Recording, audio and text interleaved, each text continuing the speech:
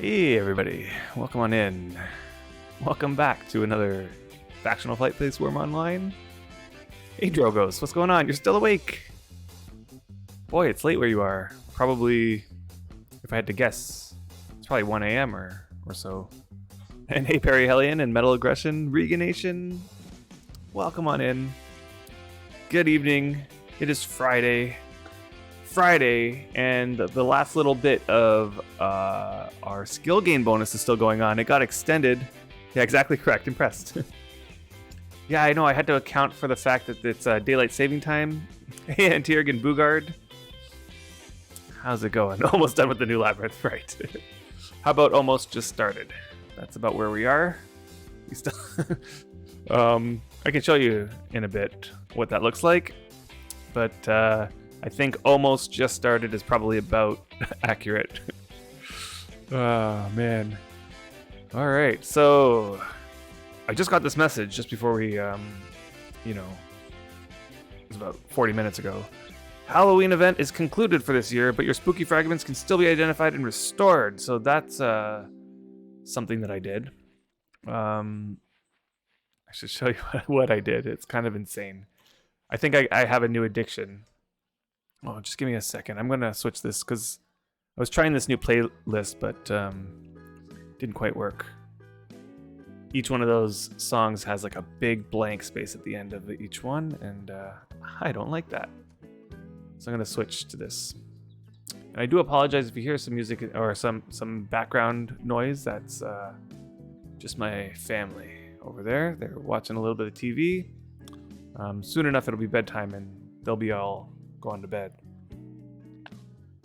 But yeah, we had this crazy event that just happened in Wurm. It was the Halloween event, and it got my butt in gear in terms of archaeology because a lot of the new stuff we were able to gather from the archaeology fragments. So not a lot of the new stuff, rather one new item for the Halloween event, and that is the little pumpkin guy. So I went and just did a whole bunch of archaeology, just like, I even made myself, let me see if I can find it. I made myself an archaeology journal and collected a whole bunch of caches, and I was getting, I never really got fully into archaeology on SFI, but I did a bunch, and so I got the idea of what it is.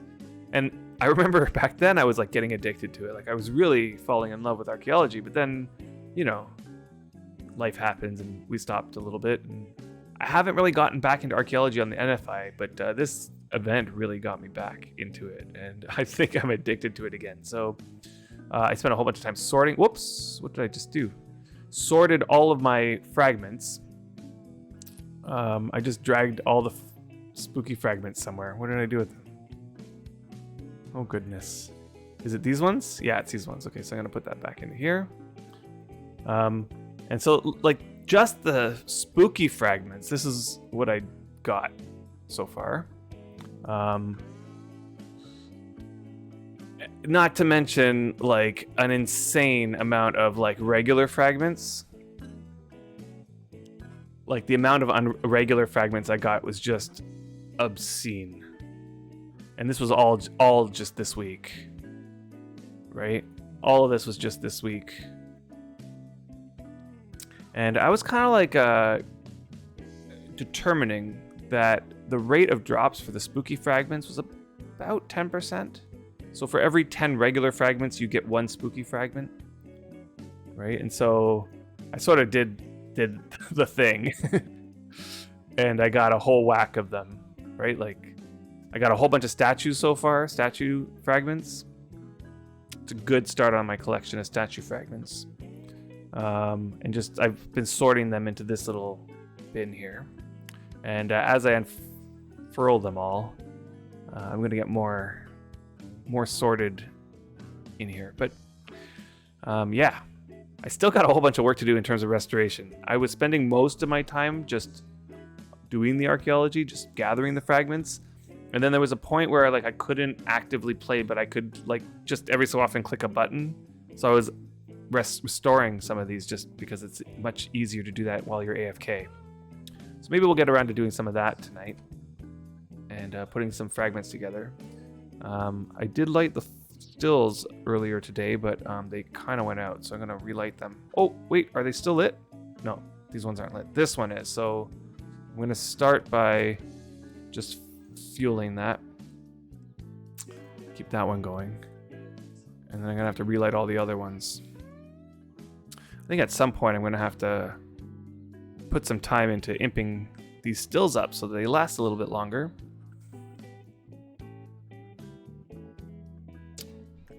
It's something that's on the list of to-do. I even started doing it, ran out of copper, went out and found a very good copper vein, mined all the copper, brought it all back here, and I just haven't gotten around to the imping of these again. But it's definitely not a skill gain kind of thing. So I got a bunch of goals for today. The first goal is to get my fine carpentry to 90. So I think that's where we'll start after we get these stills lit. And I'm really close. And that was my goal for this event, was get my fine carpentry to 90. And so it looks like I will have achieved that. Luckily that they extended the event, because I have a feeling it would have ended just now at that moment where, let me see, where was it? This event message came that the Halloween event has concluded for this year. I think that's when the skill game bonus would have ended. However, they did extend it, and it's going to go until tomorrow around this time. So yeah, I would say we have about 23 hours left to go on that.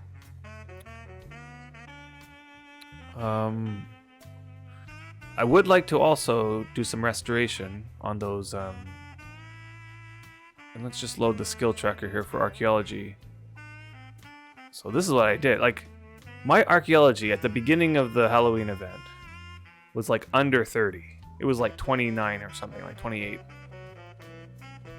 And so I just went out and got a whole bunch of fragments, and that's what it turned into. Not to mention, body control and mind logic. If you've never done archaeology before, I would have to say that archaeology is probably the best skill gain for body control and mind logic that I've seen in this game. Like, it's the best in the sense that it's consistent, right? All you need is a trowel. You go out there and just do archaeology, like, just everywhere. You have, like, practically unlimited tiles to go. And your body control and mind logic will go up. Like, there was one day where I just did archaeology that day, and both body control and mind logic, I got like 0.3 in both of them, just in one day. 0.3. I think body control went up even more. Like, body control goes up a little bit faster than mind logic for archaeology, but yeah, that was like just insane. So yeah. Whoops, I'm not paying attention here. I think I got 11 done, right? Yeah. It's just 12 and on. 14, 15, and 16. And one of these I won't need. And then I'll just need 16 of these peat. So how about you guys? Did you do any of the Halloween events stuff? And did you collect all the things? Get all the new stuffs?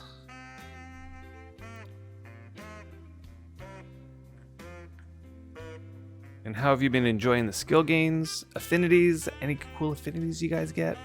What do you guys, what kind of cool stuff did you take away from this Halloween event? Yeah, you did quite a bit of archaeology stuff, Perry? Nice. Whoops. 4. Okay, you got a pumpkin terror statue, made it all the helms and masks. Nice. I missed out on getting a skull mask.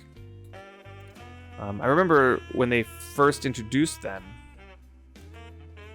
that year, there was like 4 variations on the skull masks. And on the old servers, I got each of them. This time around, I didn't get any of the skull masks.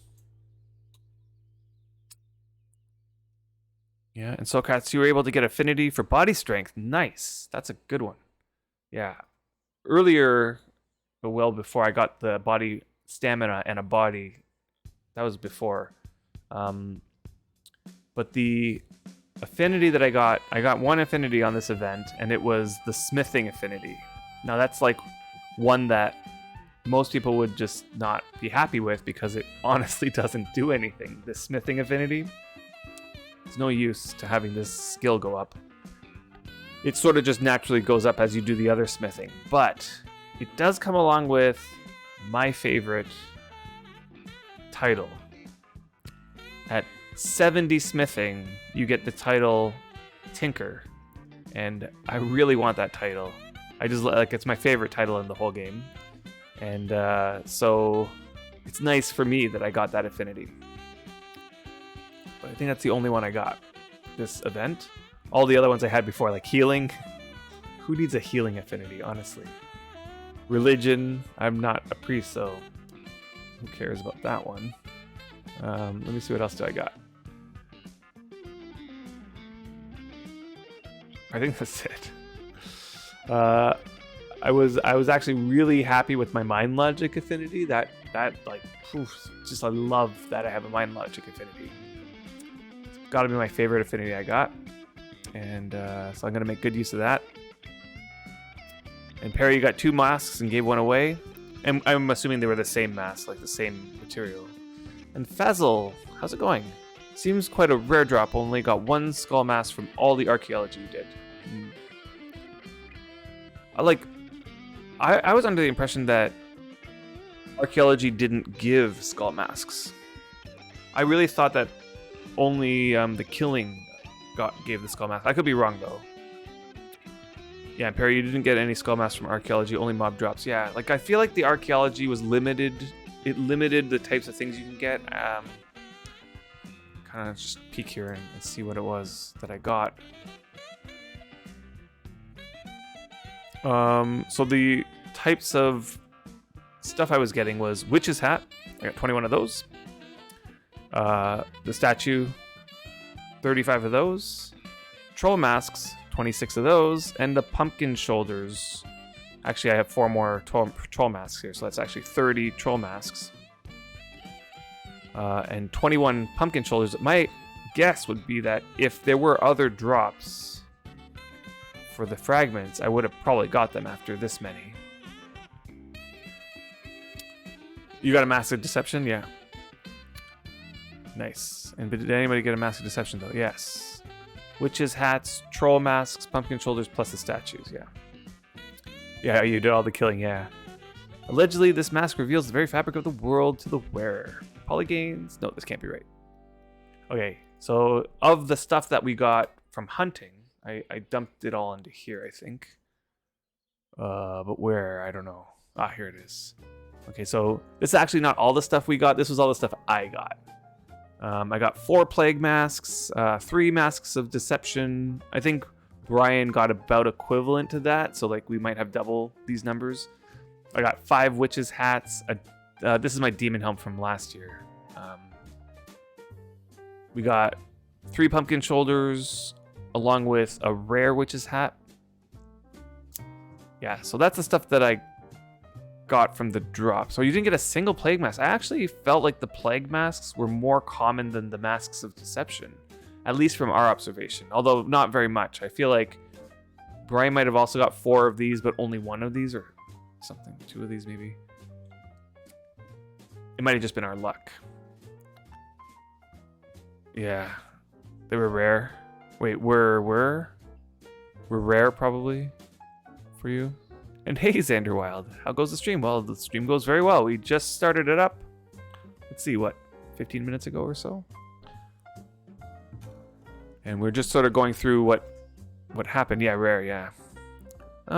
Yeah, for me, like, the skull mask was rare. Like, we didn't get a single one. Out of all those drops, plus Brian got about the equivalent amount of those. maybe a little bit less. We didn't get one skull mask. So that was us. That was what we did. All right.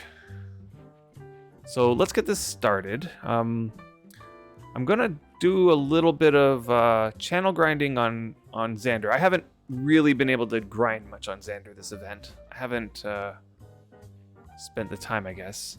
I have been doing some grinding on Griffith, and I'll need to... But before I get to grinding on Griffith, I need to whack Xander over the head. Let's see, Spar, I think it is. Spar is the one where I can't kill him, at least in theory.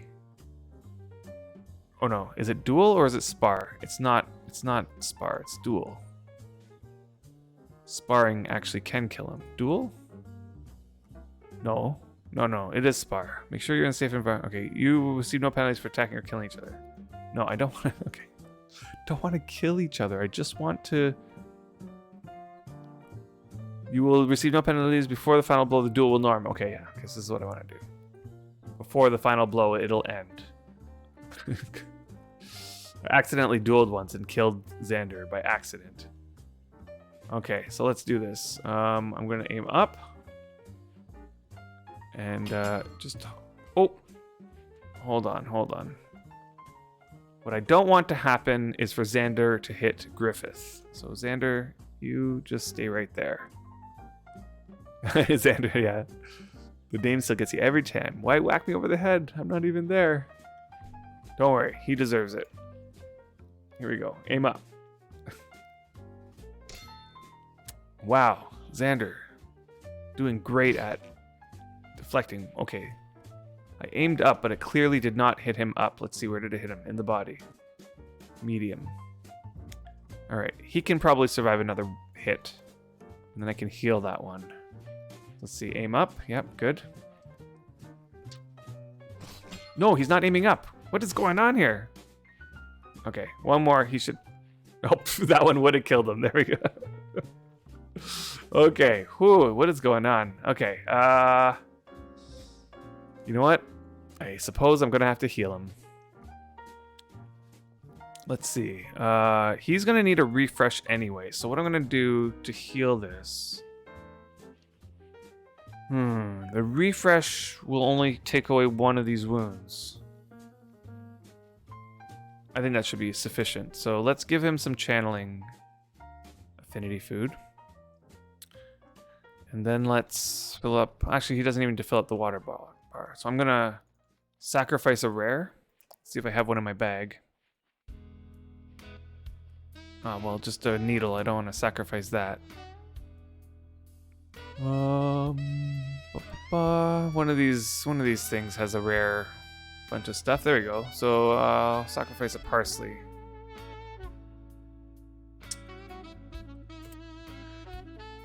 Just make sure that's all that's in there. Yeah. Okay, and that's gonna heal one of these wounds, I think, if I'm not mistaken. Let's just double check that. Yeah, one of them goes. And I'm still gonna be left with one other one. Okay, that other one I could probably just... What's it called? You know, heal with some cotton. Alright, I think I might be able to still attack. I think we're still sparring. Yep, good. Let's aim high. Let's get him in the neck. Nope. Boy, Xander's like... not cooperating here. Okay. I'm gonna have to heal that. Oh. No. Stop hitting each other now. It does look like I'm gonna have to heal that. So let's take some cotton. I assure you, this part is frustrating, but once it's done, it's done. And for anybody who's wondering why I'm trying to kill my alt, I'm not trying to kill them. Hey, Bunloose, what's going on? Welcome on in. I'm not trying to kill him. I'm trying to give him a neck wound. For a very good reason. because a neck wound will cause my channeling to effectively act much lower than it is. And I would like to have it effectively act like 20 or something like that. Maybe just a little bit less than 20. Yeah, Xander's like, enough of this. It's never enough, especially when there's a 30% skill gain bonus going on.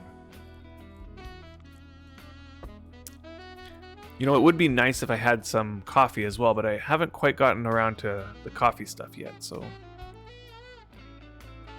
gonna have to live without that. Oh, did it not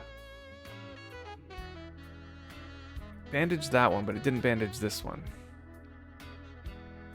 I do have a way of healing all of this stuff, so if it comes to needing it, I'll just do that instead.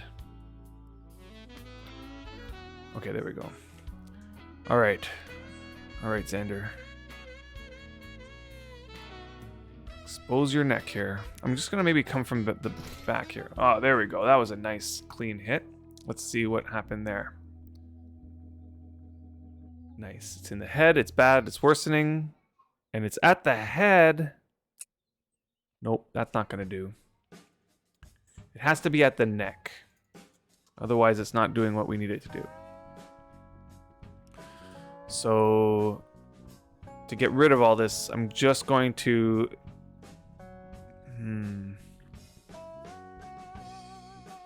Let me see how much cordage I have in here. Not very much, actually. Okay, so what I'm going to have to do... I'm going to have to clear out... Oh, I'm in the wrong bin. A bunch of... just a tad bit of favor. I just want to get rid of like one cast worth of favor. So... Let's open that bin again. I saw some sage. I'm just going to cast Opulence once. Whoops. Spells, and I'm also going to set a keybind for Opulence. I'd switched it back to Dispel, which it normally is. But for now, we won't need Dispel. And hey, Codename. Hey!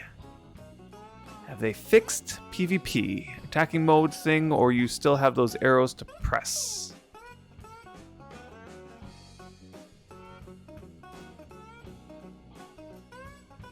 I'm not sure what you mean by fixed PvP.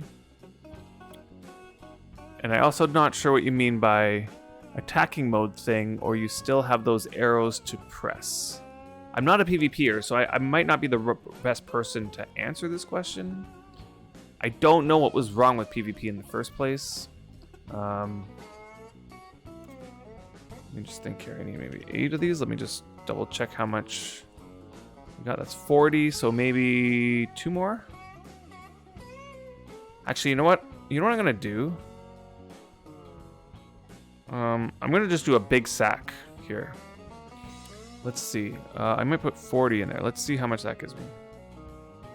Good price. Yeah, I need even more than that. Let's put another 40 in there. I'll just start sacrificing. See how much I'm gonna get here. Yeah, that's about right. Oh, the arrows to aim your attack to body part of the opponent. Yeah, is it still in the game? Yeah, I'm not sure if it's still in the game. I honestly don't know. I'm not a PvPer, and I also have never used arrows.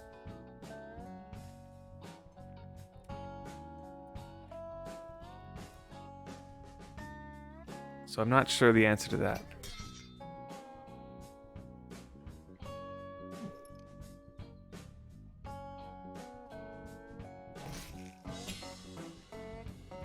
Oh, I hit him in the head, damaged it. Let's see if one more hit, he'll survive. Nope. Boy, okay.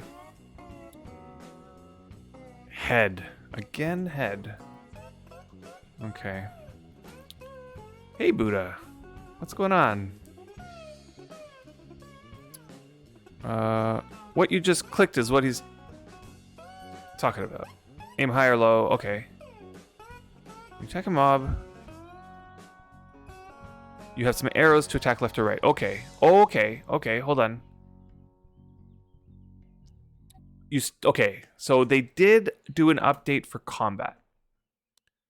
They did do an update for combat. Oh, I forget how many I needed to get to 50 now. Let me just see. It made it so that you have a little bit more interaction. So I can speak to the PvE side of things. Okay, so I can say, like, when I'm fighting a mob, the mob will attack in a certain direction, and I am going to have to defend in that direction in order to prevent getting killed, essentially. And that's all done through the interface.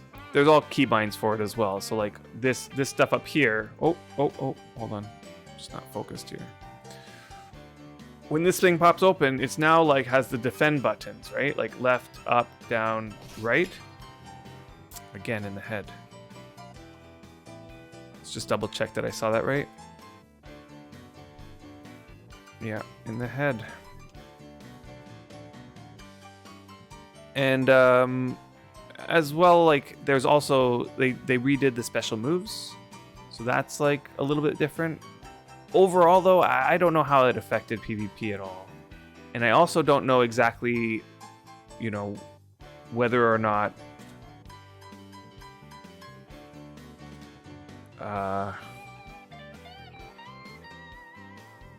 it's even all that much better than it was before. Like, it feels almost about the same, right? There's, like, a lot of auto attacking. There's just a little bit of, like, thinking to do about reacting to the opponent's moves. But aside from that, it feels about the same. I'm just hoping to get a neck wound here. Yeah, it's pretty much the same, just cuter. Yeah, pretty much. Yeah, combat is pretty much the same as far as I've seen. Yeah, it's I mean, it's, like, slightly different, right? But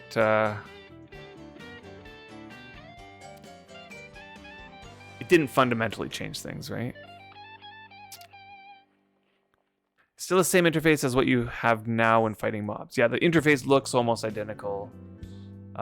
One of the main differences that you'll notice if you, like, haven't seen the new update is that you can choose the direction that you are defending in and choose a different direction that you're attacking in. Okay, so that was something that wasn't there before. Before, it felt like you had to pick one direction and that was it. Hey, Josh. Josh, thank you so much for that raid. And I hope the stream went well. I was able to catch the last, like, a little bit of it, like, the highlight. I got to catch the highlight.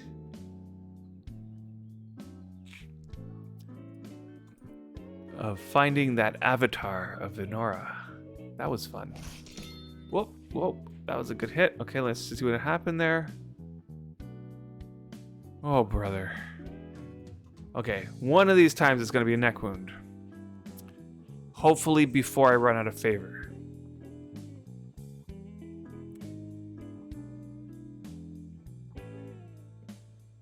Yay, you just did a raid. Nice. So it's like RuneScape. You hit the hit you do hits you do, and so on. Okay. Yeah, no idea how to do that. Well, it's a good time to learn. We welcome the oppressors.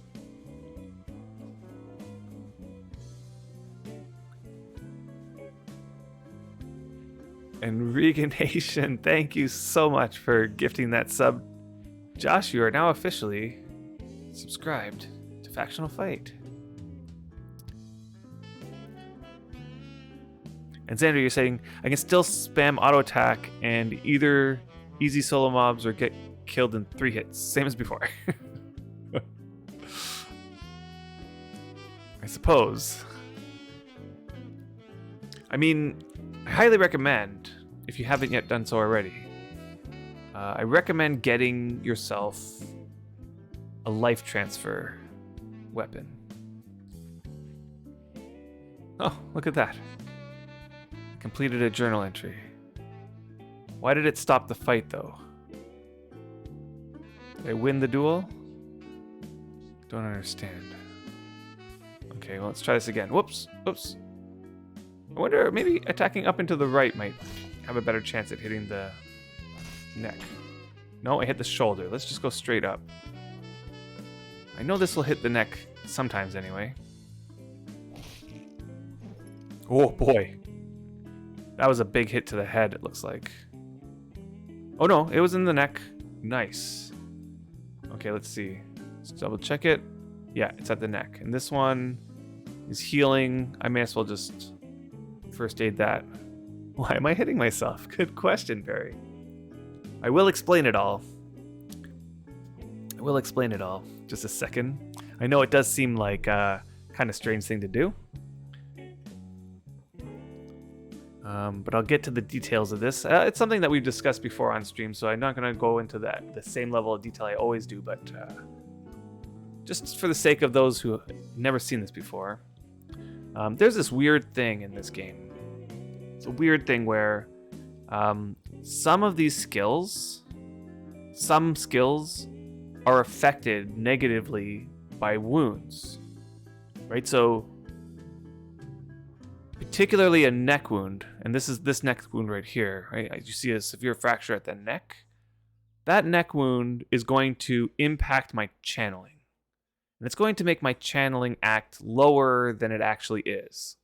Now, I'm going to use this to my advantage because what I can do now is I can cast a low-level spell. The spell I'm going to be casting is Opulence. And because my channeling is effectively so low, I'm going to be sort of like failing, but also succeeding very slightly. And we all know that when we succeed slightly but not too well, we get a skill tick, right? Like we want that hidden roll in the background to be between 1 and 40. So what I can do now is cast Opulence on these sages that I've lined up here. And I will... Let's do that. Let's start this because I can just queue it all up and slap on my sleep bonus. Now, this thing is going to get worse, right? I want it to get worse because currently the 43 damage is not enough to bring my channeling down as much as I'd like. My channeling is probably closer to 35 right now. We can do a calculation to figure out exactly what it is, but I'd guess in the low 30s or maybe up to 35. I kind of want my channeling to act like it's about 20 or maybe even 15, somewhere in there, because that's around when Opulence is doing the best in terms of skilling. And you can see I just got a skill tick there for channeling. Now I'm doing all this to take advantage of this 30% skill gain that's going to be running for... Wait a minute, it says 1 day and 23 hours? Oh, that's a whole day extra than I thought it was. Okay, so it's all the way till Sunday evening at about 7:30 my time. So that's pretty cool.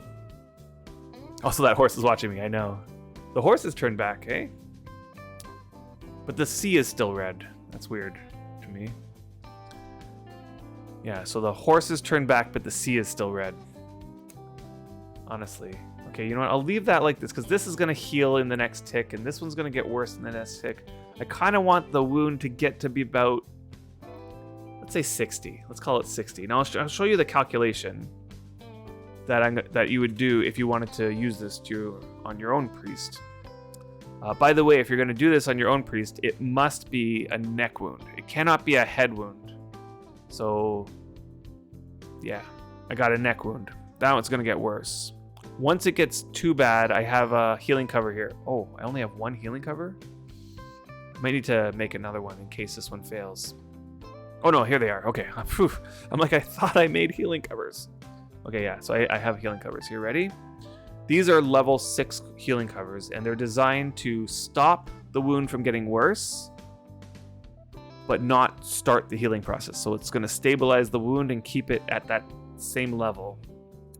And so I should be able to just sit here and cast Opulence over and over again get that sweet channeling skill up as that gets better. All right, now Griffith's turn.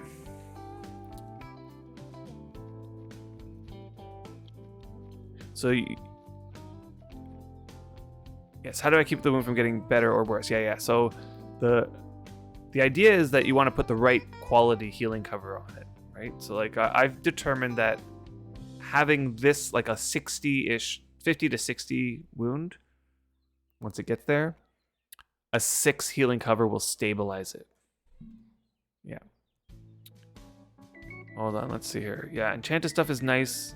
Just not got a lot of silver to spend on fancy things. I missed the Impelong by hours when I came back, sadly. Oh, yeah. I wish they updated PvP or attacking mode, like spin the rod around and then you hit the mob or charge at him or stab him something. It's not just stand there and attack with the same movement, same animation. It's just boring. Yeah, I agree. The combat's not like the most engaging. Whoa, what's happening? Yeah, it's not the most engaging. I'm not a PvPer myself, so to me, like, the combat is sort of like not a front and center component of the game for me. I do enjoy the combat a little bit in the sense that I like going out and hunting for the materials that I need for other things. But hunting for hunting's sake, I'm not all that interested in it. So to me, it's like they could spend time on it, but let's suppose they spent all this time and made the combat way better. To me, it's not going to improve my gameplay all that much. But I know for some it would. You turned the Halloween skins off early so I could tell what was around me. Funny that the Spirit Templars didn't change back though. Oh, interesting. What tells you healing cover is level 6? It was trial and error, Vegan Nation. It was literally trial and error. But at the same time, somebody recommended to start at 6 and see what happens. And so that was my first try and it didn't error. So it was like, what you do is you apply the healing cover and then instead of saying worsening, so instead of it like saying worsening here, it'll say stable. And once it says stable, then it's not going to get worse or better. It's going to stay the same. Now I've heard with faux priests, it's a little bit more finicky because faux have this periodic like passive ability that makes them heal sometimes a little bit better. And so it like sometimes messes up for faux priests. But for Vin and Mag, it seems pretty stable. So you played RuneScape growing up. So the I hit you, you hit me combat was just perfect amount of distraction for me to watch a show and play. Yeah, that's another thing that I like is that it's not so much that you have to tend to the fighting, right? Like you can run around and focus on something else if you want to. Speaking of which, let's focus on Griffith for a second. I'm just going to take a little bite of the beverages. Let's just double check what I got here. I got guarding. I don't need that anymore. Fine carpentry needs a little bit. Mind logic. Yeah, let's just buff those up a little bit. So I made myself some new pizzas. Where's mind logic?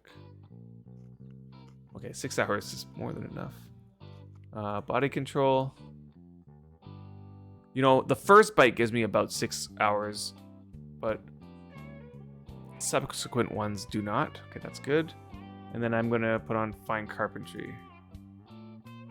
Where's that one? Okay.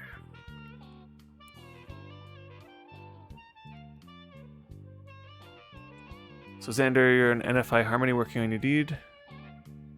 And yeah, can't help you on NFI, yeah. Bun Loose is just a newbie on NFI, but has been well established on SFI.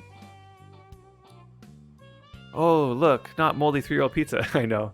Actually, what was weird was that this year my snowballs all got melted before this winter hit. And I was thinking maybe it's because I now have my larder outside.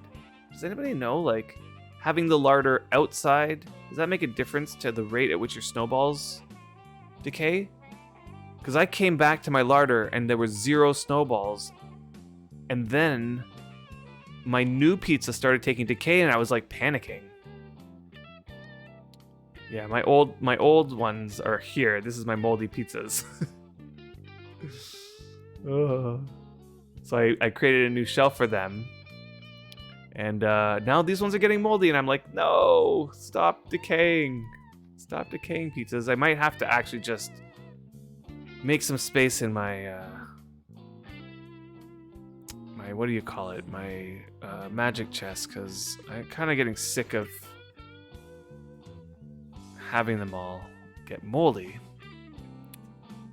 Yeah, good. Another Implong's coming soon on NFI. Wait. I don't think so, actually. I think that's the one that's coming up is an SFI. It's the Lunalong in December. Hey, Pear G. Yeah, it's on Xanadu. Yeah. So it's not on the new server. I haven't heard of another one on the new servers, but I did hear of some other event. Let's see if we can find it. And before I waste too much sleep bonus over here, I'll just queue up some more. Let's bring some forums up. I did see an event that's coming very soon. It might be on Harmony. Yeah, here it is. On the 14th of November. It's this Rodeo Hoedown. It's going to be more of it seems like a merchant event rather than an imping event. Maybe you can find somebody there that might imp some things, but it's not going to be like focused on imping. It seems like it's more focused on these games. And prizes. And merchants. There's going to be a lot of merchants, people bringing their merchants and wares to sell. Yeah, so it just looks like a whole bunch of these events and fun and social stuff, which I think is a really cool idea, and I think I might see if I have some time to check it out. Because, yeah, it sounds a lot of fun. But not quite an Impelong.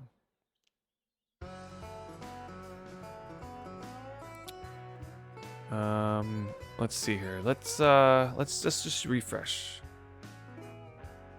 I think I got all the things I needed, and Griffith is getting low on his sleep bonus, but that's okay. I'm on the right tool belt. Yeah. Let's turn on the sleep bonus here, and let's just double check on what's going on over here. And we did get our first tick of damage, so it's now at 45.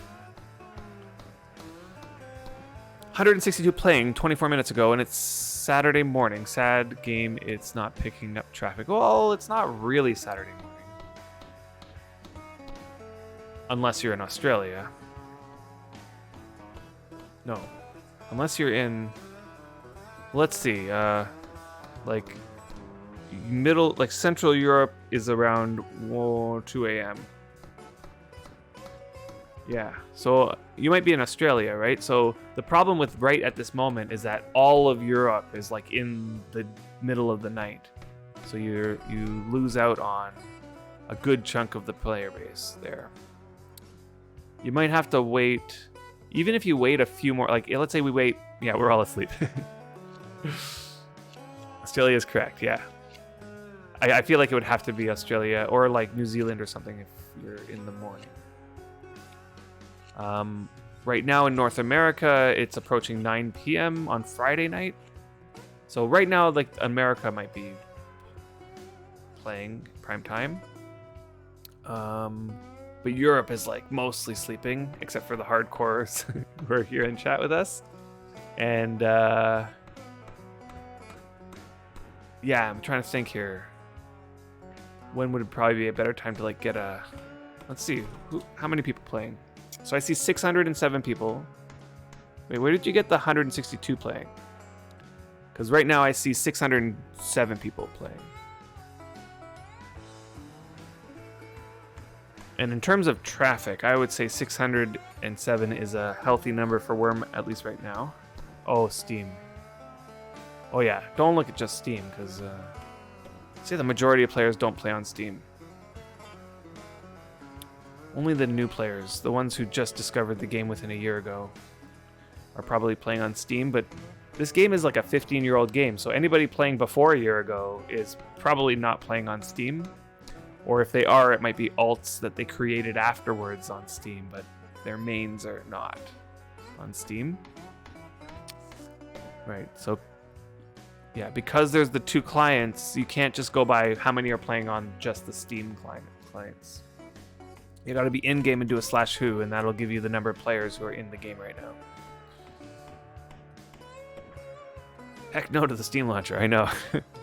I'm also not a fan of the Steam launcher and interface, and I also know that you go through Steam and the company who runs the game gets less money because Steam takes a cut. So I like to support the game, and so I do all my stuff on the regular client. Let's just double check this. Okay. All right. It is now time. Now is the time to crack open my beer. It is beer time. It is Friday night. It is time to celebrate, and so I'm going to open up my beer. It is another one from Amsterdam Brewery. This is one of my favorite breweries around. They are a local brewery for me, so I can actually go visit them. You know, just drive over to their place. I have visited them, actually. I visited their brewery. It was quite a fun experience because they have a tap and you can just sample the beer to your heart's content. I am married, I guess. That way, so that when I look over at this, like your chat, it looks like I'm aiming towards the center of the screen, or, you know, like I'm aiming towards the, you know, towards the center of the screen, rather than if I were to do it the other way, I'd be looking this way every single time, and it would be like, I don't know, it just looks a little bit better with me going this way. But unfortunately, what that means is all the words are going to be backwards. But if you can read backwards, this one is a bone shaker. There's a little image of a skeleton riding a bicycle.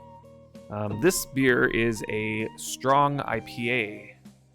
It is... Yeah, I need a beer can scene, I know.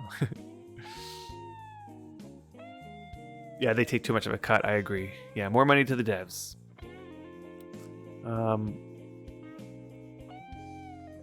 So yeah, back to more important things. So this beer is a strong IPA. What I really like about it is that it's absolutely no citrus. Okay, so it's not if you're into beers and you know what an IPA tastes like, you'll know that there's a wide variety of tastes that you can get out of an IPA. One common flavor is a very citrusy flavor. And I'm not much of a fan of those ones that are like sour, you know, like the soury citrus IPAs. This one here is like an exact opposite of that. It's like on the other end of the spectrum. I don't know what's opposite to citrus, but it's probably best described as bitter. Just supremely bitter. And this brewery goes all out on this metric. They want to do the extreme, and so this is one of their extreme. They do have like one other one that is more extreme than this one.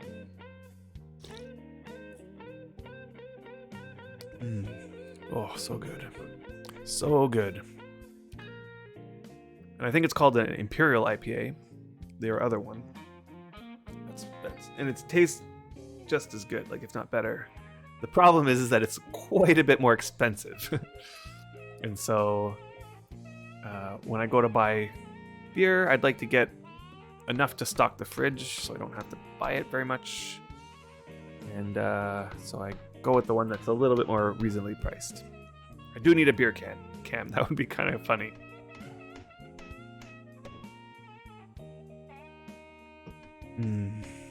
This one's, I say it every time, this has got to be one of my favorite beers.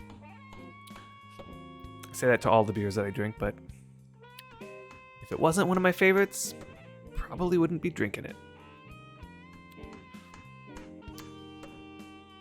Alright, it looks like Xander needs more favor, so I'm pretty sure I've calculated.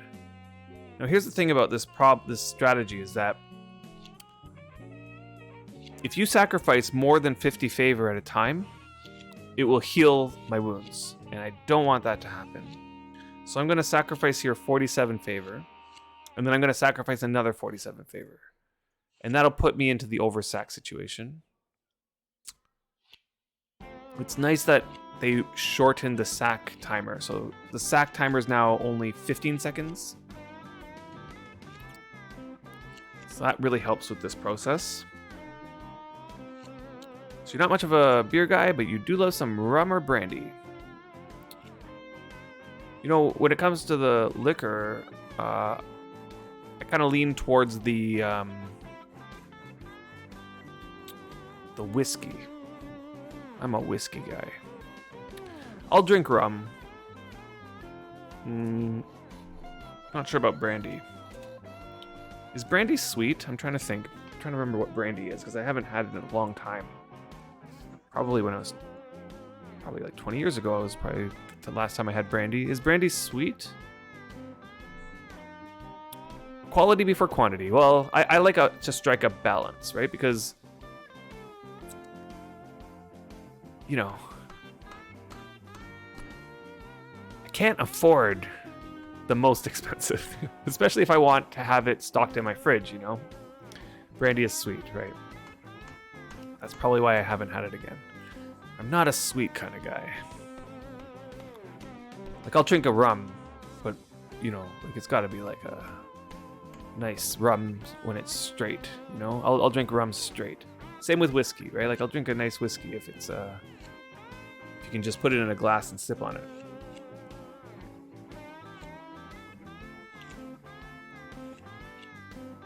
I think one of the only sweet liqueurs that I would drink is amaretto.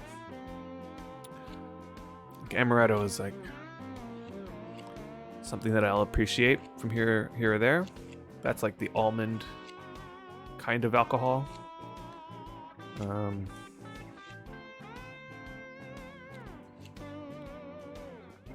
might give brandy another try. You know, people like brandy. Yeah, you like apple brandy? I might have to give it another shot, you know? Like, it's the same with wines for me. Like, if it's a sweet wine, I just can't. I don't know. Something about it. I need that dry, burning down the chest. Like, the more the burn, the better. My opinion.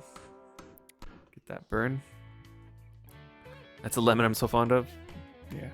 It's not that I don't like lemon. It's that I don't want my beer to taste like lemon. You know? I don't know. Lemon should not be in beer.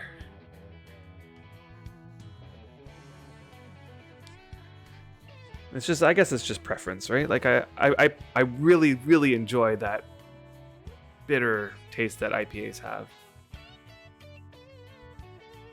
And I also really enjoy stouts and porters, which aren't bitter. Well, they're a little bit bitter, but they're more smooth.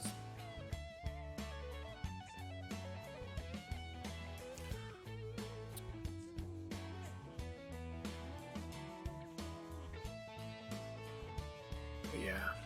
It's not, you know... Beer for me is more like a relaxing drink, you know? Like something that I'll drink to relax. It's not... It's so rare that I'll drink and get drunk, you know? It's super rare.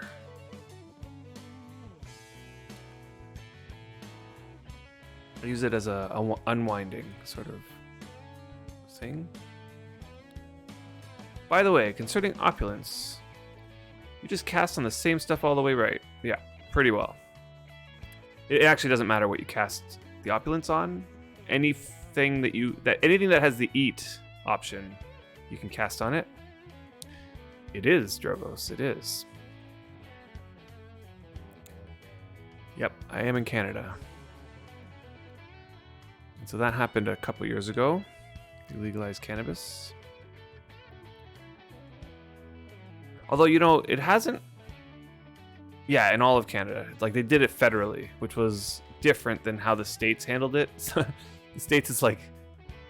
some states have legalized it, but federally it's still illegal. So it's like, how does that work? Blame Canada.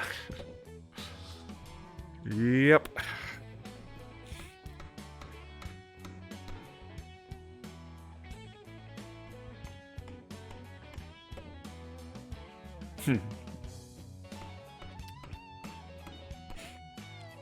We do like to apologize. That is for sure. It seems like a common thing, right? Like in Canada, it's very common that in an interaction between two people that are strangers usually, right? Where, you know, like, have you ever seen that? Like, everybody's experienced this, right? Like, you're walking down a hall and somebody's walking towards you, and like you start to dodge one way, but they dodge the same way, so you kind of dodge the other way, but they're thinking the same thing, so they dodge the other way. Like, you know that interaction, right? So in Canada, it's like, just seems like common that both people will say sorry to each other in that instance. It's like, right? Yeah. Okay. So. And it's not even the academic. It's like cannabis has not quite gotten to that point where people are comfortable with it, I'd say, in general. The general public is... I don't know if you would go as far as saying it's frowned upon. Like, it's definitely more accepted now than it was before.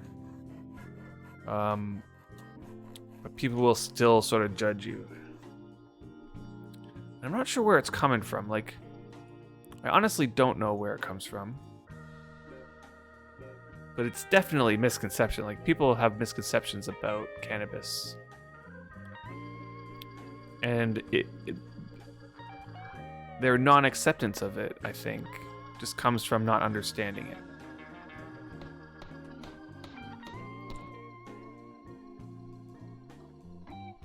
Yeah.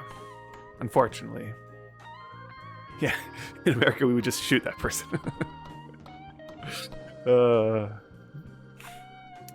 Honestly. Oh, I should bring up my skill game. I want to see when I hit that knife. Oh! Look at that. I already hit it. Hit my goal. Where did I get? I got the title there. I'm a mighty fine carpenter right here. Very good. Very good. I'm going to keep doing this a little bit longer. Because, boy, this 30% skill gain is just sweet. Like, and look, I've already gotten almost 0.07 channeling, and I haven't even gotten to the point where my wound is where I want it to be. And what's nice is I'm also gaining beverage, right? This is the nice thing about having stills running in the background, is that they give you these intermittent skill ticks in beverages at the exact same time. On the other hand, if you have Colorado in the States, where most didn't even care about it for years, even before it was made illegal, yeah, like in Colorado, I think the culture there is like very open. I'd say there's some places in Canada that are way more open than where I live. Like British Columbia, for example, is going to be a lot more open to cannabis. Yeah, with the 30% event and caffeine, you can get something crazy like a 1800% skill gain rate. Wait. Okay, let me think here. How would we do that? So, does the caffeine kind of like do the same thing as sleep bonus, where whatever you're at, like it's multiplicative? So, let's suppose we just, regular skill gain. Then you put Circle of Cunning and another 10% from the affinity bonus. Now, are you talking about, all bonuses are multiplicative as far as you know, so, like, are you talking about if I had 5 affinities in that as well? Like, you have to have all 5, like, to get to that 1800, I mean. Like, do you need to have 5 affinities? Like, these kind of little star affinities, you need 5 of them? Yeah. Yeah, so that's like, that would be like, I think each one of these ticks is like 10%, if I'm not mistaken. And so that would be like 50% there, multiplied by like 100% for COC, and you probably like squeeze a little bit more than 100 if you have casts that are above 100. Hold on, I'm just gonna bring out the calculator in just a second. Let's like queue these up. Okay, let's bring up the calculator. All right, let's clear that. I kind of want to see this. So, how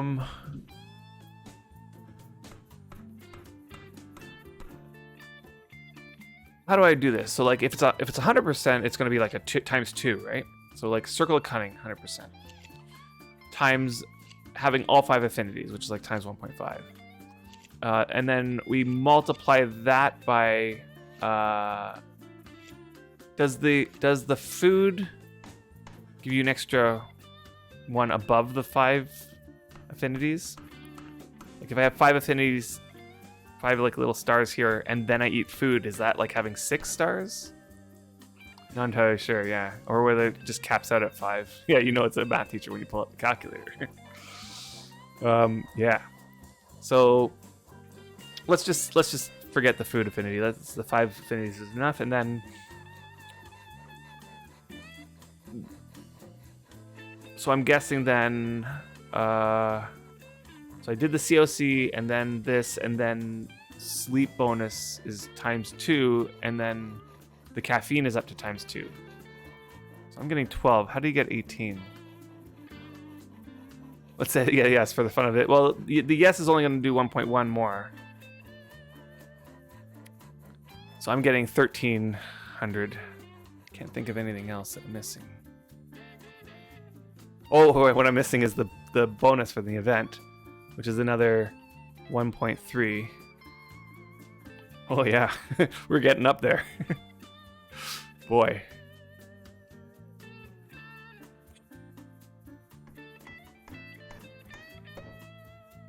Oh, POK. Forgot about POK. And 10% VIN. Okay, so 10% VIN. Let's do that. And then let's say you have POK. Then that's another 25%. Oh my god. I don't even want to look at that. Oh. Boy. That's some insane numbers. So you can multiply your skill game by 23, guys. All you need is 5 affinities in the skill you're grinding. Yeah, not even playing the same game at this point. Honestly. That's hilarious. I do wish that I had, like, a lot more time to figure out the coffee stuff and to do all that stuff, but unfortunately I don't.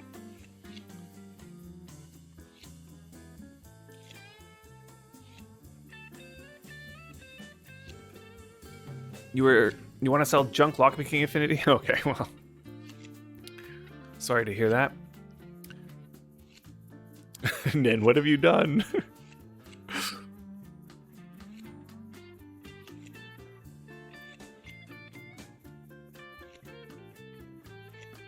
Yeah. Hey, Commentary.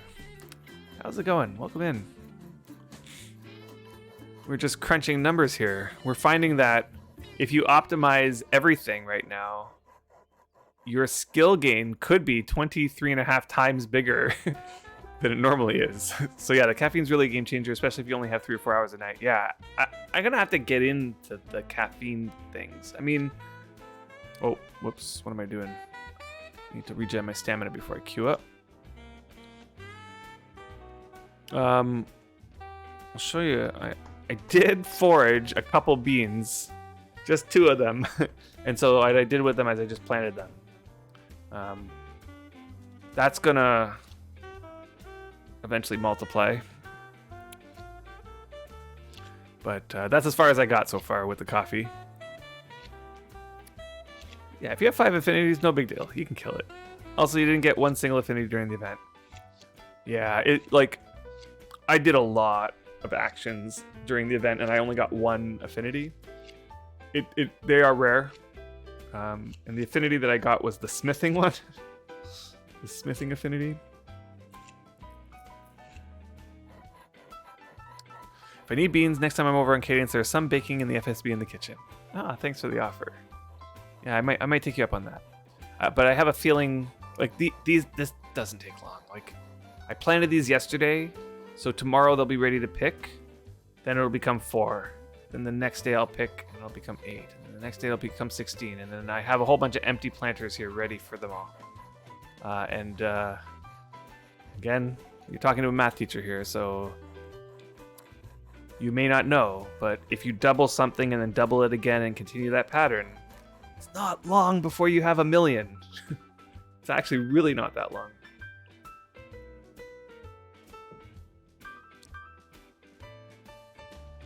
If you doubled and doubled and doubled again, starting from 1, I think by the time you hit 28 or so, you're over 1 million. Like over 1 million. I'm not even gonna come close to. I'm not gonna go that far. I kind of want like maybe 4 racks here. Maybe I'll get 4 of these racks.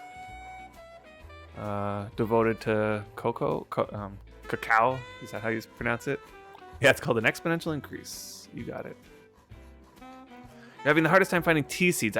Me too. Like I went foraging for, well, enough to fill up my inventory on Xander, and then I got 2 cacao beans and no tea. So I hate foraging. I honestly hate it. I got more rare coins while I was foraging than I got cacao and tea. So I foraged for a while. But yeah, just seemed unlucky. So I'm like, okay, you know what? I kind of only want coffee anyway. I don't want to have to. I don't know about tea. I think I'll just stick with the coffee.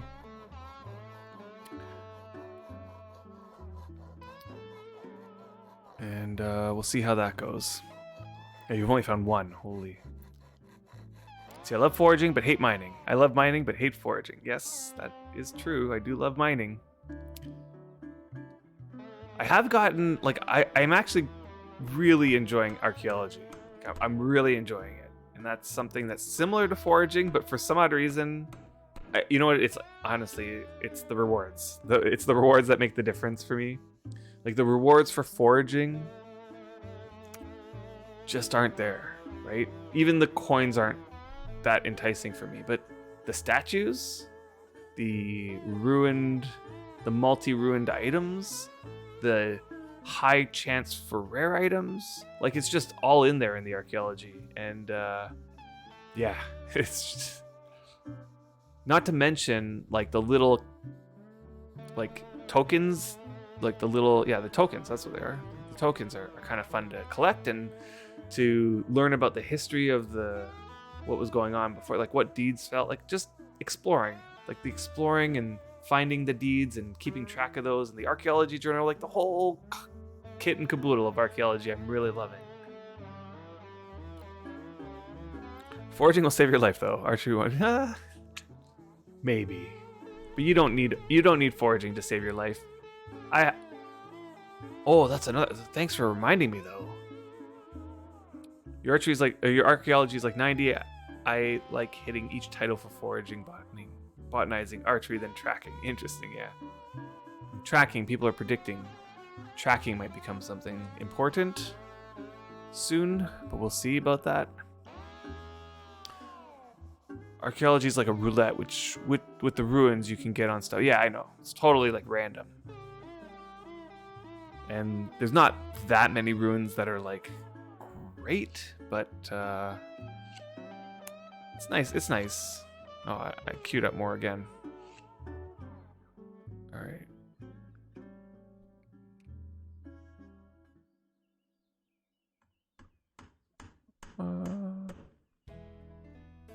Okay, Xander needs more favor.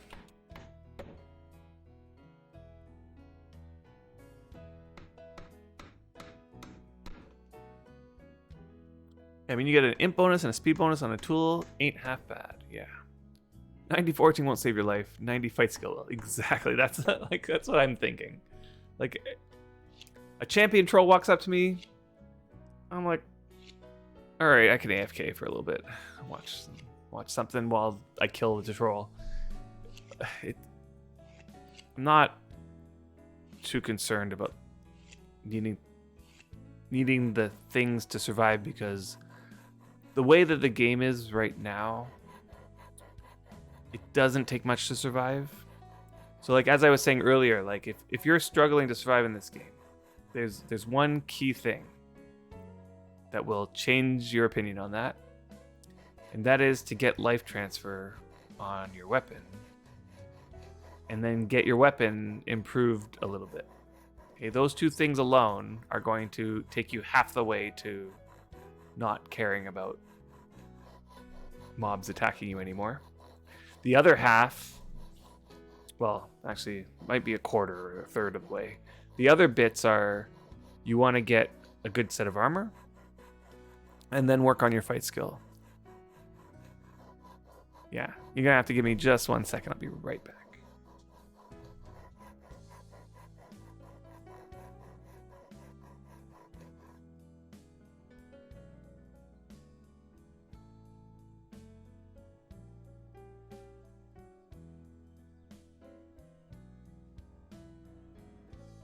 All right, sorry about that.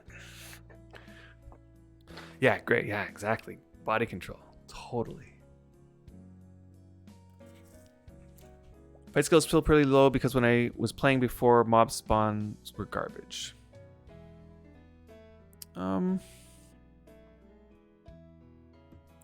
It might have been that... Oh, shoot. I queued that up wrong.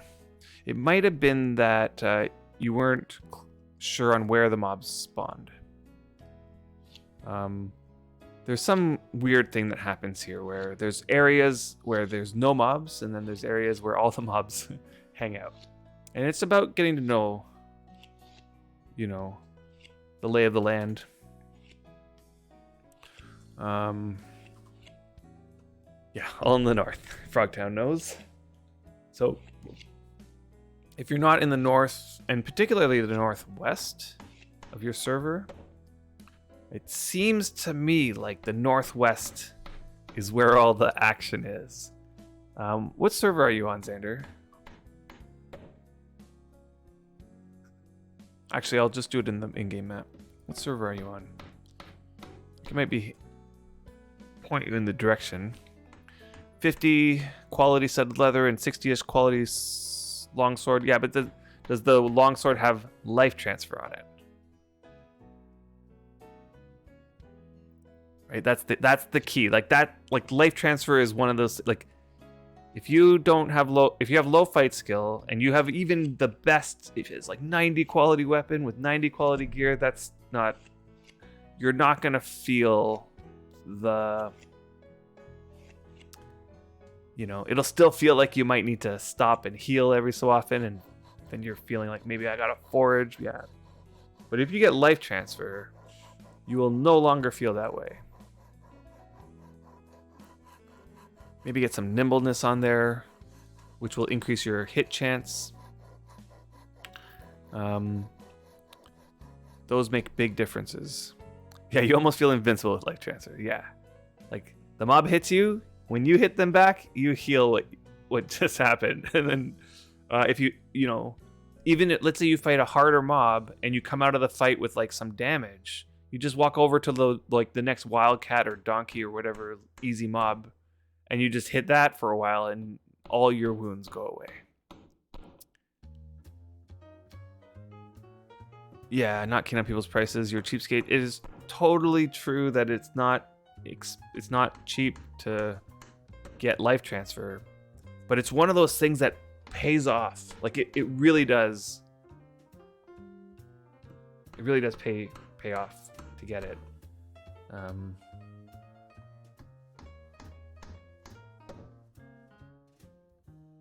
Yeah. You don't even need good life transfer.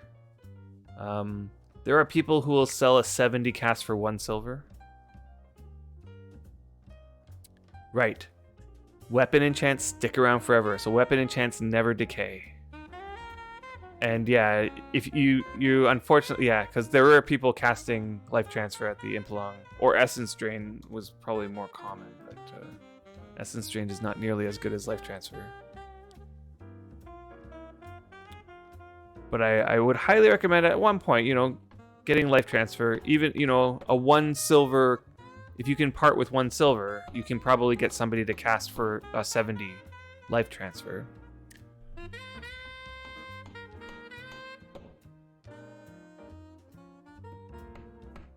I also might recommend to you to get a 2-handed weapon, which might feel like it makes a difference. Like 1-handed weapons make a difference when you also skill up your shields, and that'll help prevent you from getting damaged as much. But on PvE, what a 2-handed weapon will do is it'll kill the mob faster, making it so that they have less time to hit you. And if you have life transfer on there, it really doesn't matter even if they do hit you, because you're just going to heal. And the way that life transfer works is that it heals a percentage of the damage you do. So the more damage you do, the more you're getting healed. And so a 2-hander weapon, which is able to deal more damage, is just going to heal you more. I mean, if you want a 1-hander and a shield, that's fine. As like, you know, just work on your shield skill, because then it might pay off in the long run for other things. Archaeology runes last forever? Yes. Frost damage, fire damage, imp chance, and so on. Frost damage. Those aren't archaeology runes, so I think...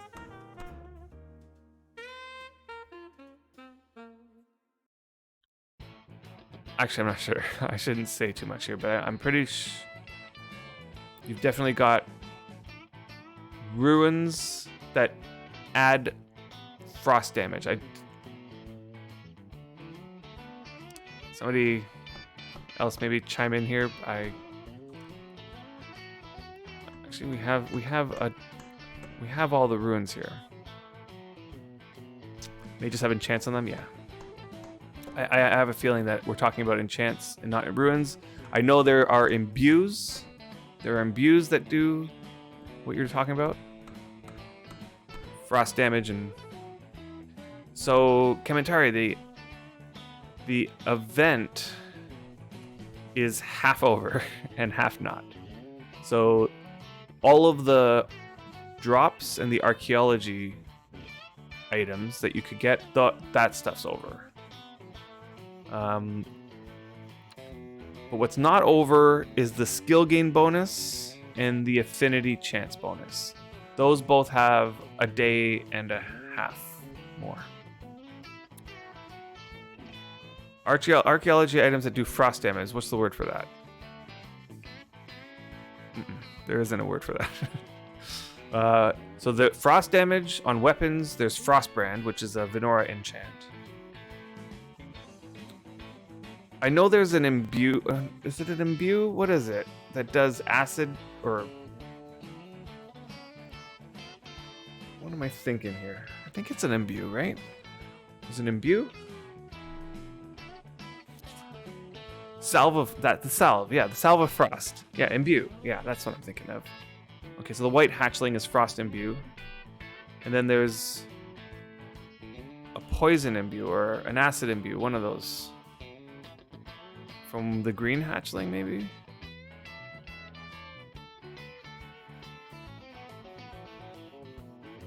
Green hatchling is acid? Yeah. Okay, so there's imbues that do these damages. There's enchants that do damage. But I don't think there's archaeology that does damage. Like, these are the ruins. Like, we can look at all... Like, you can look at the list of all the ruins here. Oh, God. This window's, like, all screwy. And I don't think there's anything that you can put on a weapon here that's going to increase damage. Like usage speed, increase yield. No, yeah. Yeah, no. Pretty sure. And like the one in the right column, these are all the archaeology double runes that you can get. Yeah, but it doesn't look like there's anything damage-wise here.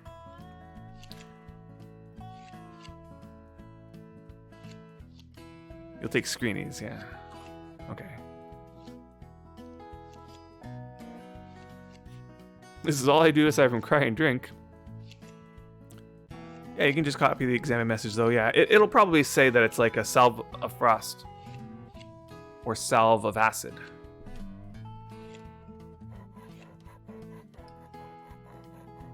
So you're saying that you can forge up like archaeology up like a weapon, and when you do that, it already has Frostbrand on it?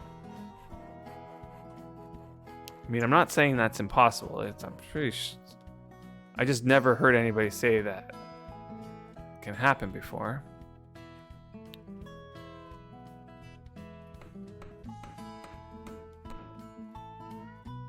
All right, Bunloose. I know it's late for you. You have a good night? You got a shaft with bloodthirst on it. Really? Reganation, you're confirming here. It's usually under 10 power. Okay, so archaeology can produce enchanted items. I never knew that. That's a little bit messed up, but that's pretty cool. I have not done archaeology far enough to get to the point where I'm getting good ruin stuff. You know, I'll get the odd ruin here and there, but it's like, you know, as you said earlier, it's like random. Yeah, okay, so Bloodthirst, Fire Aura, and Frostbrand are the ones you're saying you've seen. Interesting. How's this wound doing? It's getting there.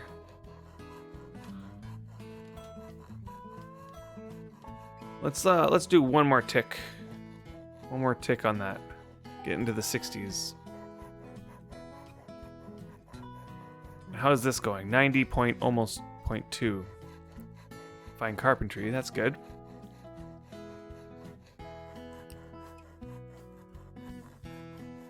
Things are happening. So that's good. I definitely don't have enough sleep bonus to make it through the whole stream, I think.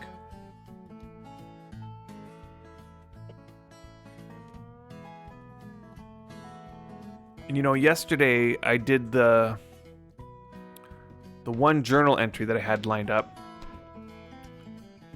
and it gave me 2 hours of extra sleep bonus, and I used that.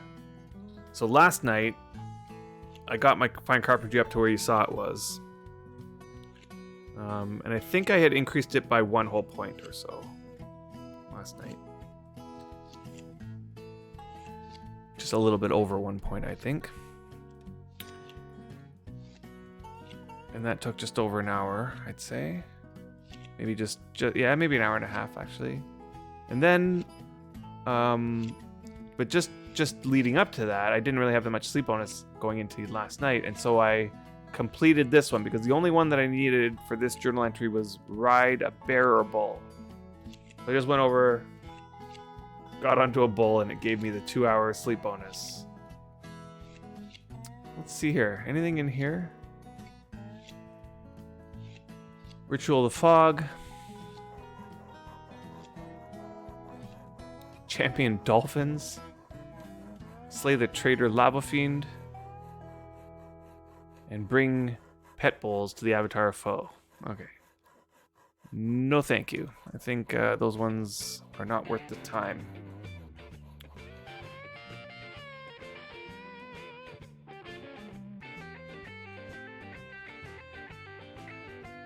At some point I'm going to switch over to something else other than fine carpentry. Yeah, you can get jewelry that will boost damage with imbued weapons, yeah. Is it only imbue though, or is it all like if a weapon, let's say a weapon has Frostbrand on it only, would the frost jewelry make the Frostbrand better, or is it only the imbues that it'll make better? Hey, you have a longsword with Frostbrand on it from archaeology, confirmed, but I don't know how to send you a screen. Yeah, I'm trusting you now. Like, it seems like people are backing you up. And I never said like that it can't be true. I said I just never heard of it. but that doesn't... There's a lot of things in Wurm I haven't heard. I feel like, honestly, I have to say, I feel like every stream that I run, I learn something new about this game. It's amazing. And so this is the one thing I learned today so far. So the best damage in the game is a frostbrand weapon with a frost imbue and frost jewelry. Okay. Okay, so the jewelry does add to the imbue and to the frostbrand. A normal weapon plus 100 power frostbrand will deal the melee damage, and 33% of the damage is frost wounds separately. Okay. An imbued weapon with 100 frostbrand. When you say, I think with the imbue, you mean if you imbue it with the frost. What do we call it here? Oh god. The frost imbue, do you mean? Right, so like if I do the frost imbue, it adds the damage together in a single hit. Oh, and then it sounds like what you're about to say is that it's going to multiply. And as you were saying before, most things are multiplicative here. Yeah, my favorite thing about Wurm is the constant, I didn't know that. I know. It's constant, honestly. It's totally constant. It's definitely one of the things that I love about these streams is that I get to chat with all you guys who are so knowledgeable. Everybody, like, it's like the combined knowledge comes together in these streams, and we all learn new things. Yes, all things multiplicative. Yeah. Okay, so it's like you get the 133% damage, and then you multiply that again by 33% on a separate wound. Whew. Where's that calculator? So you take the 1.33 and you multiply that by another 1.33. And now that... No, it's not like that. Like... Oh, I see.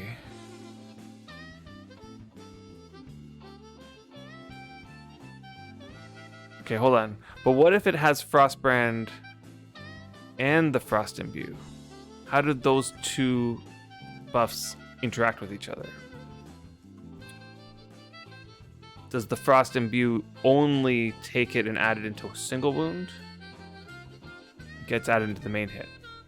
So it does nothing, the Imbue does nothing but take whatever was the Frostbrand and just combine it with the main one? Like, then why do 100% Frostbrand with no Imbue? Yeah, okay, got that part. But let's say it's weapon with just Frost Imbue only.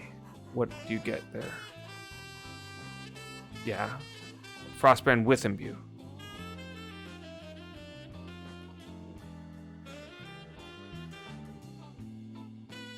Like, what would it be if it was Frostbrand with 50 Imbue? A weapon with just Frost Imbue would be 100% damage Frost Wound. Oh. The Frost Imbue does nothing to increase the damage, then it sounds like. Oh.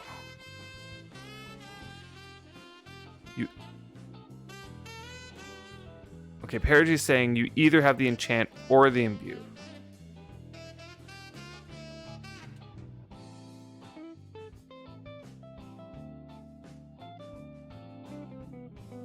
Okay. Oh, so the imbue on the Frost Imbue is not the same as, like, let's say, the rope making imbue where you just keep applying. It's like you just one blood puts on a weapon and it's like on.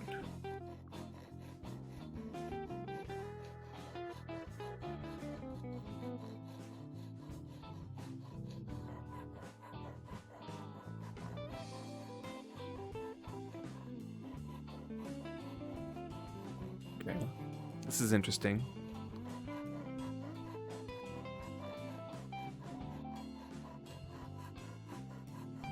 Like, I'm wondering.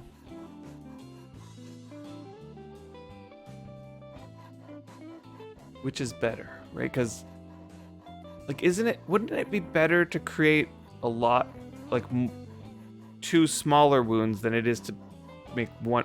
No, maybe not, I guess, because the worsening thing happens when you get a big wound. I suppose it depends, right? Like, if you're doing PvP, these little things make a difference. But I'm feeling like from a PvE perspective, I can't really see much of a difference here between the two. Mainly unique damage. Yeah, okay, but let's say you do a 1 damage that's 10 damage, and another wound that's 5 damage. Let's say you do 2 wounds, 10 damage, 5 damage. Isn't that effectively the same as like 1 wound that's 15 damage? Yeah, exactly. So like we're talking about in the situation where the mob's not going to last long enough for it to worsen. Speaking of worsening. Okay, it is time.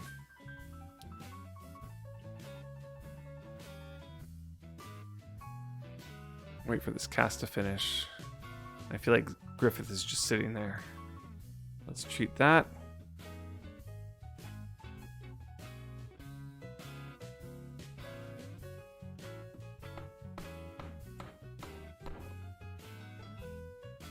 The more damage you get in a single wound, the more likely you are to bypass their insane damage mitigation. Ah, that makes sense. Okay, that makes sense. So it gives you a better chance at hitting them harder. And again, like, I guess this makes a difference in the situation where you're a small group doing a private slaying and everybody needs to sort of pull their weight. Now that's never I'm never in that situation. I'm always in the situation where there's 100 of us and we're all like swinging at the same time. And in that situation, I don't think it even matters if I hit or not. Yeah, just leaving a wound that actually counts, yeah. That makes sense.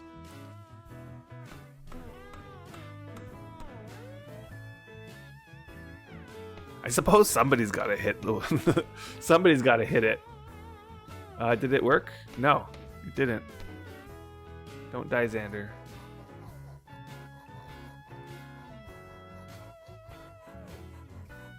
Yeah, most creatures, especially trolls, have fantastic regen. This happens with BT, for example. Yeah. I know trolls have regen, but I've just never seen a troll last long enough to get a regen tick. If you get the normal hit wound, then BT adds the infection as another wound.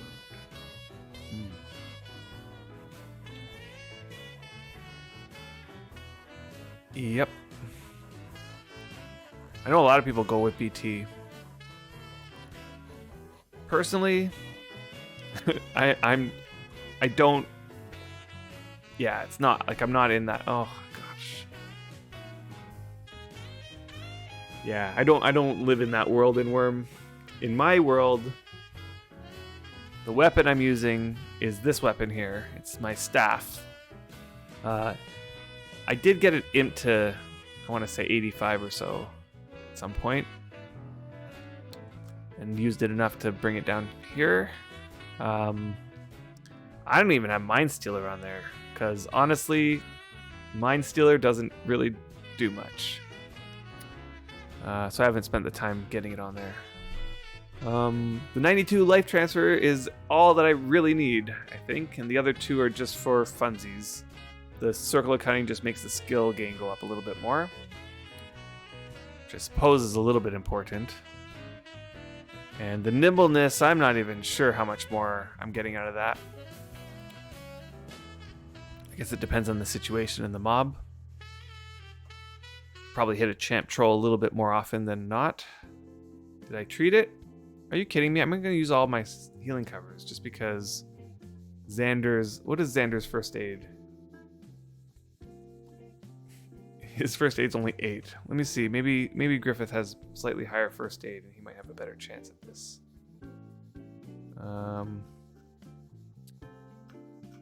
Healing. 22. Okay, so if this one doesn't go on, I'm just going to get Griffith to try. What is Demise? Demise is it's a separate enchant. For PvE, I would suggest Monster Demise, and that will just take any monster mob, whatever that means, and it'll give you like an extra bonus to damage. I think it might be either 10 or 20% or something. You never need more than 90 nimbleness on a weapon as well. No difference between 90 and 110. Wow, it's one of those things, eh? I failed again. Okay, so I'm gonna bring Griffith over and try healing. Slightly better chance before I waste all my healing covers and have to resort to making more.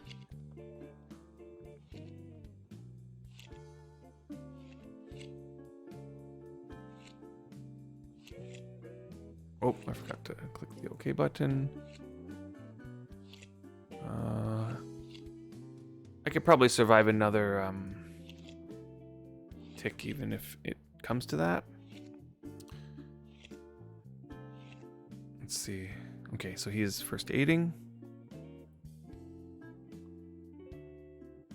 Yeah, that's sad to hear that 90 is the max effective nimbleness that you can get. You do medium damage wounds with a spear. It always says medium. We're sitting on a creature, and it gets better getting better every second. Cool. Oh, thanks for reminding me. And actually, somebody reminded me of something earlier. What was it? Gosh, my memory sucks. Oh, somebody's waving at me. Let's do this on... Okay, snowballs. What was the other thing that I was like, thanks for reminding me?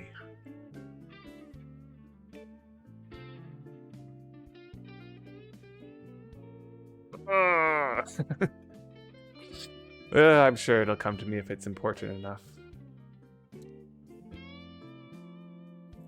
Oh, yes. I know what it is. Okay, I'm going to say it out loud so I don't forget. I have to farm the fields.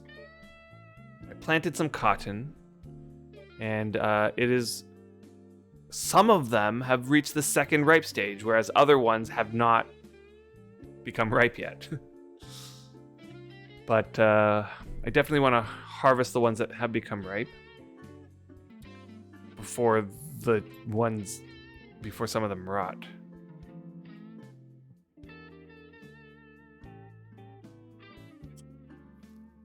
So every 30 nimbleness adds 1 offensive combat rating. Combat rating is also rounded down from every source. Okay. Oh boy, the math. The math behind Wurm is just sometimes just hurts my head. So much of it just makes me ask, why? Why would that happen? Why wouldn't they just combine all of the bonuses together and then round? Nope, they have to round down and then round down again and then round down again and keep everything rounded down. Then add it all up. You know, we've invented this thing called writing it down. Who needs to write it down? I eventually remember stuff. Okay, so treated. Okay, I'm gonna just turn this off for now. I should have turned it off before. I think I'm good with that. I think I'm gonna just put this fine carpentry stuff away. There's all sorts of other stuff that need to get done. So that was good. 90.25. We'll keep going another day. Oh, I'm gonna put this in here, and I'm gonna give you this log. Snowballs. Let's do the snowballs.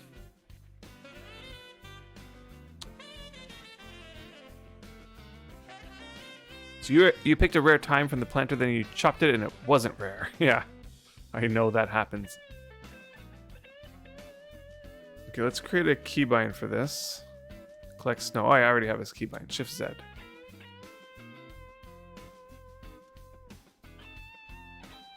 Nice. I started out with a 99 one. That's good. I'm busy. Okay. And let's preload this up.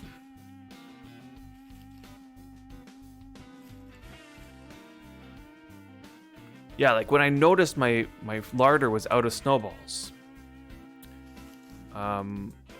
Maybe somebody can help me with why it was out of snowballs, but last winter I collected 199 quality snowballs and put them into the larder, and before winter came, all the snowballs had melted.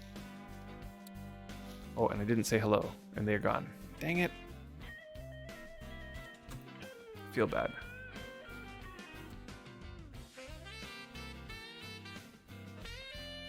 And I have a feeling it might have something to do with the fact that I now have positioned my larder outside. Maybe?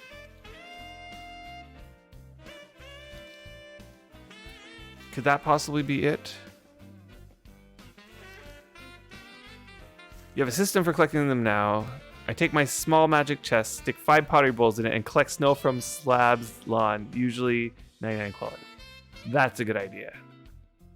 I unfortunately don't have a small magic chest though. But that's a really good idea. Like, can I get snow from these cobblestone road? No. Snow doesn't come off the road. For some reason.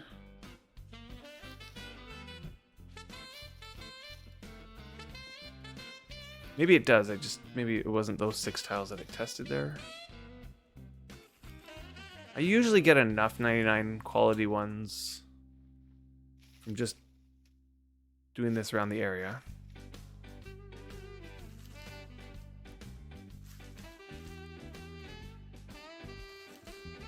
And it honestly does not take long to get a full larder full of snowballs. I really feel like it doesn't take that long. You just gotta wait till the second day of winter. If you're trying it on the first day of winter, you don't get enough snowballs, I feel.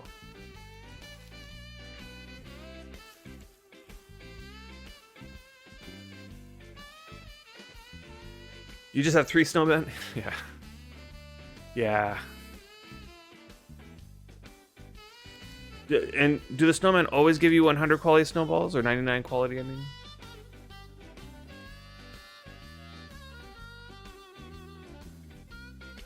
Or are they random quality? 100 quality. Inventory full.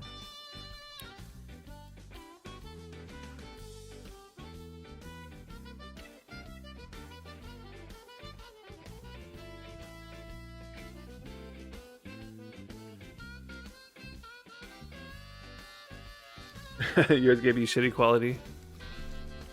Huh. So I wonder what it takes for a snowman to give you 100 quality snowballs.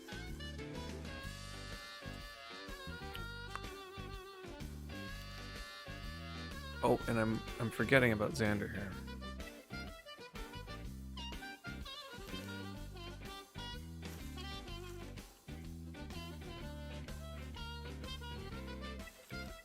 Let's keep this on the trade chat.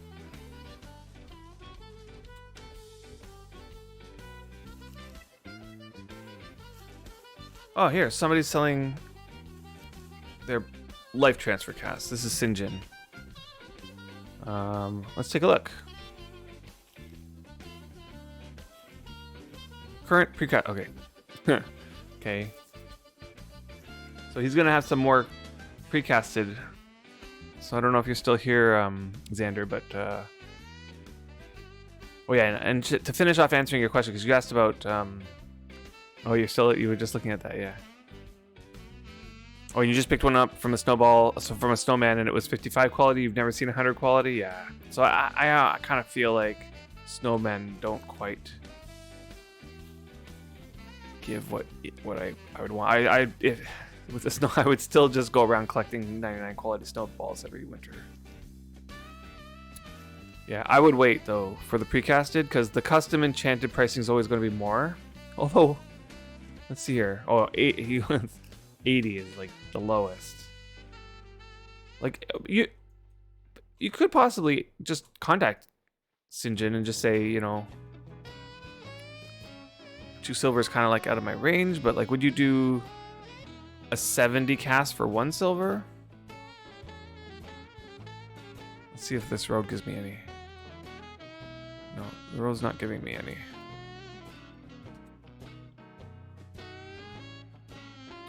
Endless supply though, yeah. True.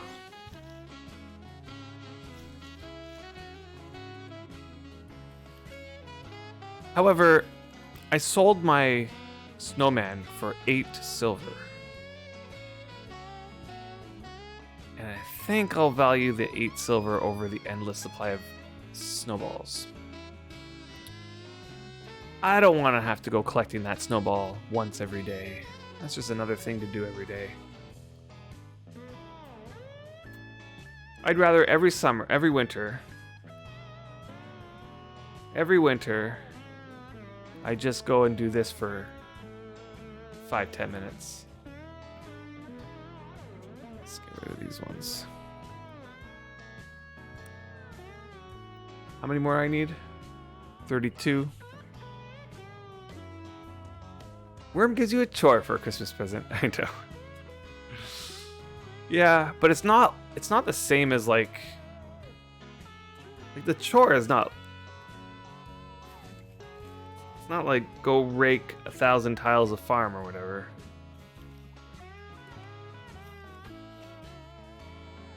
Yeah, so you feel like the snowman is only good for when you feel like cooking something that requires a snowball or you forget to collect snow.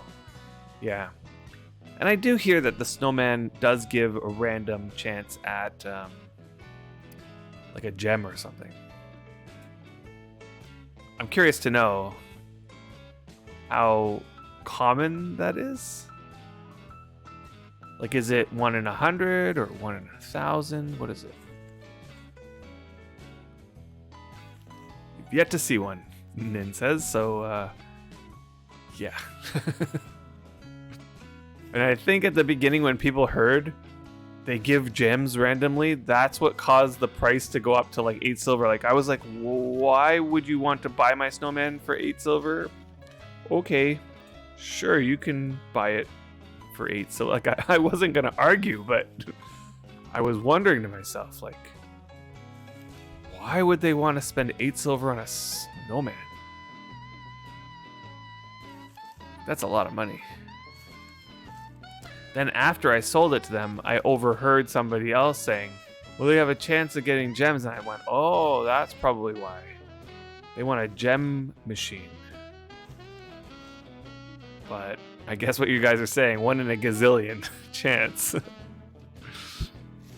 So I have a feeling they kind of probably bought a whole whack of snowmen, right? Thinking they'll create a gem factory.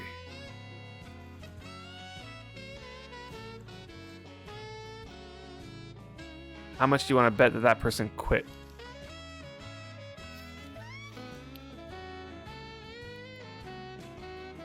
Ugh, I'm not getting that many 99s here. Why?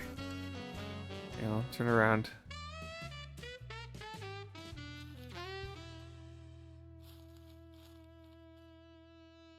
I know there's a higher chance to get 99 snowballs on step. And one other thing, I just can't remember. But there's a step right over here. Like, it's not that far from me. Like a 3-minute ride, right? So I rode over there, collected a whole bunch of snowballs. It actually, 99 snowballs came pretty quick. I think trees as well is the other thing, right? On a tree tile.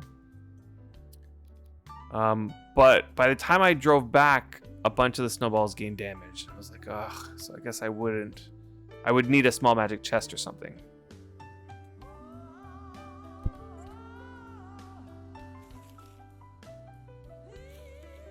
The saddle sacks were the best Christmas gift you can get. Yeah, they're pretty good. But I think they only provide a 10% advantage over the craftable saddlebags. I like the bedroll. I use my bedroll all the time. Those also provide a 10% bonus over the regular crafted ones. Oh, okay. You can fit a small magic chest in them. Interesting. I did not know that. Can you not fit a small magic chest in the regular saddlebags?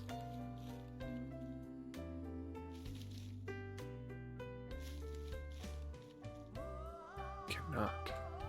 Interesting. Well, I unfortunately do not have a small magic chest to take advantage of that. Oh.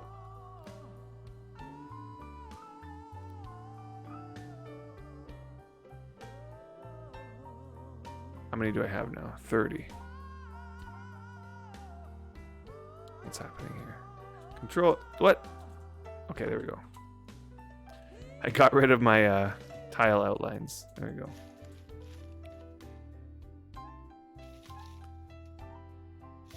Can you at least eat directly from it? Unfortunately not. I know that's one thing that I find extremely strange. Like, why can't you eat directly from your saddlebag when you can eat directly from every other container that there is? Yeah, I don't understand that quite much. Okay, I'm pretty sure I have enough snowballs now, so let's just... But since no decay in saddle sacks, you can load it up with tons of food and never worry about decay. True.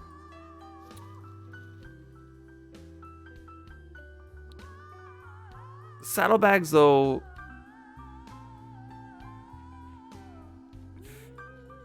Once they get really heavy, then your horse starts walking slow. I don't really like that very much. So I tend not to... If ever I'm going out on a trip where I anticipate that I'm going to collect a whole bunch of stuff, I'll never bring just a single horse. I'll bring my cart, right? And this cart goes faster than my horse. Like, I don't understand why it goes faster than my horse. It just does. Like, this cart goes 37. Oh, I completely forgot about Xander. I was too focused on snowballs. And he already lost his sleep bonus. So yeah, look at this cart. Look at the speed it's going. 37 kilometers an hour. My 5-speed ebony black horse doesn't have the rare trait though, so like, I guess it could make it go faster. With like my top gear, and I'm riding it, and it's like, you know how like its speed's going up and down, and like sometimes it's like 26. Sometimes it's 36 at most, but it's fluctuating between 26 and 36. That's on a single horse. This one goes 37 constant, and it stays 37.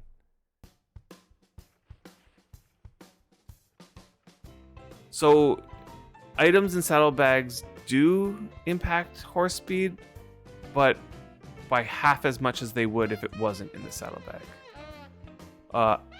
That's saddlebag. So saddle sacks increase that to 60%. Pretty sure. Let's just double check the wiki for that. I didn't turn his sleep bonus back on yet.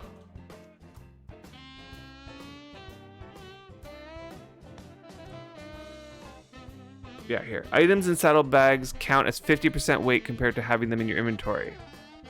And then, oh, they don't have the saddle sacks.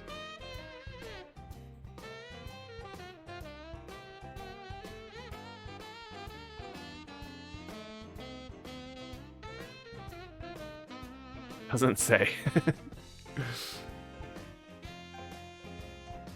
Used for storing saddle sacks of volume. Saddlebags of the car conversion. Saddle sacks do decay. Left even in containers. They do not decay when equipped to animals. Saddle sacks now provide decay protection if any. No. Okay, so it does look like they provide a little decay prevention, but I think it's 60% instead of 50%. Hey Raybarg, how's it going? You're doing 40 kilometers now when I was barely doing 36 before. Okay, interesting. Let's test it. Here's my horse, this one. Okay, let's just look at the equipment, because I don't remember what I have on this horse. Okay, so it's not like the top of the top. But I'll tell you what, these horses have like... Actually, I shouldn't say before I look. What do these horses have on them? Look at equipment. Okay, so low 90s, 80 quality.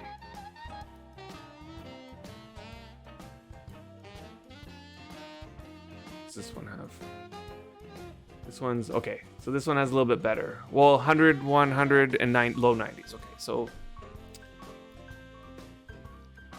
pretty much a wash. Okay, so this horse has, it's not the best, but it's not the worst. It's pretty good. 90, high 90 casts on 80 quality shoes and a 99 quality saddle that I need to get improved. But not terrible. It's also one of the old 5 speeds. And that's just because the new 5 speeds are not, or 4 speeds or whatever, are not better. This one's better than the old ones. Or the new ones. Because it's ebony. So I don't have access to an ebony 4 speed. Or an ebony 3 speed for that matter. Because the water speed doesn't really count here, right? So let's see. What am I going? Oh, yeah, you know what? You're right. You're right, Indigo. This is going faster than before. Did horses get a boost in the last update?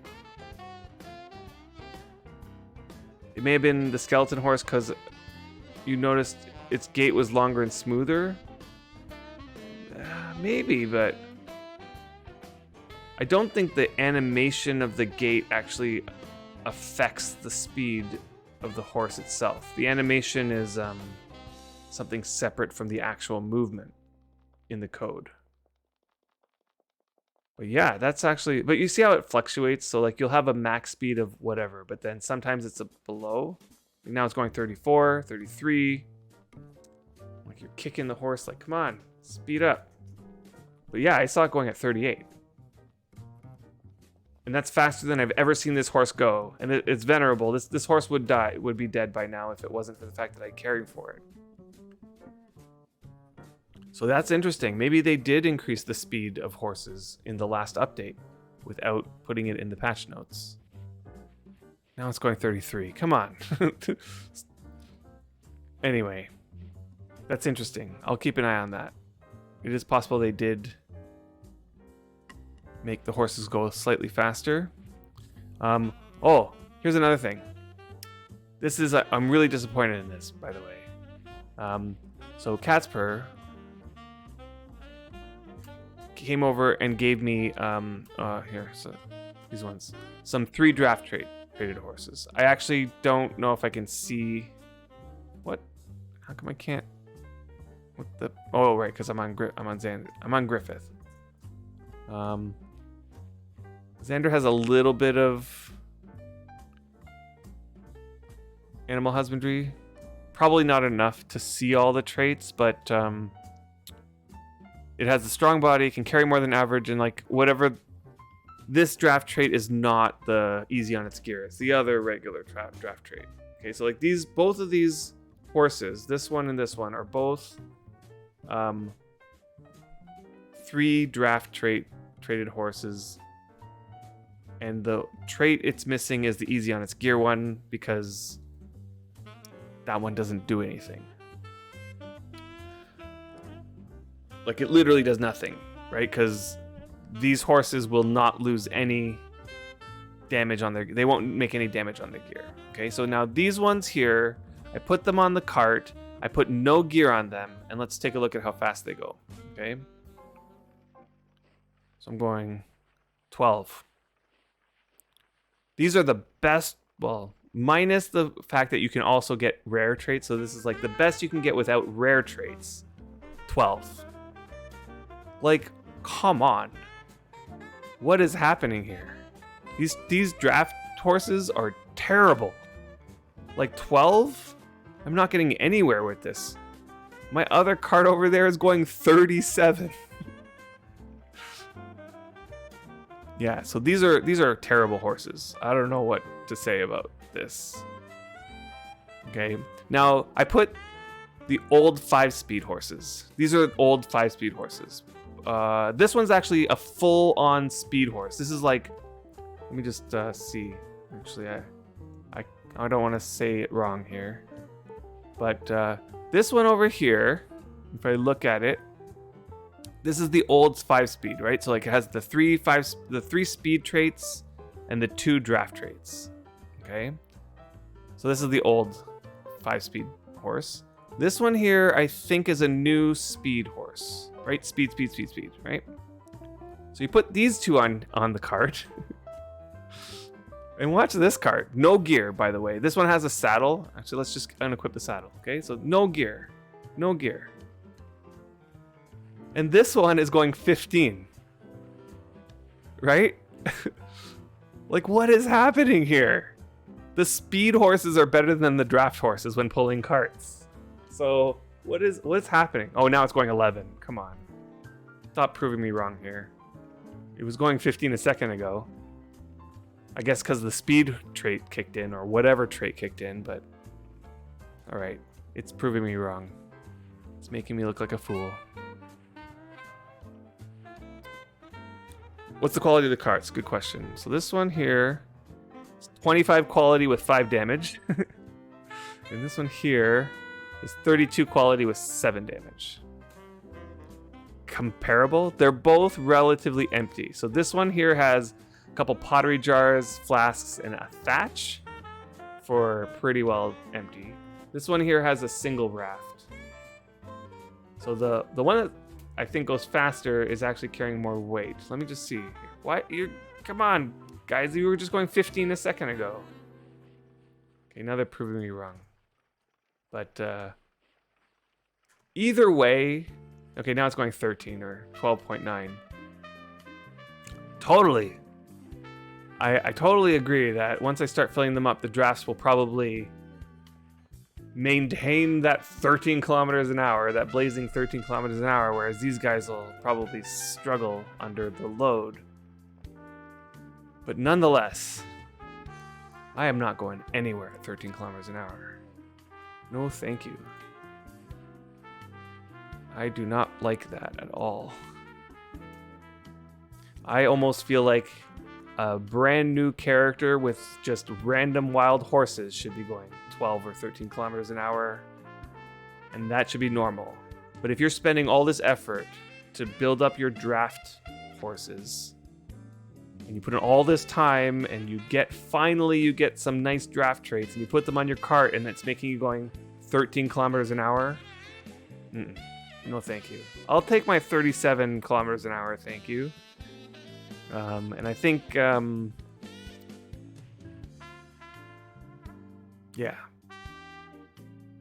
I kind of feel like draft horses need a little bit of something or other. I know somebody asked, did I try draft mules yet? No. However, I do know draft mules go decently fast. You can, I think Borsascore, he's been experimenting with the fastest you possibly can get it in the game, and he got his cart up to 42, I think. Did I notice up and down variations on the Hell Horse cart? It does go down, but once it hits the max speed, it's constant after that. So like, I might get on the cart and it might be going 35. That's the lowest I've seen it. But then after 2 minutes of driving, it's up to 37 and it stays constant at 37. Yeah, either way, they should be doing a hell of a lot more than the speed horses. Yeah, I know, there should be a difference at least, even under no load. And the fact that the mules are so much better makes me sad. Yeah, mules are decent. So as I was saying, Borsascore got his Hellhorse cart up to 42, and then he tried to max out his mule cart, and I think he got it to 30. So there's a big difference still. Like, Hellhorses can go vastly faster than mules, and the mules go vastly faster than the bison, and the bison go vastly faster than the horses, it seems. So what's happening is that all the hell horses never check to activate their traits. So they're always on, yeah. I think that's always been the case for hell horses. That's like one of their benefits, is that their traits are always on. Or it's that maybe they start off, but once they tick on, they stay on for good. It's one of the two. Okay, I'm carrying around this saddle that I just want to not have in my inventory. Okay, so I'm gonna bring Griffith over to do some. I'm just gonna do some restoration. I think that'll be a good task. Uh-oh, what just happened? Music turned off. Oh no! Stop doing that! Ah, what's happening? I need to loop this. Okay, that's better. You wonder how fast a unicorn cart would go if they could do that. Yeah, I don't. Whoops, I was going to do something else. I don't think. I could be wrong. But I don't think that unicorns can be hitched unless they're tamed. Even if they're tamed, can they be hitched?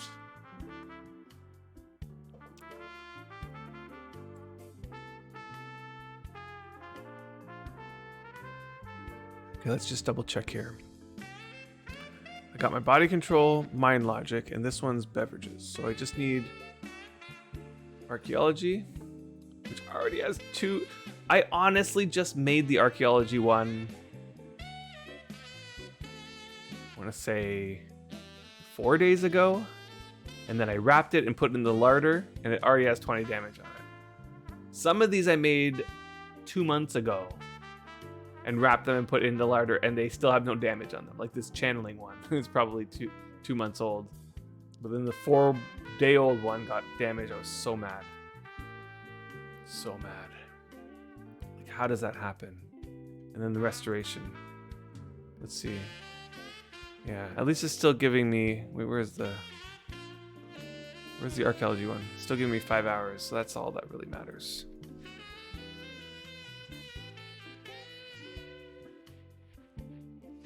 So someone was saying a champ unicorn is super fast. No clue why. Body strength assumedly. Yeah, I would also assume that it's the body strength on the champ. But then you would probably have to tame it. And taming a unicorn is not an easy task. I think are unicorns 80 taming? Actually, we can do it in here. Let's see. What is a unicorn? For taming.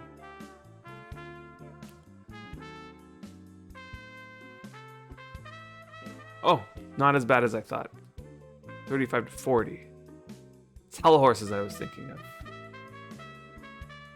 of. So unicorns, you would need 30 to 40. It's great up until a troll removes its head as a surprise. Yeah.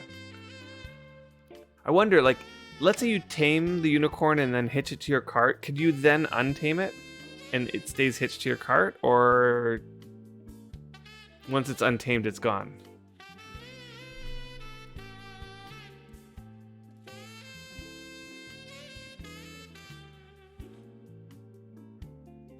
All right, let's work on some of these spooky fragments. Let's just see what I got in terms of unidentified ones. So it's just these 4. Let me bring my archaeology tools here.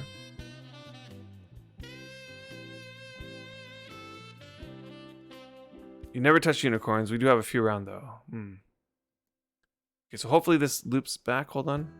Yeah, good.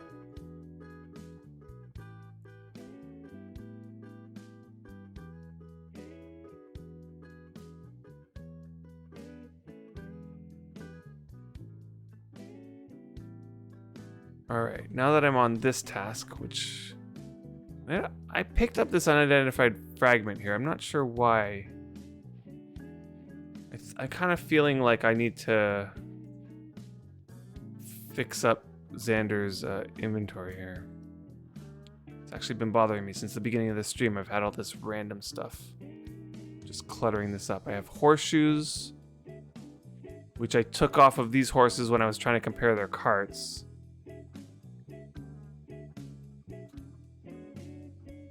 Nobody wants unicorns. Yeah, untaming anything auto unhitches. Yeah. Does it stay hitched if it's not tamed? Yeah. Yeah. Nope. I don't want unicorns either. I am happy with my hell horses. In fact, I don't think I'll want another type of animal now for carts or wagons. It's just hell horses all the way.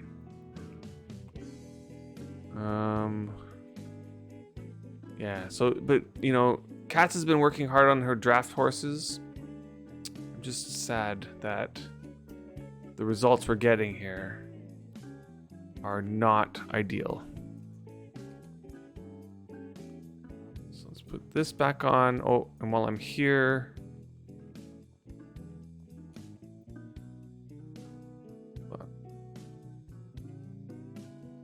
oh, no. These are going to be chisels.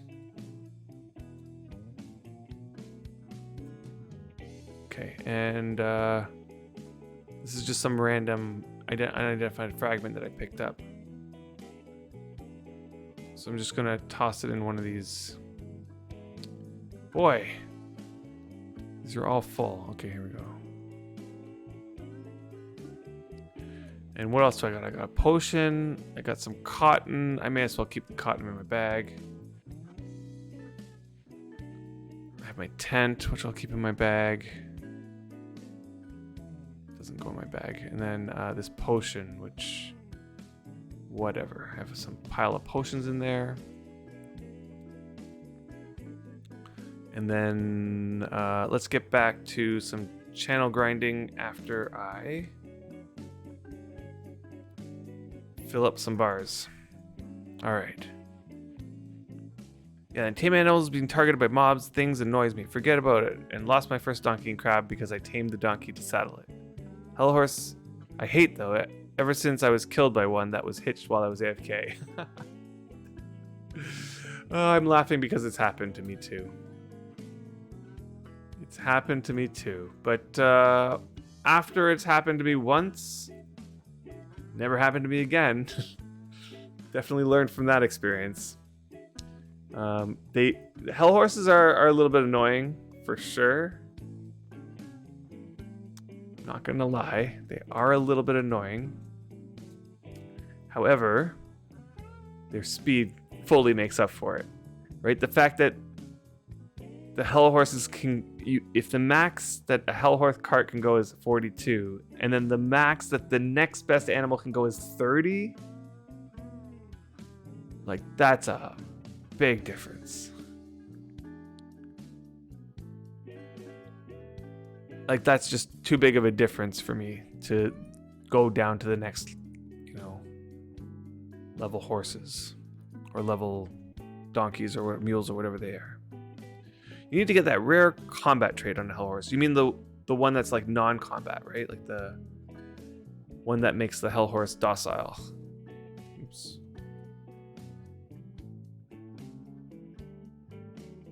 Yeah. That would be nice. If I could get one of those kind of hell horse, like a fully 4 draft traded hell horse that has that trait that makes them docile, if I can get like 4 of those, then I'll be in a good spot.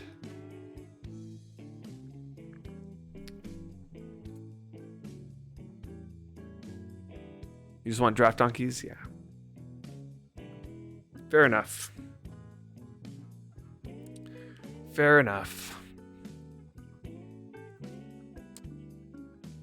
Just one for riding, really?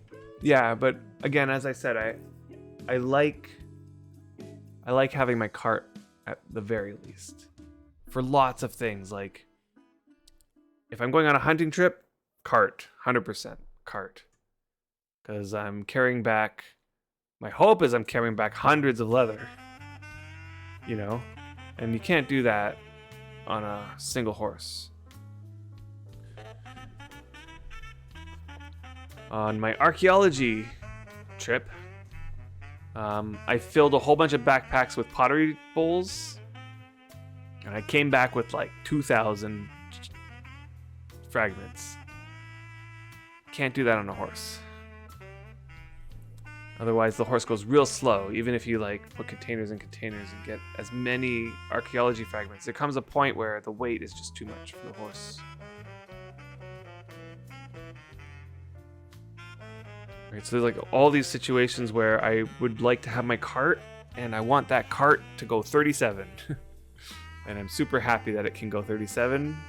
And that, like, I was able to, like, from that archaeology journey I took, I took the highway all the way down here, all the way across, took this bridge up here. I went all the way up in here. I went all the way up and hunted in this mountain, all the way over here. I was hunting over here. I was doing archaeology all the way down.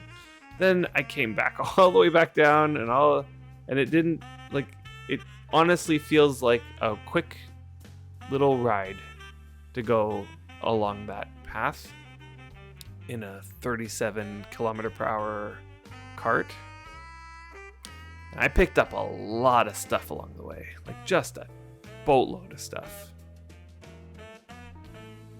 And I think on a single horse, it wouldn't have been the same. Yeah.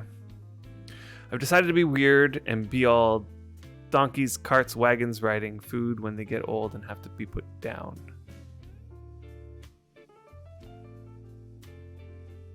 Riding food when they all get old and have to put down.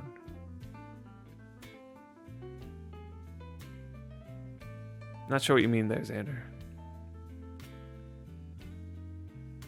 But like, Nin, like if you can get a speed hell horse with that trait that makes them docile,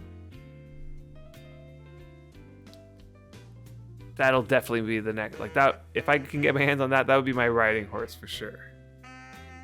Those things go fast. But it would be nice to be able to hitch them to the cart and not have them attack you every so often, you know? Like, it's just getting them to attack is just annoying. You supreme saddle and horseshoes, zoom zoom. Totally. Butt burn wounds when riding hell horses, yeah. Going to be the donkey guy, no horses or anything else. Oh, I see what you're saying.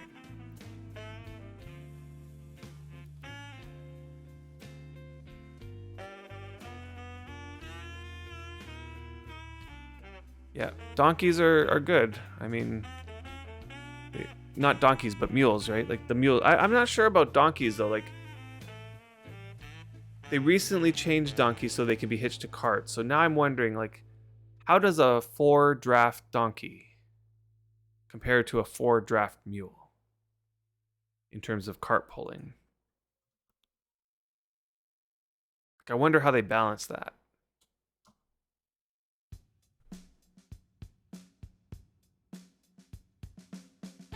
My hope is that they balance that pretty, like they thought through that process. I really hope.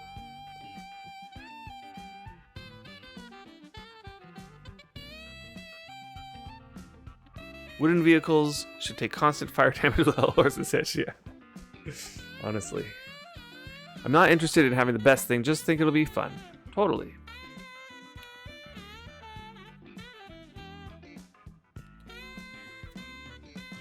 I mean, in terms of like having the fastest, for me is not about just the fact that you have the fastest. It's definitely not for bragging rights. It's for utility. You know, I want to get on my cart and go. And be able to make it to places. As opposed to spending all that time traveling, I'd rather be spending my time doing the thing that I want to be doing. And sometimes it's nice to be able to travel quite far, you know, like, as I said, like on that archaeology trip, it's quite far for me to get to a place where, like this area in here is like, and also down in here is really good for archaeology because there was a bunch of deeds that went up right at the beginning of the server and then got abandoned. And so they're like old deeds. There was one that just fell recently too. So it's like an old deed that lasted a long time before it fell, like relatively speaking, long time. And so it's like a hotbed for archaeology, you know? There's another one right in the middle of this desert and like a bunch strewn about up here. But where I live, over here, there's really not that many deeds that are long abandoned or had lasted long. Whoops. I want that one to be open, but I want this to be closed. There we go.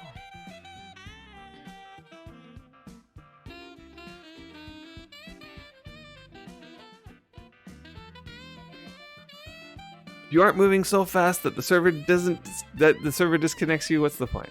Yeah. I'm not interested in, okay, so I feel that, but I'm trying to slow down this time around in all sense of things, including travel. Fair enough.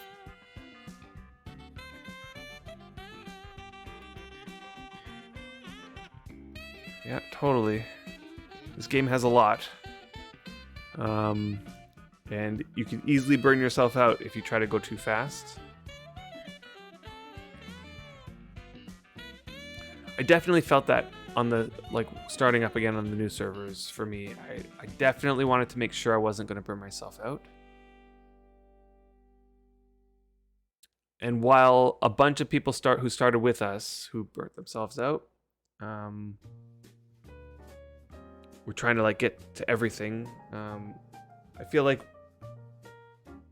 we spent a lot of time like not doing all the stuff we would normally have done. I think it's just partially is like we have been there, done that sort of feeling. Like we've already built up this massive place, we've already built tons of other places, and this time we're not thinking big, and we were sort of like, let's just build a small thing and maybe make a 3x3 house for ourselves, and we'll start working on some skills and just playing around. We never really went big yet. We are contributing to the Kingdom project, which is somewhat big, but we've been doing this slowly, and we all agreed at the beginning that this is not going to be something that we were like rushing towards, but it's something that we'll just do as the time feels right, or like that the inspiration comes. And you know, I've been cranking out some mortar here and there. I think I've put maybe 5,000 mortar so far into the project, which isn't a terrible amount compared to the amount that we actually need. So yeah, we're taking it slow. I'd say doing a little piece at a time. You're thinking tiny. Made my deed just big enough to cover the center of the deed that used to be here, and then the entrance to the boathouse. Yeah, the boat hole. Yeah, totally. Like, it's a good plan, I think, Xander. I think it's a really good plan to go slow and take it bit by bit. My other advice would be to just do the things that take your that grab your attention. Something that just seems fun. Try it out. See what happens. Don't go hard on anything in particular, I'd say.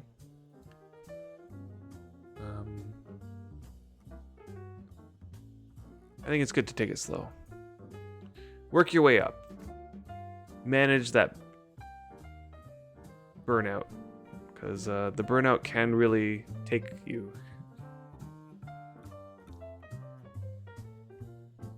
As you mentioned earlier, and how you've experienced that.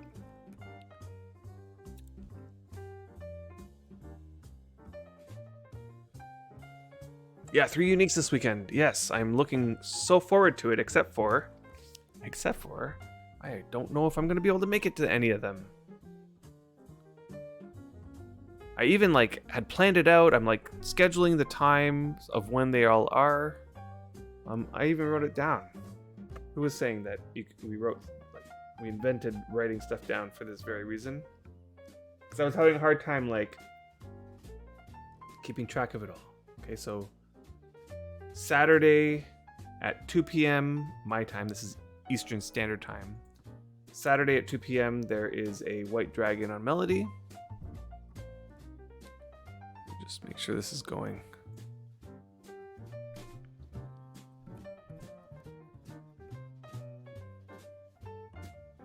Then at 11 p.m. my time, so Eastern Standard Time again, This is late at night. Cadence has another white dragon.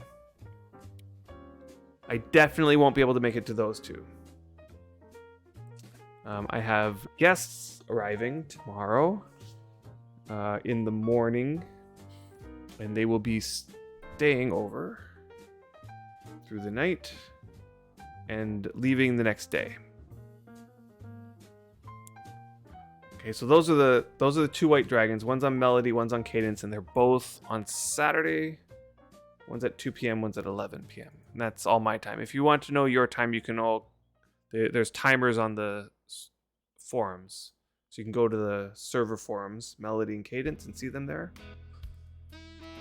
Sunday, I might be able to make the 4 p.m. Goblin Leader, which would be good because I might be able to max out my pickaxe. Let me see what my pickaxe is. Oh, I'm using my chisel on these ones that need the brush.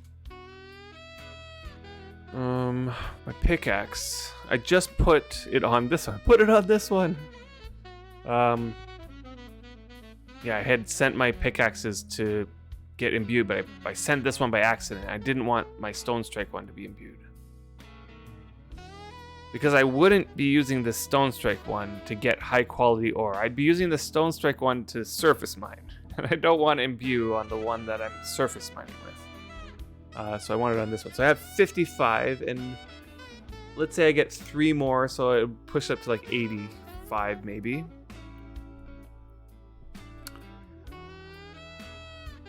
I don't know if they've given the location yet. I haven't checked. You have a Corbett on your deed that you've permissions for, but you're not the owner, so you're kind of scared to server hop with it. As long as you have the manage permissions, then you should be fine. So just make sure you can manage the permissions. And if you can, then you can server hop with it.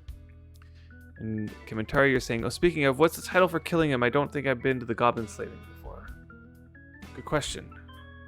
Do I have the titles open here? I don't. Let's open the Wikipedia. I actually get so frustrated with the in-game Wikipedia.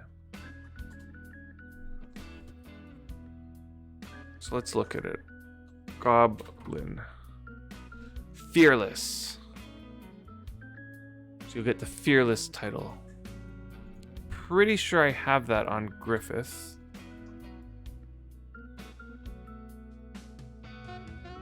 I'll have to check. Let's see. Titles. I have 53 titles. Okay, so I only need 7 more for that. 1. Oh yeah. I got the Party Animal title just recently, so I put it on. Let's see, do I have the Fearless title? Yeah, I already have it. So yeah, you get the Fearless title.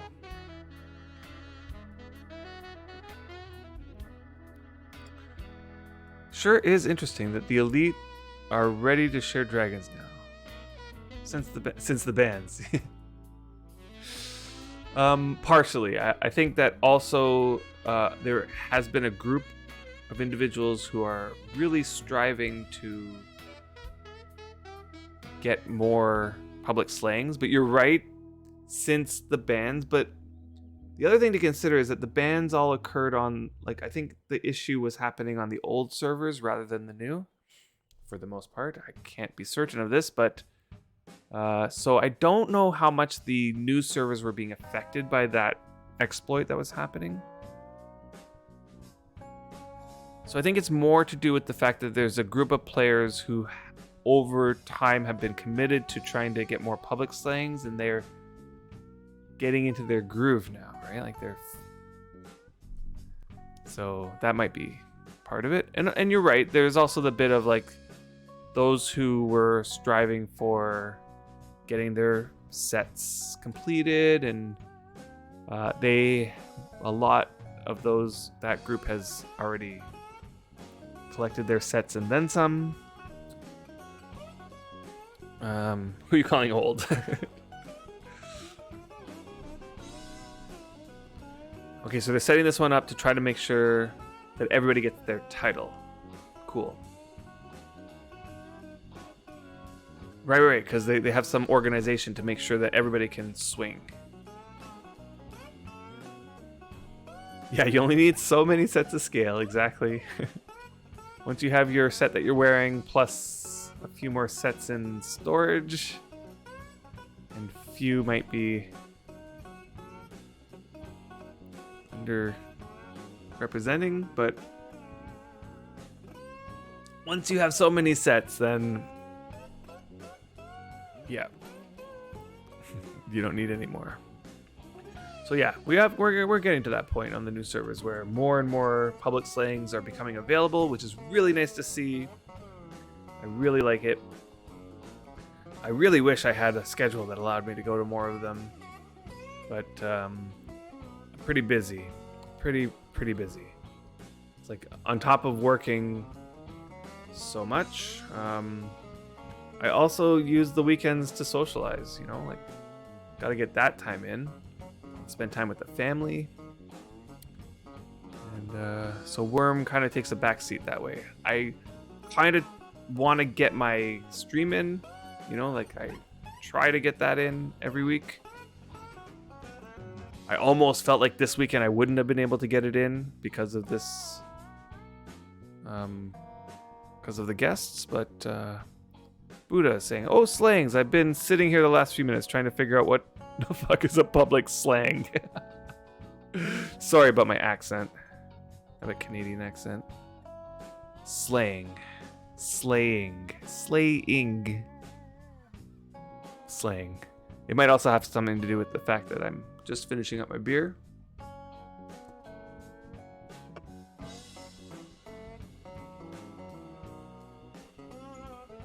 Slang is implicit public.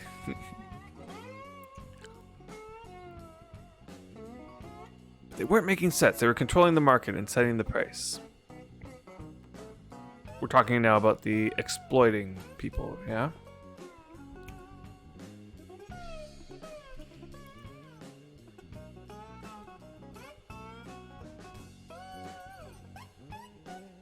Speaking of scale, which is better, speaking of scale, is better than studded leather? It is way better than studded leather. Yeah, Drake is even better than studded leather, but scale is like leaps and bounds. Yeah, so the Perigy's got it. It's scale acts like plate armor. So like it gives you the same protection as plate, but allows you to walk as if you're in studded leather. Effectively, it's close.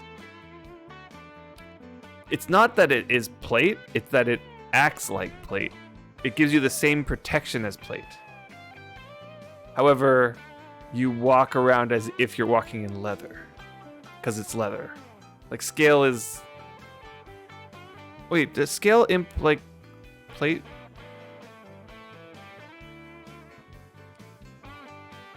Oh, really? I didn't know that. Scale is equivalent to moon metal plate. Okay, so scale is really good. And Drake is equivalent to iron plate, but in the Drake, you're walking... So, like, walking in Drake is faster than studded leather. Right? Like, you have a much better movement speed in Drake compared to studded leather. I almost feel like what's the walking around in scale feel like? Is walking around in scale, is that like you can still go 15 kilometers an hour? Or is it less than that?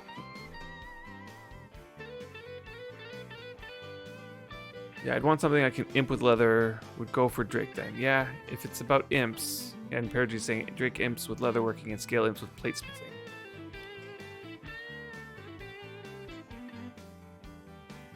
But like, okay, I'm confused now. Like, if scale imps with platesmithing, what material do you use to improve it when it comes to like the metal?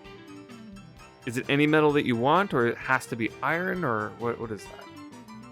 Scale imps with leather, right? Okay, so scale imps with leather. That's what I thought. That's what I thought. That scale imps with leather. Like, Because imping it with metal would mean like it would have to have a metal type, but I don't think that it does. So I think both of them imp like leather. Scale is a 5.4% speed loss, which is very small. Where normal leather is 10.9. And what is Drake? Speed loss. Whoa, freezing my sleep bonus here.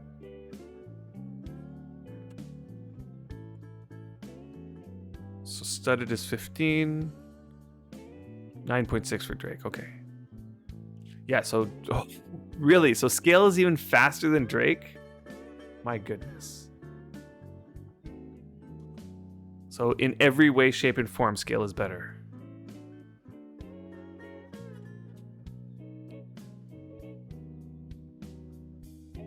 Doesn't matter much anyway, since I don't have anything of the mats for them, yeah.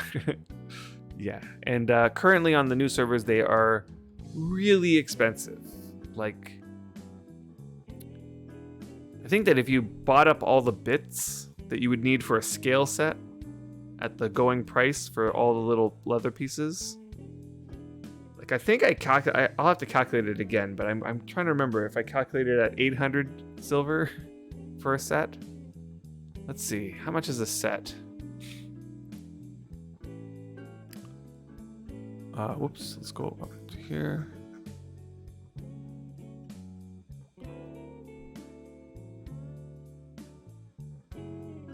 Dragon scale. Dragon scale armor. About 12 gold. Whoa.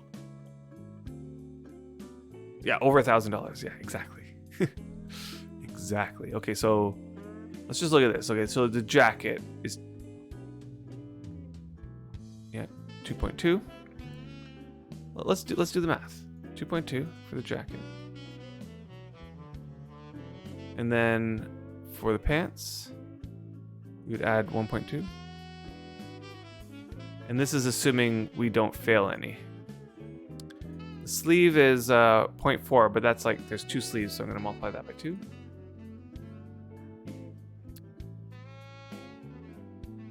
The glove is 0.3. There's 2 of those. I forgot to hit add. I think it was 4.2 before. Okay, so hopefully I didn't make a mistake there. The boot is 0.5, so I gotta add 0.5 times 2. Okay, 5.8. And let me think about the going rate. You're saying goes about 2 silver per 0.1. Okay. So for 0.1, I'm going to divide that by 0.01 rather. 0.01. So that's how many 0.01 pieces you're going to need. And it's about 2 silver for each. Right. So that's how much silver you would need to spend at 2 silver per to get a full set. Now, that is just insanity. If you wanted to go to the store and like the Wurm store and buy that much silver, you're spending over 1,000 euro for that. Yeah, it's like, yeah, I'm good at my studded leather. Now on the old servers, I don't know what the scale prices are now, but they were coming down the last time I looked at them. And this was before the Steam launch, so things could have changed since then. But well before the Steam launch, I was seeing the price for a full set of scale in about the 200 euro range, like 200 euro, because back then you could spend real money. They got rid of the real money transfers, but so you could spend 200 euro and get a full set of scale. So Metal Aggression, you sold some scale for about 70 copper per 0.01, and that's on the old servers on SFI, right?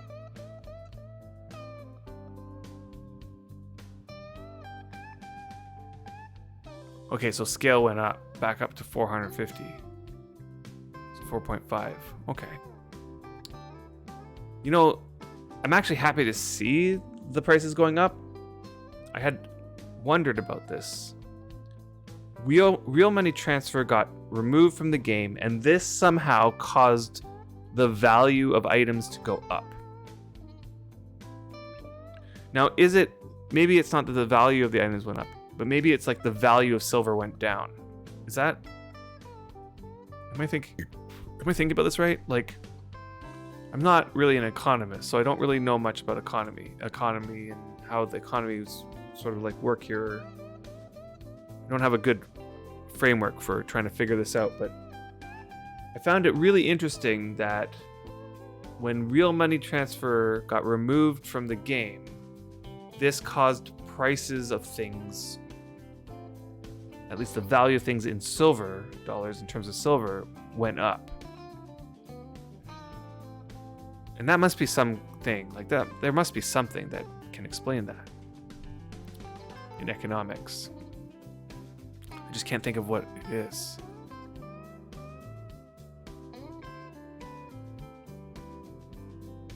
So NFI prices are crazy? Yes. Although explainable, you can explain why the NFI prices are crazy.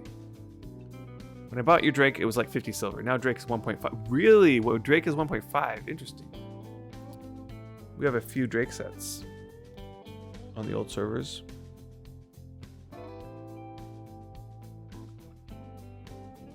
You pre-ordered Mass Effect Andromeda and it was like half the price. It was half that price. Okay. Items went up in value, you think, since you could go, I'll just whip out the credit card, no big deal. Yeah, but you could do that before. That didn't change. Okay, and so you could do that, whip out the credit card, no big deal. But in addition to that, you could whip out the credit card and just send the money directly to the person without buying silver, right? Like, we used to be able to get gold even cheaper when real money transfer was a thing. Not cheaper than now, though. So back then, when real money transfer was a thing, the store sold 1 gold for 160 euro. But now they lowered the price. Like, once real money transfer got put away, they lowered the price of silver to 1 gold, or 100 euro. And hey, Oat, you can also think of it that when real money got banned, along with account selling, fewer crafters stayed.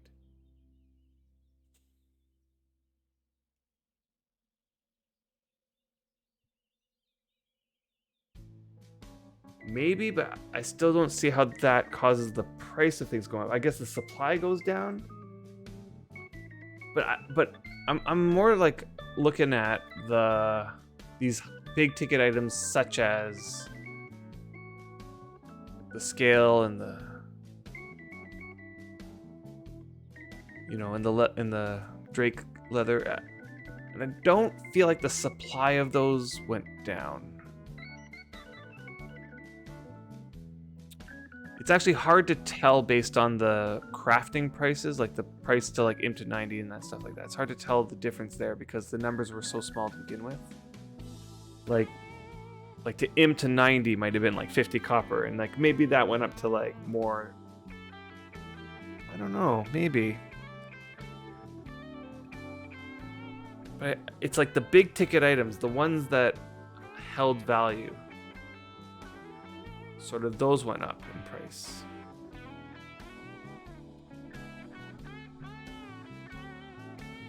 All I say is good riddance to RMT. Yeah, me too. I totally think that things are better without it. So a lot more demand now that since nobody's hacking to find uniques instantly anymore. But people are. That's the thing. Like if you look at it, there is a lot of... Oh, you mean hacking? Okay, by like bugging it out. But people were. So this hacking of finding uniques was recently they got rid of, right? They recently got rid of that. But the prices were up before that. And we used to get gold cheaper when RMT was a thing. But marginally lower than 1 gold. Because you might maybe you can get a gold for 85 euro when buying it from a person. But more often it was more like 1 gold was 100 euro from a person. And if you bought it from the store, depending on how you bought it, you could use Zola and get it for like $120 US.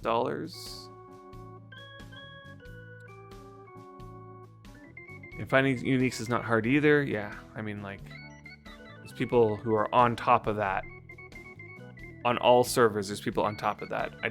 Before and after RMT, people are on top of finding uniques. I don't think, except for on Epic, maybe, right? Like, on all of the PvE servers, the uniques don't hang around for very long. That's how we got gold. We always use Zola for the most discount. Yeah. But even then, it was like $117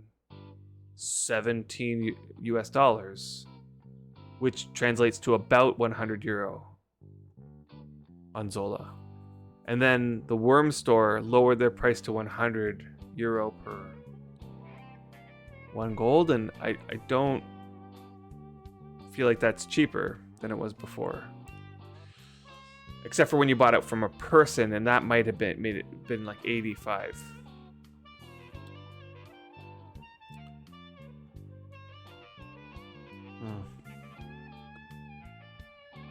Yeah, I'm not sure still. I really can't. I can't see why then the price of a. Now you're saying the price of a Drake set was like 50 silver. I don't think I ever saw that, but it was definitely coming down from 100. In the heyday, it was like at 100 or just maybe a bit above 100. But then I saw it starting to come down, and it was like 75 maybe silver. It might have come down lower than that. I just I wasn't paying attention for a while there, so it might have gone lower before it came back up.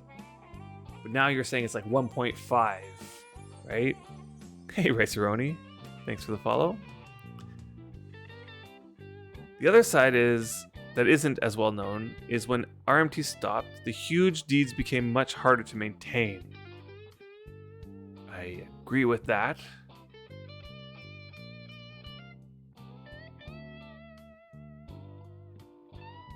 Only to a degree, though, because I think that those people who were making money enough through RMT to maintain those big deeds could still continue to by doing what they do and selling for silver only. I mean, NFI is like kind of like the experience I've had over the last year and a bit. So I just know that the big deeds on NFI are not hard to maintain just simply because the economy over here is crazy, as Metal Digression was pointing out earlier. NFI prices are really high, which, if you're buying stuff, definitely feels like a lot of money. But if you're selling stuff, it feels more like you're making a lot of money. And I honestly haven't really been pushing my selling, but even so, if I look at my balances right now, like this amount of money was literally just from selling a little bit here and there. And then if you ask anybody who was selling a lot of stuff, and you looked at their bank account, it's like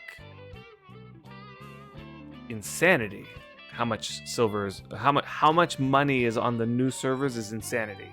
Now, this can all be explained because right at the start of the server, a whole whack of people played this game, right? Like, once the servers launched, the new servers launched, there was a ton of people who came into the game, and the land rush was real, and people were afraid that they couldn't get a piece of land, and so they bought up a ton of silver, and they just went and found the biggest plot of land that they could, and just like deeded the biggest deed they possibly could, just to claim the land. And there was tons of people who did this. They bought a ton of silver, and then they bought a whole bunch of stuff, and the money just started circulating, right? Once the money was in this circulation, it became very easy to like pick up that money, like by selling stuff, especially at the beginning of the server, right? If you have like relatively veteran players who kind of know how to navigate the game at the beginning, and you can quickly get your skill up to 50.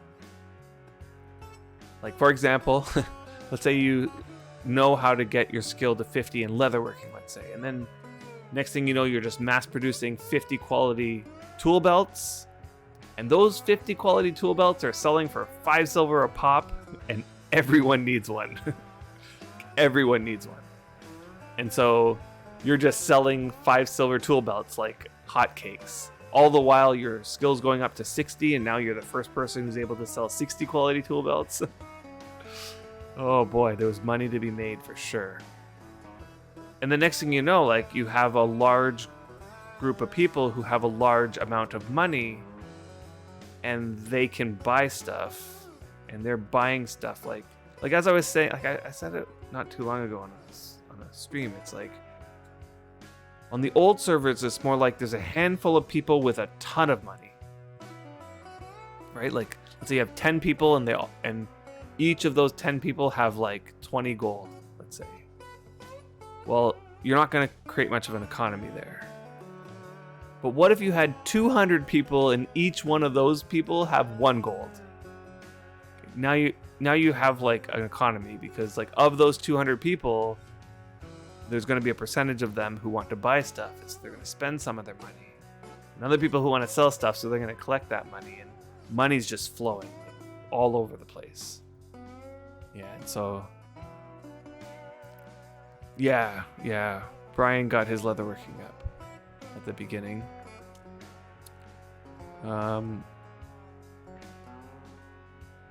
Wurm adjusted their prices to give a discount based on how much you buy now. There was always like that little bit of adjustment, right? But I see what you're saying.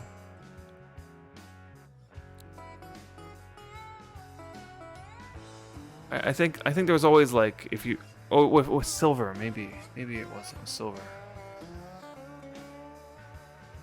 Yeah, you bought yours probably in 2019, 20ish. Yeah, you're planning to sell 4 or 5 50 quality tool belts a month to pay my upkeep. Yeah, the thing is, like, now those 50 quality tool belts are much lower in value now. So I was talking about that moment when nobody had 50 leatherworking, like nobody. And then the first person gets 50 leatherworking, that person's selling them for 5 silver a pop. Now 50, the price has definitely come down for 50 because we have enough 90 leatherworkers that, yeah, maybe a 50 quality tool belt's like 40 copper. I would say that's about right. Yeah. Are 50s even desirable? On the new servers, there is going to be a bunch of people who still don't even have a 50 quality tool belt. So yeah, I think they are still desirable to a certain degree. In fact, it was the other day I saw somebody wanting to buy a 50 quality tool belt and was willing to spend 40 copper on it. It's for the newer players, you know, like, and there's actually new players joining all the time, I feel still. How has Xander's channeling skill been? 33. Okay, so like I got a third of a point. That's really good. Back in 2011, the 70 quality items were at 1 silver price in South Edis. Yes, I do recall that, Raybark. In fact, that's around the time that I started at the beginning of 2012. And 70 quality items were still in the 1-ish silver range. Definitely 70 power enchants were at the 1 silver range. I remember buying 70 Circle of Cunning pickaxes for 1 silver a pop. So at the beginning of 2012, it's around that time. And I remember when I finally got to 50 in my blacksmithing, and I actually was selling 50 quality blacksmithing stuff. I think I was selling for like 30 copper or 40 copper or something like that. So yeah. During the 2012 when silver moved up to, I don't think it was that much. I think by the end of 2012, 90 was still about 1.5. Somewhere in the 1.5 to 2. And it wasn't until another year later, maybe 2013, that it moved to the 1. But yeah, around that time, there was an explosion of people getting their skills all the way up. People were figuring it out at that point. You got to remember, like, back at that time, the Wurm Unlimited code was not out yet. So Wurm was much more mysterious back then. People had not really much of a good idea of how the systems worked. Under the hood, people were doing a lot of guessing and checking and doing a lot of trial and error and scientific experiments to try to figure out optimal strategies. But it was very, very... how do you put it? Like, the vital information that people would have was like coveted, you know? People would keep that information secret and maybe only tell their friends to gain a market advantage. Yes, sometimes doing those experiments wrong and then stating conclusions that everybody believes in because it was an experiment that was done, but then the experiment was like bad. The next thing you know, everybody believes things that aren't true. Yeah. Those are the best times in Wurm's history, I think. It was so much better when it was a lot of guessing and checking. Now it's a lot more known, exactly best strategies and tricks and things. Yeah, it was disgusting to keep secrets. Been figuring out a lot of things out, and I've been telling them to everybody everywhere to remove the secrecy, yeah. Like the sweet spot, which I know I don't believe in. It's not that I don't believe in it. I know it doubles the amount of skill gain per tick. I just also know that it gives you less ticks. And it might not be by double, like half as many ticks. It just doesn't work out to be double the skill gain in time, that's all. It also doubles up stat ticks. Sure. If I was going for stats, maybe. And I know some people do go for stats. Just need new content that isn't spoiled in Wurm Unlimited. Yeah. Exactly. Right. So, like, yeah. Characteristics are affected by sleep bonus. They're not affected by circle of cunning.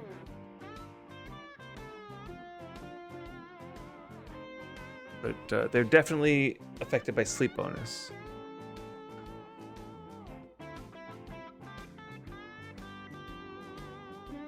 And the reason is that Circle of Cunning only affects the primary skill that you're doing.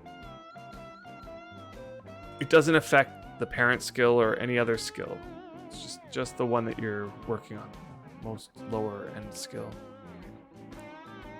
But sleep bonus doubles everything, I think. And I'm almost feeling like coffee's gonna double everything too, right? Coffee doubles everything?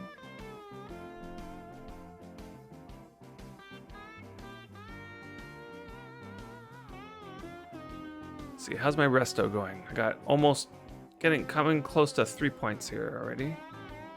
That's pretty good. Also, the fine line of sweet spot is quite rough. You sort of need the quality at the right spot. A bit too high and you risk not getting a tick, and a bit too low, you don't get double. Exactly. Exactly. It's so finicky, that sweet spot, that it's like, you know, if you're not in that right spot and it doesn't take long to get out of that spot, you're going to get out of that spot often. You're not getting the double.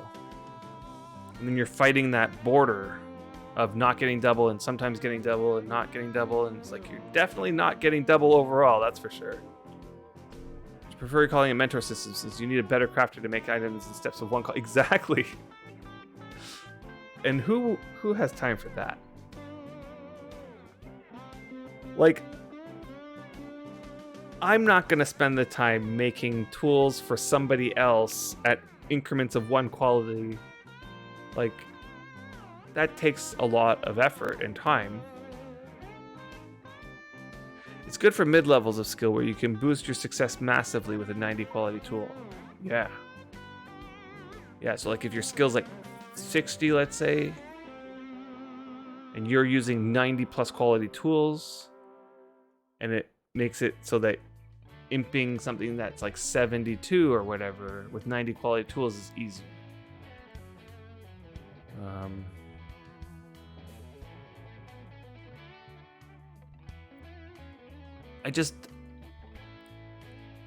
It's what the part that makes you might think that I don't believe in it. I do believe that this, like, the sweet spot imping thing is true.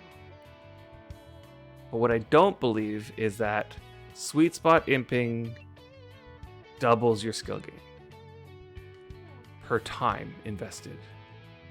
So if I spend an hour doing sweet spot imping and I do an hour of just queuing, I am not going to get double the amount of skill for sweet spot imping.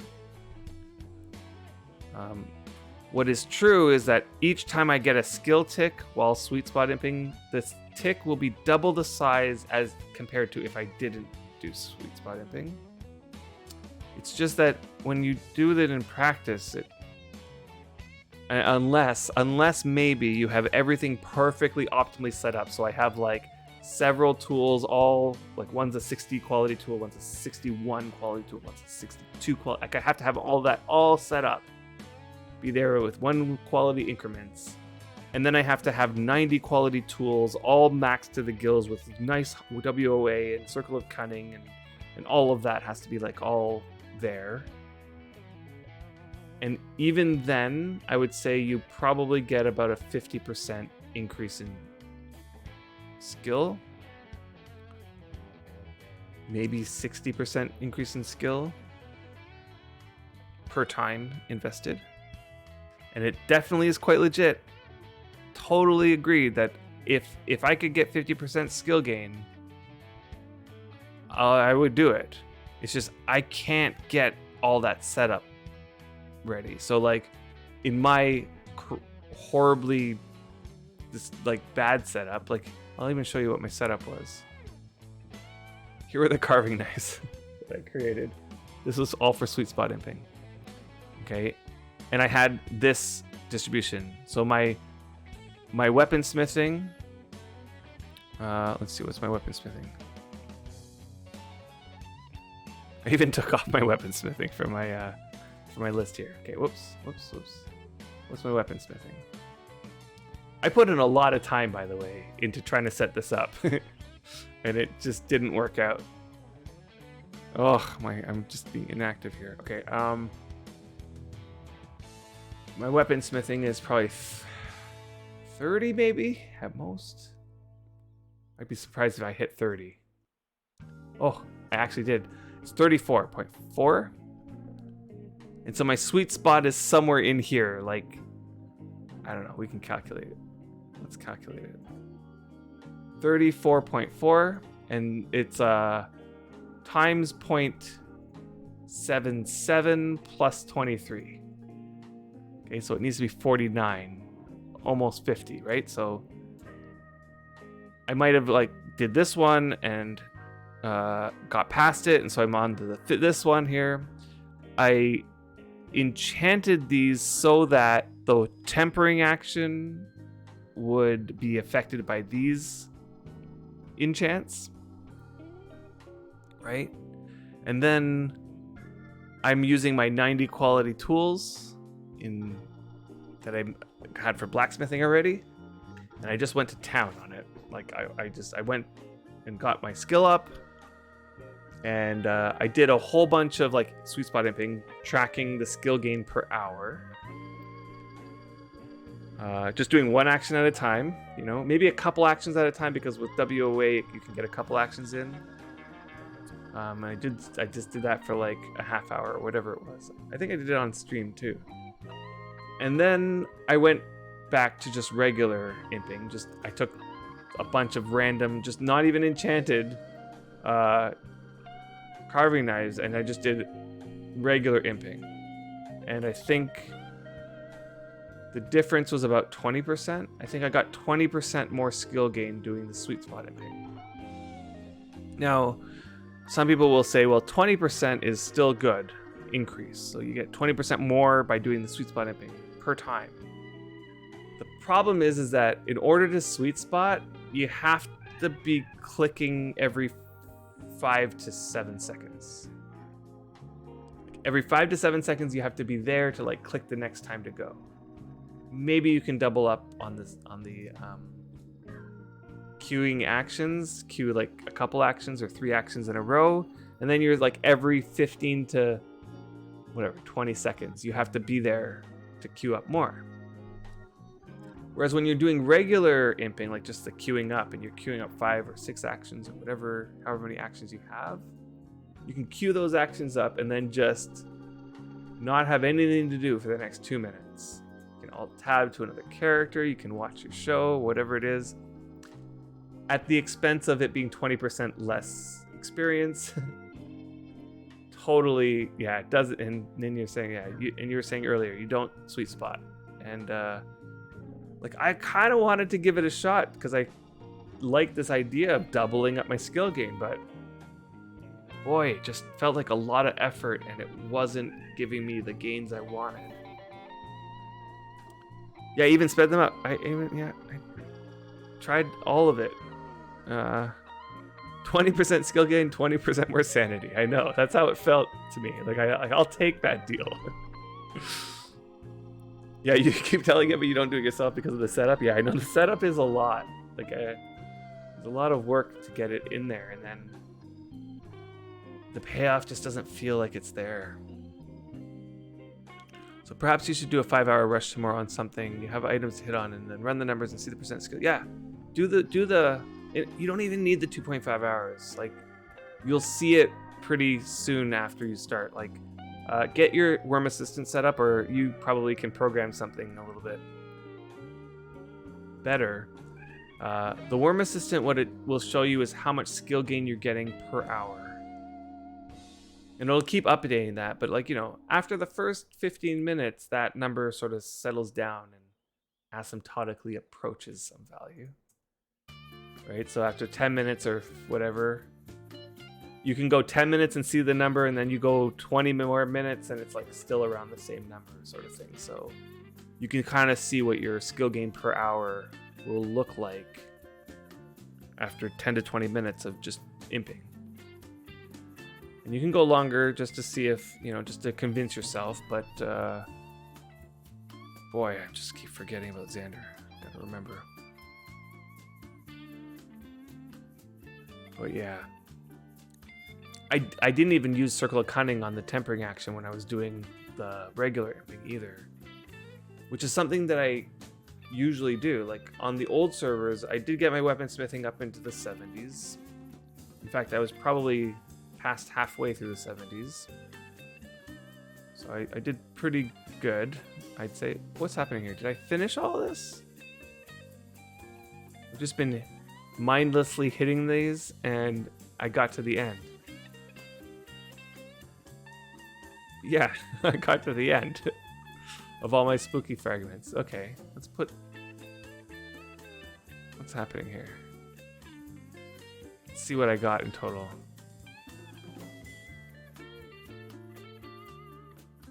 Okay, so I got 66 pumpkin fragments. Like this pumpkin statue.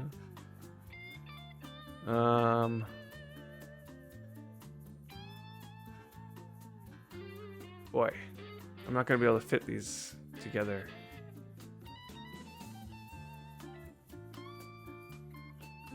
Okay, let's just bring the troll masks out of the thing. Okay. So troll mask got 48 fragments.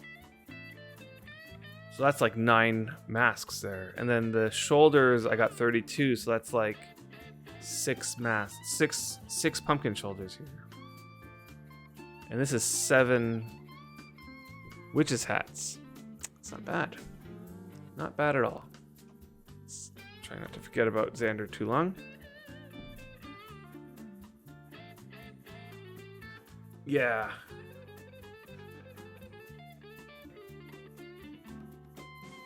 Yeah, you said earlier you wish COC worked on tempering like WA does. I think it does, by the way. This circle of cunning here, if I'm tempering on this carving knife, I get that circle of cunning boost.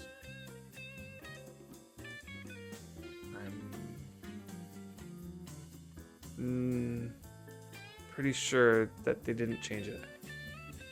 Double test it. Actually, well, I'd have to light up the forges here to demonstrate, but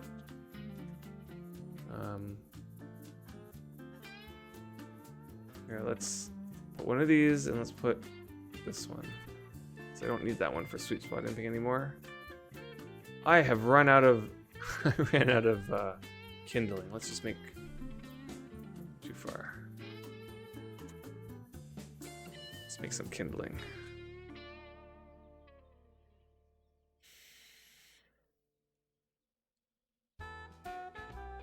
Let's do this. These days I make so much kindling. It's actually kind of insane how much kindling I go through.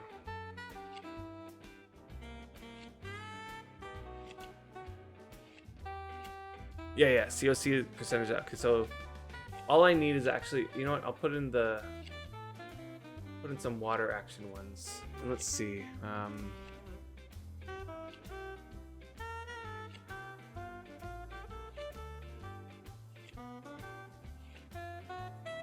None of these enchanted have a water action ready.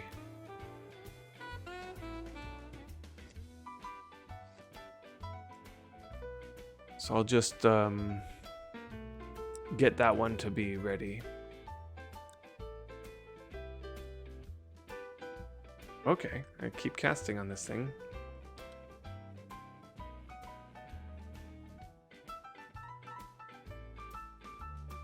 Yeah, honestly, like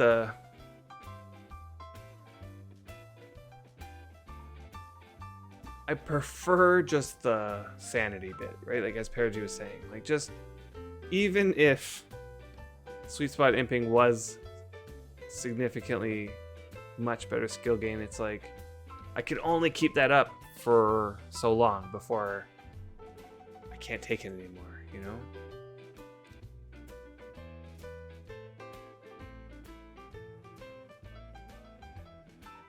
Yeah, your test is like 8 years old, yeah.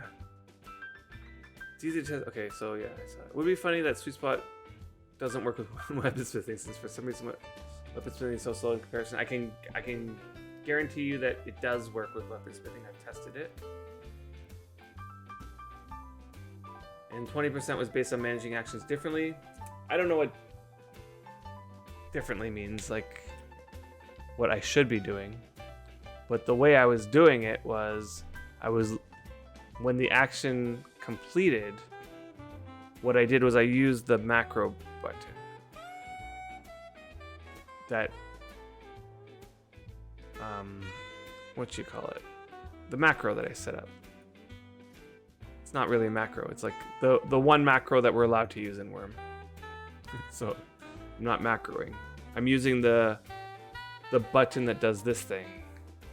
You probably know what I'm talking about. This improving macro.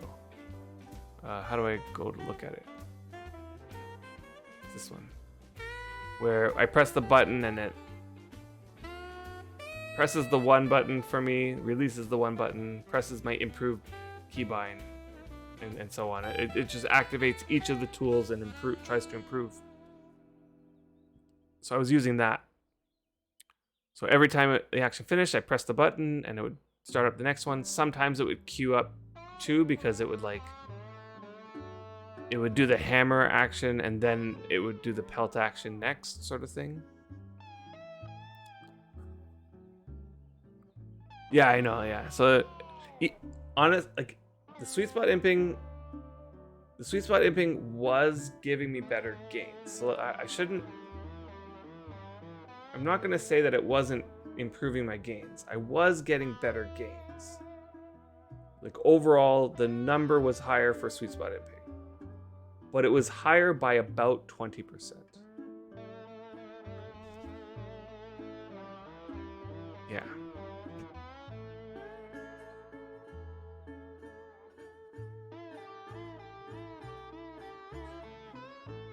And for whoever doesn't know how to track skill per hour, Wurm Assistant has a skill. Okay, yeah. Yeah.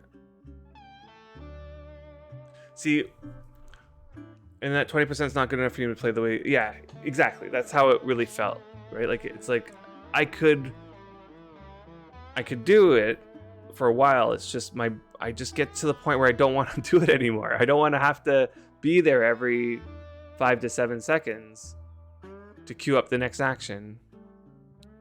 And sometimes it wasn't, because sometimes it would queue up 2 actions or whatever, and like I'd be like waiting for it, and I had my show go or whatever it is. Like I think I was streaming at the time, so it's like focusing on streaming. Just felt so much more relaxed when you're queuing up actions, you know? Just felt so much more relaxed. Okay, so I'm gonna get I'll get this to the tempering action. Where's my water?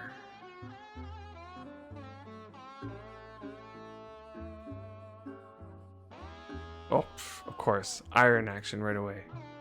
Which I don't even have ready. Okay.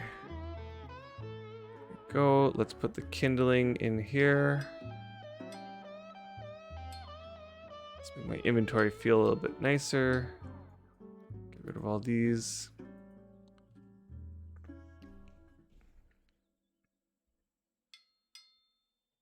Yeah, it's the same for you. Otherwise, you'd be using sweet spot imping whenever you grind up. Yeah. You also notice that when you don't get this parent skill as much when split spot imping. So Boar had over 50 or 60 or 70 cloth tailoring, and leatherworking, and his tailoring skill was lower than mine. My cloth tailoring and leatherworking were way lower than his. Interesting. So in comparison, for example, Vesseling channeling with skill. Speaking of channeling, God. I'm doing terrible over here. With 10 plus gems to drain favor pool and cast Vessel on it. At 7.5 favor is very efficient, but my sanity dry up very fast. Yeah. Yep. That's true. But although I actually don't mind that, because there's still a long time in between actions there, right? Like a Vessel cast takes 30 seconds. So in that 30 seconds, I have enough time to come over here, queue up a whole bunch of actions, and make it back before I have to do anything on Xander. But you're right. Like once you have the 10, like lower than 10 gems, it's like now you can just sit back and, you know, you don't even have to worry about it. It just rolls in. Love the community in this game. Neighbor from down the coast randomly rode over and asked if I needed some horses. Very nice. Yes. Okay, there we go. We got a tempering action. Okay. So I'm going to do the tempering action here, and let's just hope I get a skill tick. Let's see what happens. One thing to consider, though, actually, you know what? Before we do this, I just thought of something. So this one here, and this might have been, like, think about that test that you did before. Because this one has Wind of Ages on it, it's going to lower the action timer, right? Let's just look at how much the action timer is. I'll just cancel the action. 7.4 seconds on this, right? So I'll have to adjust for that. So that one's 7.4 seconds, whereas this one's going to be a 12-second cast. That's a 12-second action. So right away, the 12 one is going to give you like 62% more skill if all other things were equal. Okay, so yeah, the lower actually, it's like, and it's proportionally lower, right? So okay, so we'll have to account for that, and let's just hope we get a skill tick on both of these. But if we don't, we'll have to just keep going. So this is the one without the casts on it, without the enchants. We'll see if we get a skill tick here. Yeah, we did. Okay, good. So it was 0.0026. God, I love weaponsmithing skill ticks. Let's see. I'm just gonna write it down. I'm using a regular pen and paper. 0.0026. Okay. No COC. Yeah, no COC. 0.0026. Okay. So with the COC and with the... What's a pen? I know. Rare snowball good for anything? I don't know, actually. Okay, we didn't get a skill tick, but we damaged it, so... We get another try.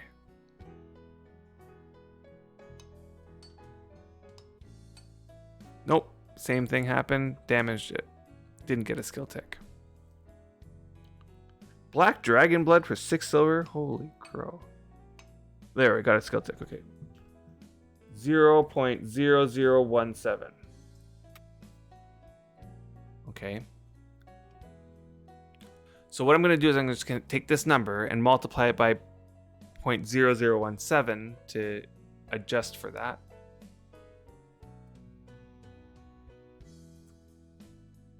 Huh. You might be right here.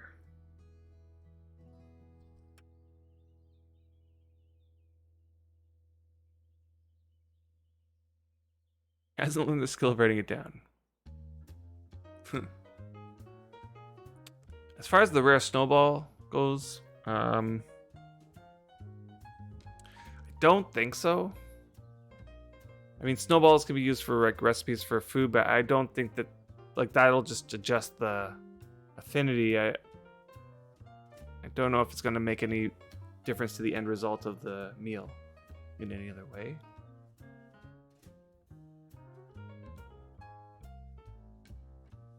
It might be just worth sacking for a refresh. Yeah, probably useless. Remember when you needed to remember? This is how you remember. I know. I still have to remember the thing I needed to remember. So, Raybark, you might be right here, actually. So, this is definitely not the effect that I would have expected an 87 Circle of Cunning to have given me. Between 0.0026 and 0.00275. This is making me want to do more tests. See, I have this chisel here that I'm thinking like I could test with this on blacksmithing. And I must have some blank chisels here somewhere. But I don't see any. More carving knives.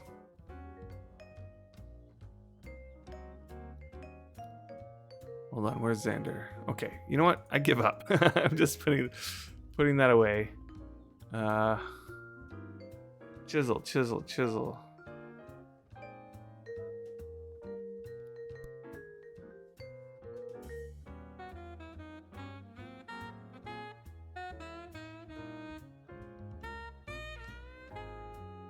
Yeah, another chisel with a circle, Wind of Ages. Okay. Let's get rid of that Wind of Ages. And of course, my channeling is so low that I'm not going to be able to dispel this. Yes, it's not even tending my fields. You know what I'm going to have to do anyway? You know what? I'm going to get rid of this wound. I'm going to get rid of this wound. I'm going to need... What is it? 35 of these? Well, 35 is way too many.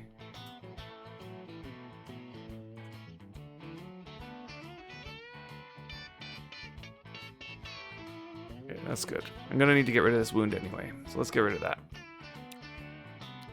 Let's put that back in there. Okay, and so we're going to compare this Circle of Cunning chisel with no WA to one that has no enchants whatsoever. Okay, so let's get rid of this. Yes, such a distraction for the science. This is totally my thing. I'm totally interested in figuring this out. Okay, so that's gone. All right, let's bring this over to the forge. And I needed to get rid of that wound so that I can do the farming a little bit better. All right, so that goes in there. Let's heat that up. Oh no, the stills went out. Stills went out. Dang it. Should have been on that. Okay. So while we're taking a little bit of a break from that while that heats up, this is what I'm talking about. Like, my farm, I can't stand farming. Like, I honestly get so frustrated with it that there's so many of these tiles that are ready to go. And then there's these ones that are almost ripe, right? We come down over here and you can see with the cotton, these ones are like on the second stage of ripeness, right? Yet, I have all these ones that are almost ripe, and let's just see, are any of these halfway there? Some of, like, that's the worst. Like, you get to this point where some of them are, like, still halfway there. And some of them are on the second stage of ripe, and you're like, my God, if I wanted to wait until all of them were ripe, it would never happen, because some of them are going to rot before that. Like, what is up with this? It drives me bonkers. Like, I almost just don't want to harvest right now. Like, I want to just wait till these ones are ripe. Alright, I'm just going to do it. God, drives me bonkers. Yeah, and I've stopped using the planters altogether. I missed the harvest day 3 times in a row and ended up with 25% of the amount. 25%.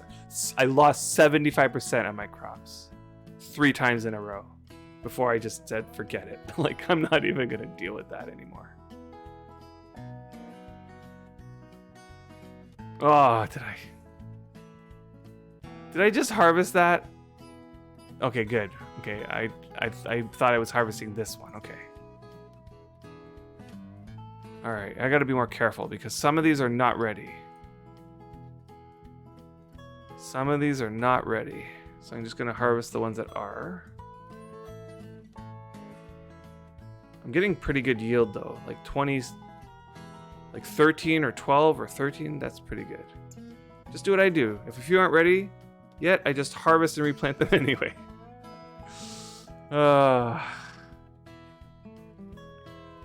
It's true that I could harvest them and just use that to replant. They do end up giving you a lower yield and a lower quality. So you lose out. I'm not going to replant anyway. I'm going to leave my field bare for now. The reason why I was planting this is because I have this plan to try to get into bookmaking. It kind of started with me making paper for the wax. For the wax paper. I'm like, okay, I gotta get my paper making up, and I started doing that. And then, like, I needed to make an archaeology journal. And a long time ago, I kind of had this idea I want to get into bookmaking, but I never did because the reward didn't, it just didn't seem like worth it, because books at the time you weren't able to really write much down. But then there was a change at some point that made it so that you can write a lot more in a book than before. I really like the idea of like making books in this game, like and writing stuff in the books and putting them on shelves, and I think that that's a really cool idea. And I think I'm at this point where I kind of want to try it. As well, I also need cotton for getting my rope making up. That's another thing I wanted. So I thought, okay, I'll just plant a round of cotton and then I'll stop farming again, because partially my farming is decent enough right now. I'm getting 93-ish quality crops. I'm okay with that. And I was getting really frustrated with the fact that I kept missing the harvest day. So what I did here was I planted and I counted out the days. I'm like, okay, if I plant today, then it'll probably be ready Friday night or Saturday morning, and I felt like I had time at that point. So if I wanted to keep that up, I wouldn't be able to plant these back until let me think here. Sunday morning. I would plant them back Sunday morning.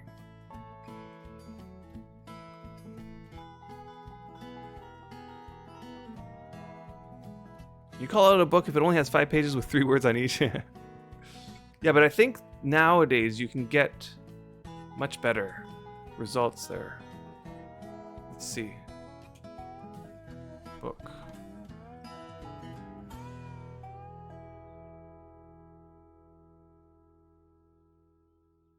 This isn't. Is it papyrus?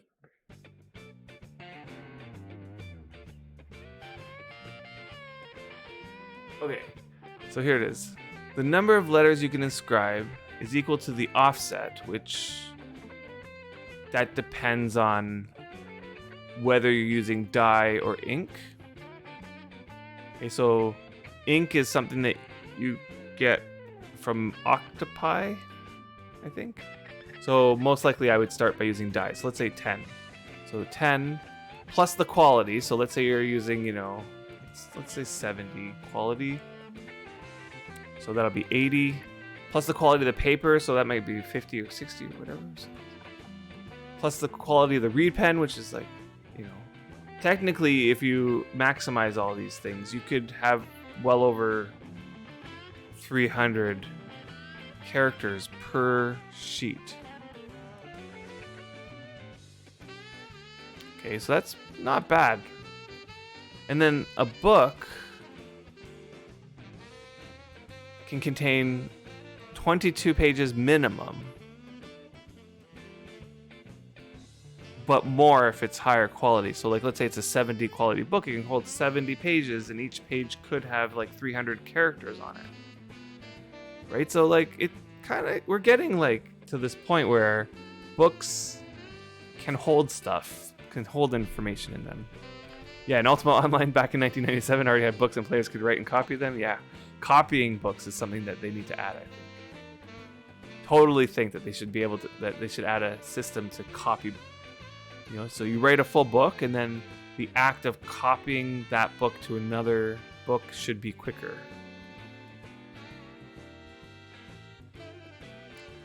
Now, I saw a suggestion on the forums about this, that a book could be given a title of up to 20 characters, and so people are suggesting that that number get increased, which I think is fair, considering we can now rename items to have 32 characters, so, and titles of books should be able to be, higher.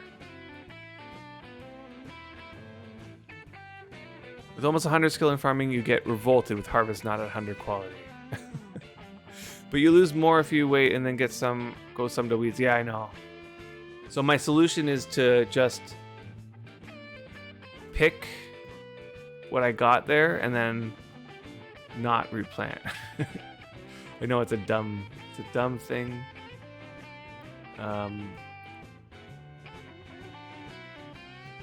It's just kind of, I don't know. I don't know what it is. I just can't stand the way that it is. I just have a adverse reaction to, like, I look at it and I'm like, just get so mad. I just get like, can't stand how it is. Oh. That's another thing that drives me nuts, is when I accidentally disembark. Oh boy, I'm gonna have a lot of cotton here. I didn't even pick up half of my cotton. Alright. Let's go unload this and get another crate.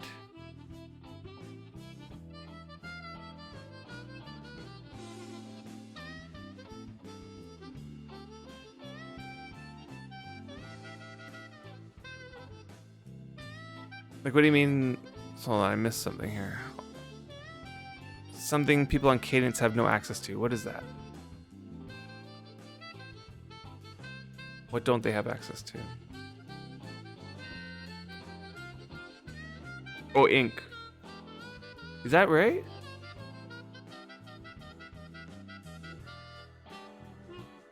I feel like there's octopi. And I think you... Really?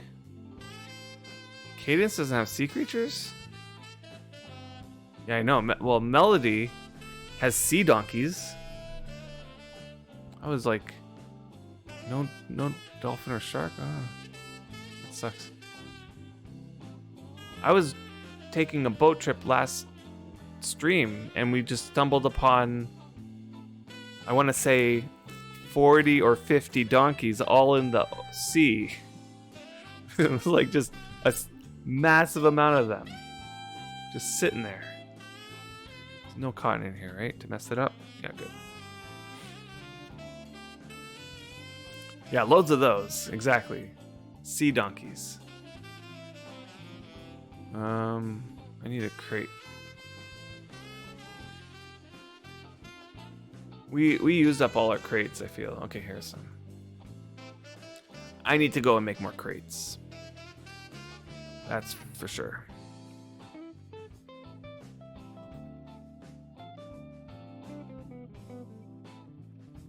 Okay, and by the time I finish all this, oh. That's another thing that drives me nuts. The default action button is great, except for when it's not. Then it sucks. Like, I like the fact that I can just default action open this, but if I misclick it,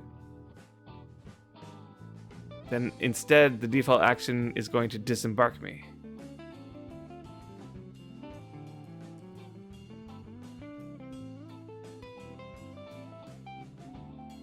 Okay, so that was pretty good. Almost 700 cotton from that field.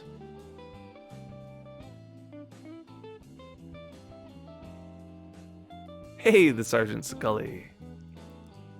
How's it going? Okay, hold on. Let's see. This is not going to mess up anything. Good. All right, let's see how many we got. 688. Good. And hi, Cucum 13 US, bruh. Oh, it's one of you guys. Goodness. Look at that name. I'm already famous. So, only seen sea creatures on Harmony, excluding donkeys and horses. Yeah. And hey, Grizz, what's going on? You can just use die to write. Yeah, die works. It's just that you get less characters. Okay, let's go over here. And let's see what's going on here. Okay. So we're going to test this out. I got to get both of these to a tempering action. And while that's happening, I'm going to put these horses away.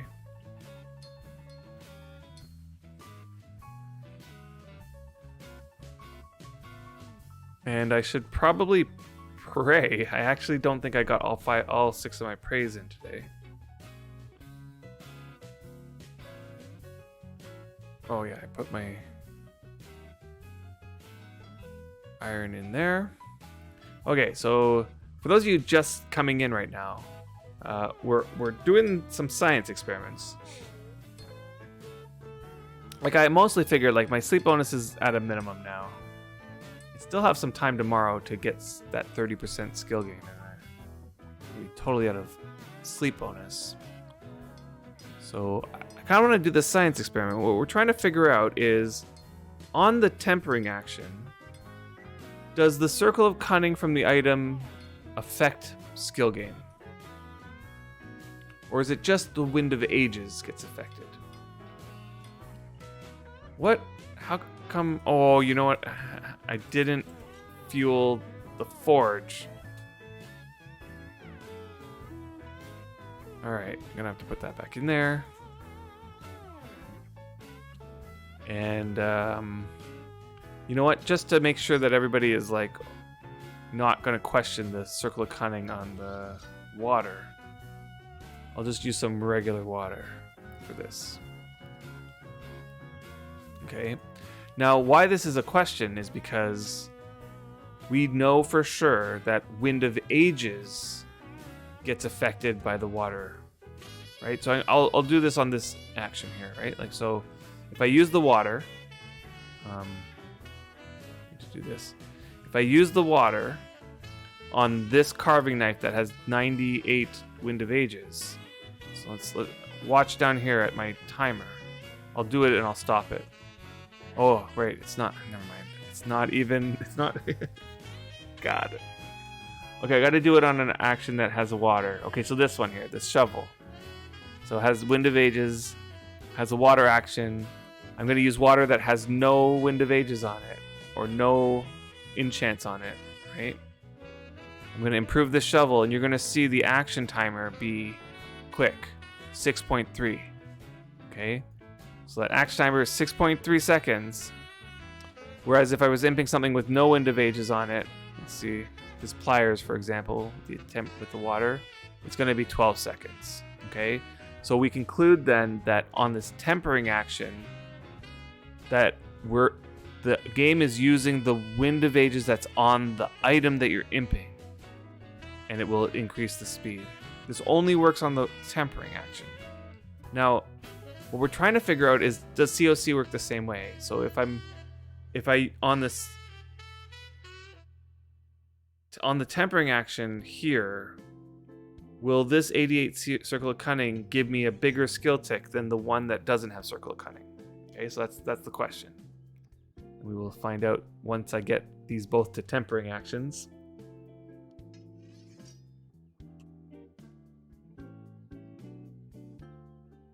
Did I get a skill tick here? Yes, I did. I think I still might have one more. Oh, that's a tempering action, okay. And then let's get this one.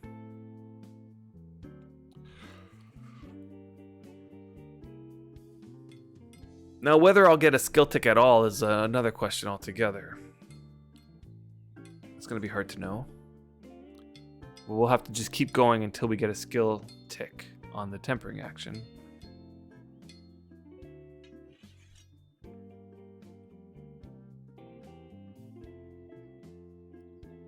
I did have to improve this chisel anyway, so it kind of doubles up on that. I'm just gonna go check in on the stills just in case. Yeah, not lit. This one is, so I'm just gonna pop a heat on it with Xander. But I don't think any of these ones are, yeah, not lit. Okay.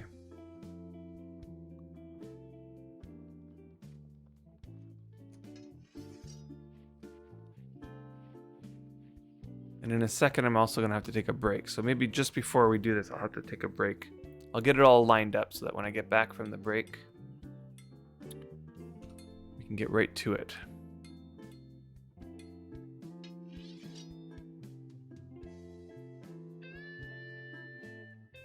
Okay, now skill gain so far today is pretty good, like 0.37 of a channeling point at this level is really good. Like if I can just keep up with trying to do that several times in a row, I'll get to 90 in no time.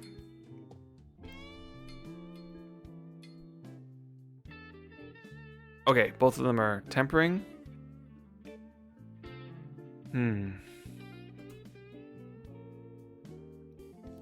Let's do one attempt, actually. Let's do one attempt and then I'll have to go to the bathroom. So let's see. Like, just looking here, I'm getting blacksmithing ticks of 0.0006.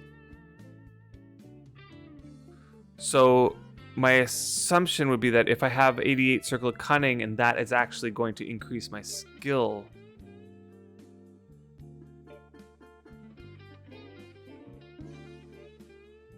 Will that show up on that decimal spot? Is there any way of figuring out more decimal places to the skill gain? Does anybody know? Or is 4 decimal places all I'm going to get? Because I think I have it set. Whoops, I have it set. Is it in the UI?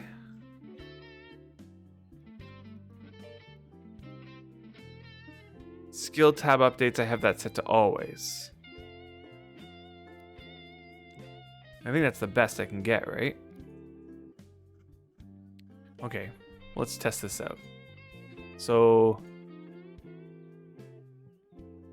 yeah, I know. Sometimes 4, sometimes 6. On the characteristics, it seems to be like even 7. No, that's 6. This is 6. Is it just characteristics get 6 and then all the others don't? All the others get 4? Kind of looks that way, right? Hey, Lazarus is on.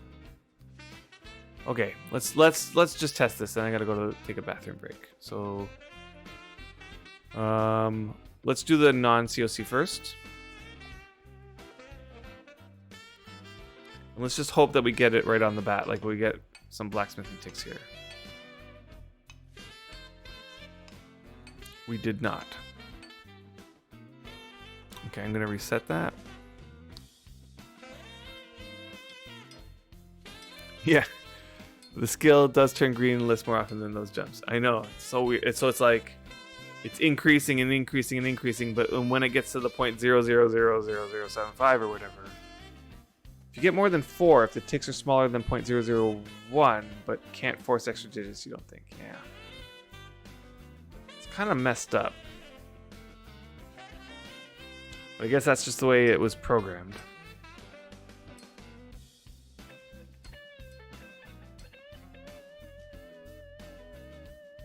It does appear like the characteristics are getting the extra decimal places. So it might just be a characteristics get, because the others don't.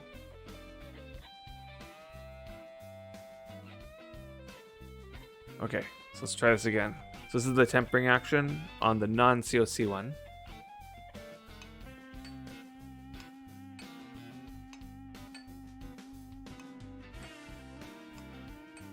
Okay. So we got 0.0006. All right, now the tempering action on the COC one. Like, we should see a marked increase if the COC is working on this. Okay, it didn't work.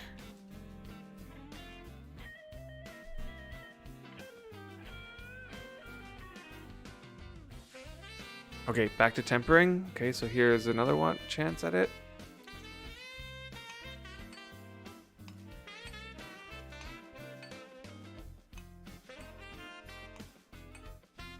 And we did not get a tick.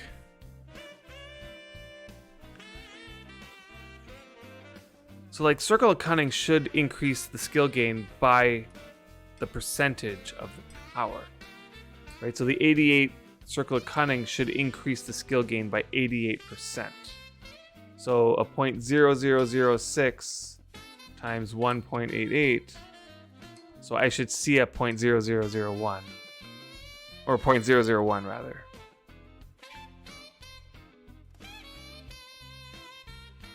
If the Circle of Cunning's working.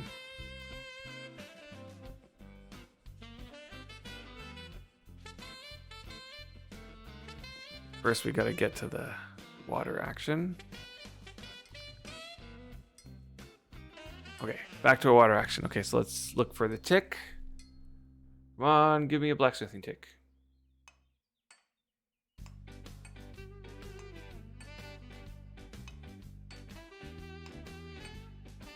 Right.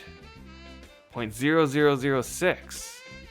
So, Raybarg, I think you were right. Circle of Cunning doesn't seem to act the same way as Wind of Ages does on the tempering action. Oh, Holy Crop was cast on Cadence. Nice. Right, so who knew, like, what is going on with this tempering action? It seems so inconsistent. Like, the first inconsistency is that it doesn't act like any other watering action on any other skill. Like, if I'm tailoring and I get the water action, then the Circle of Cunning on the water works. Yeah, tempering's been such a pickle all these 10 years that you've been in the game. Yeah, I totally feel that. This tempering action is such a weird oddball.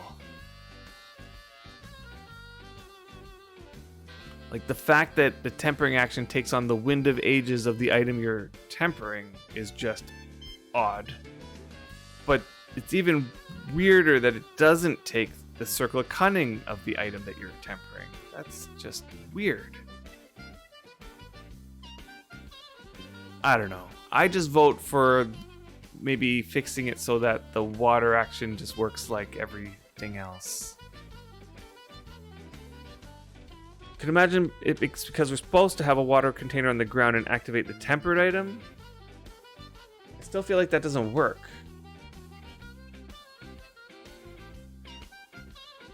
Could be wrong. Sounds like more tests. Okay, give me a second. I gotta get to the bathroom. I'll be right back.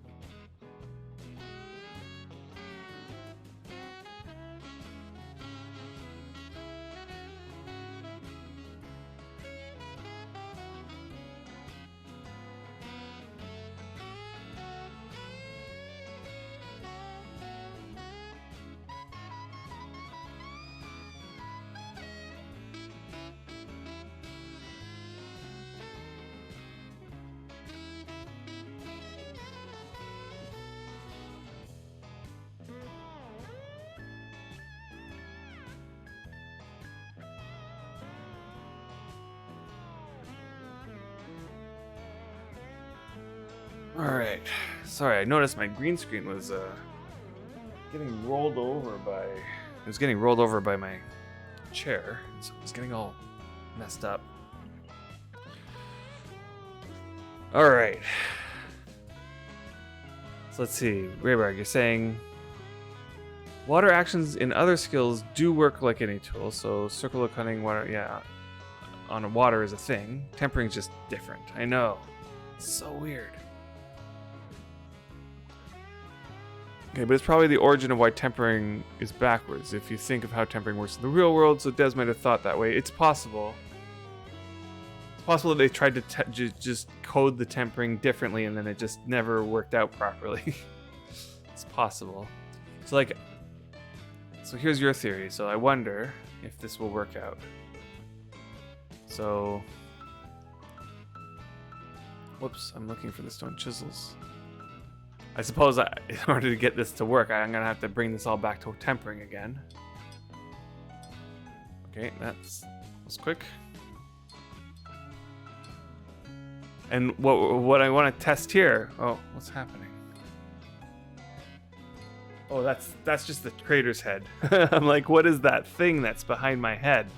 It's just the trader back there. Okay. So what we're going to test here is, what if I held the tool in my hand and just activated the tool and used the water in the ground? Yeah, creepy ghost behind me. We'll see if that works.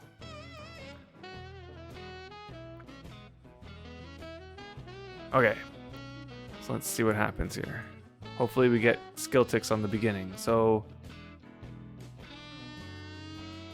I mean, we kind of already know what this result's going to be. This should give me that 0.006.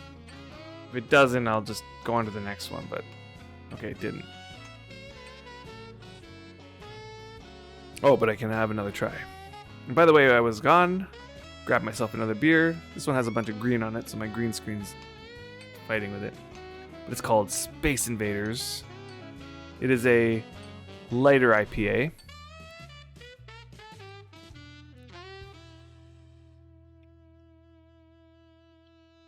Also something that I really enjoy. Okay, so there's the 0.006. Okay, let's try this one now. Let's see if we get the same or better. Nope, we get the same. Yeah. Oh, Kippis is the finished cheers. Cheers to you.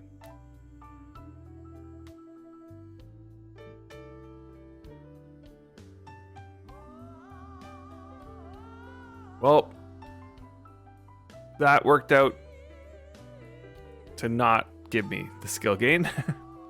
So Circle of Cunning on the tempering action seems to be no way of being able to get access to that Circle of Cunning skill bonus. So that kind of sucks. It kind of sucks a lot.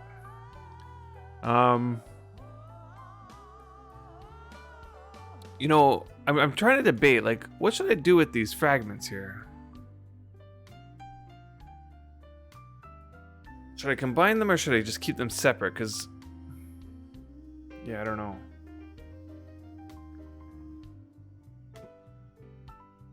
I know that the pumpkin statue, the fragments can be mailed, but the statue itself is like... Here, let's take a look. I did make one of these statues. I'll show you it. So there he is, that little guy right there. Yeah, that's what the statue looks like. This one, I was lucky enough to get a rare one, because earlier in the event I fished out a rare fragment, so I just put them together, and yeah, super happy about that. But what I don't think I need is like 6 of them. I don't really feel like I need 6 of them. I just like having the fragments there. Okay, so you keep separate until it starts to decay. When I get a decay tick, I'll combine to eliminate the decay. Oh wait, that was probably in response to Raybarg's comment. I was a high skill potter before I started with blacksmithing. I'm baffled. I keep going for skills that only have 4 items that work with Circle of Cunning on.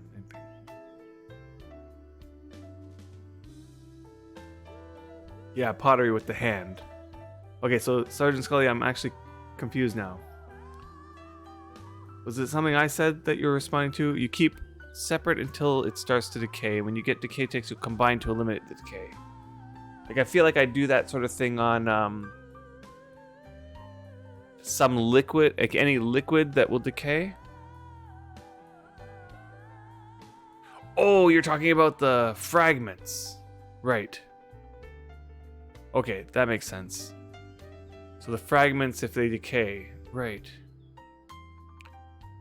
Yeah, for the archaeology fragments. Okay, yeah. So, I wonder why the archaeology fragments decay like this. Like,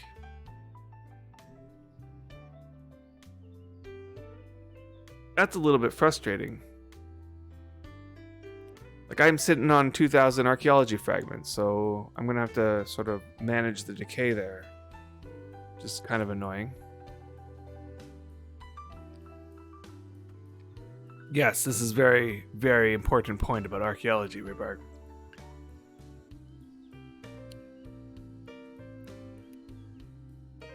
When combining items with some properties, the active one retains its properties. So let's say you get a rare one.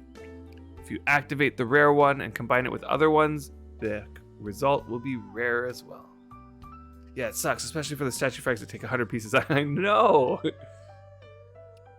Right, I totally understand. Like, I don't understand why fragments take damage. I feel like they shouldn't.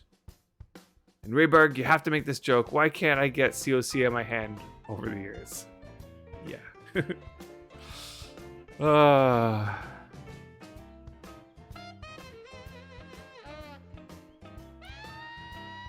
Yeah, fragments I feel should be exempt from decay. Hold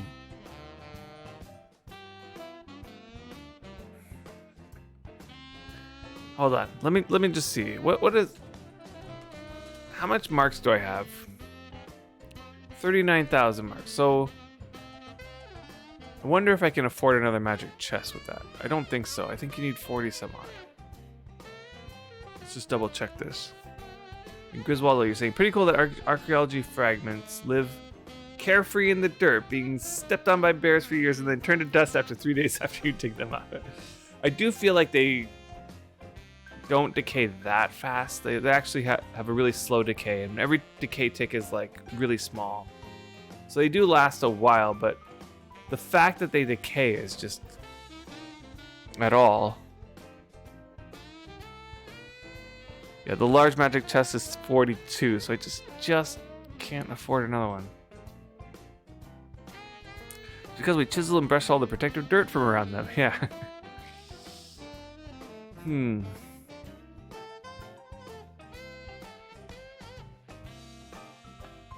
Yeah. So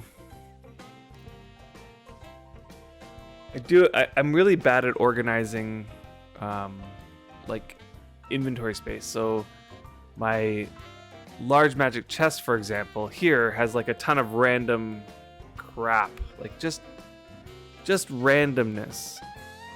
And I could probably like optimize this a little bit more.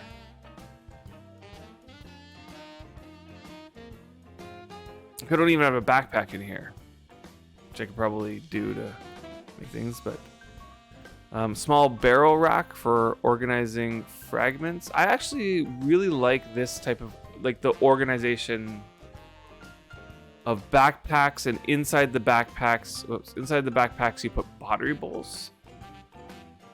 I kind of like this because you can hold a lot of fragments this way.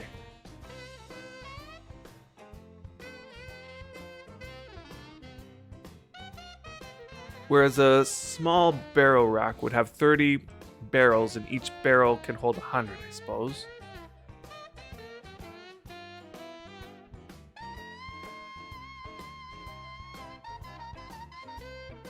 You can also have the 40 plus barrels in the rack renamed the way you want it. Hit order by name, and they're in consistent order. It's true. I wonder what would happen in here. Yeah.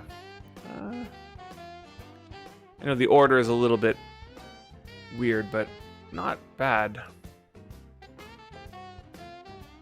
Like, I really like the amount of space I can use in the large storage unit here. I'm actually not even sure how many backpacks I can fit in here. I was surprised that it went over 10.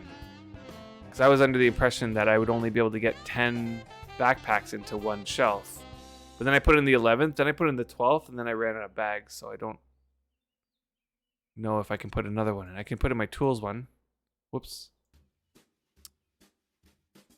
Where do I put this? Here. Yeah, so it can take 13, and I have one more bag I can test it with. Okay, so 13. Oh wait, I'm not allowed to drop that. Never mind. 17, okay. That's a lot. And calculator time. 17 backpacks, 8 pottery bowls per backpack. And each pottery bowl can hold 72. So I can hold like almost 10,000 fragments in one shelf. Whoops. And 3 shelves can hold nearly 30,000, right? A large tub holds most backpacks? Oh, interesting. How many backpacks can a large tub hold? Because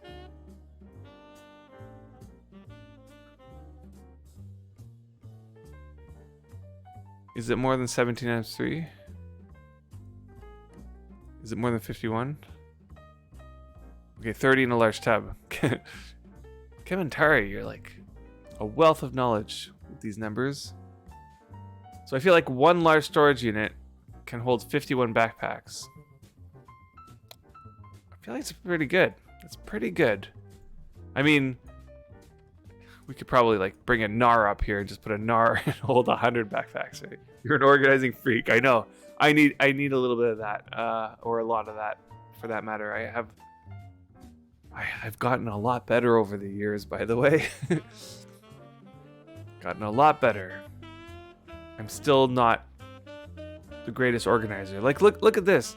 I have one food storage bin for just my herbs. Like, that is a huge thing for me.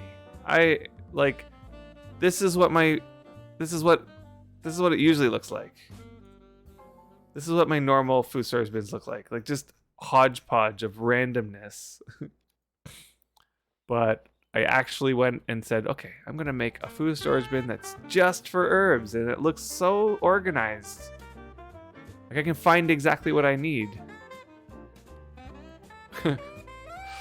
But most of the time, it's just so unorganized. Just stuff everywhere. Like, I have a ballista sitting right here, just for no reason whatsoever, other than the fact that a mission was calling for a ballista. And so I was like, all right, I'll just make a ballista and just put it right here. All right. Let's see.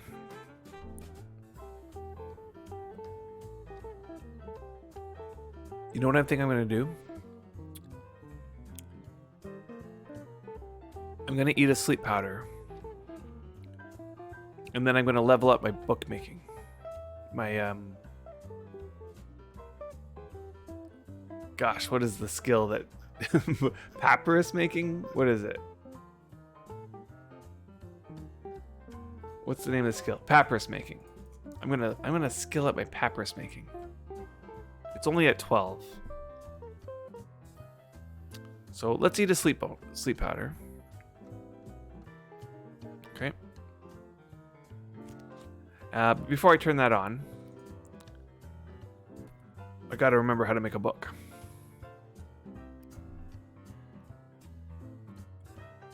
Paper sheet, string of cloth, and that doesn't seem right. Right? Like, I won't need 65 kilograms of string cloth to make a book, right? Okay, yeah. Consuming white powders on stream like that. Right, like this seems like a bug. I won't need 65 kilograms of string of cloth for that. Okay, let's just make some books. So to do that, do I have any pulp in here? Nope, pretty well no.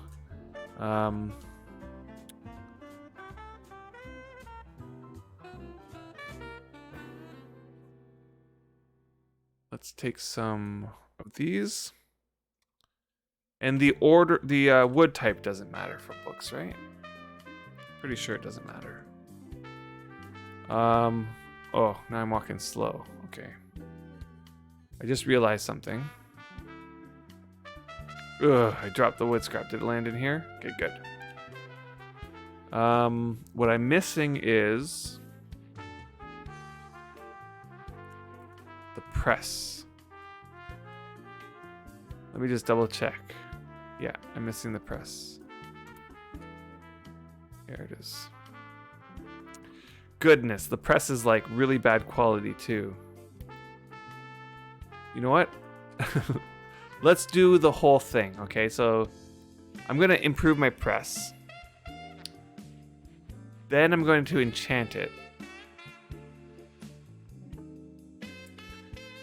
Then I'm going to make paper.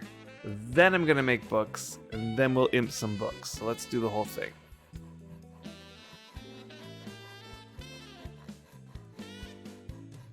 I already have the string made for the creation quality books. And then, since my skill's so low, I don't think I'm worried too much about. So I have my string here that needs to remove some weight because it's been sort of weighing me down.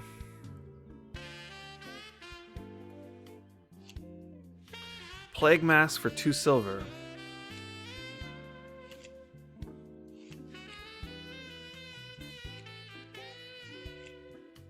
Does that seem right? Plague mask for 2 silver?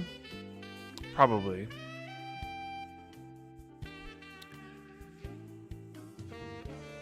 They're kind of cool. Like I think I'm gonna just hold on to them all. I have a feeling that they might increase in value over time. I think they're 2 silver just because you can go and hunt and just grab another one. Or I know some of you were saying that you felt like the plague masks were like rare. But from our experience, I felt like we were getting a lot of plague masks.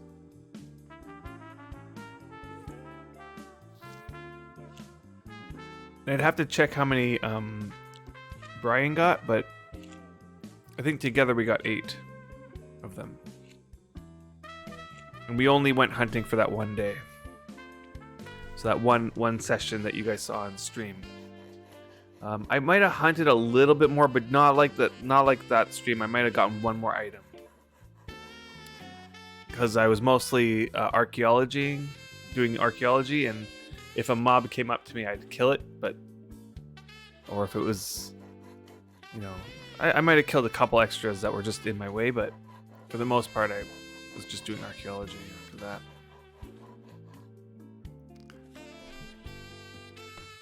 Did the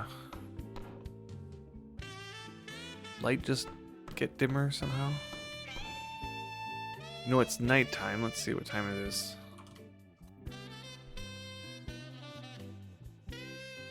So I guess it got darker and then the lights turned on. Something changed about the lights.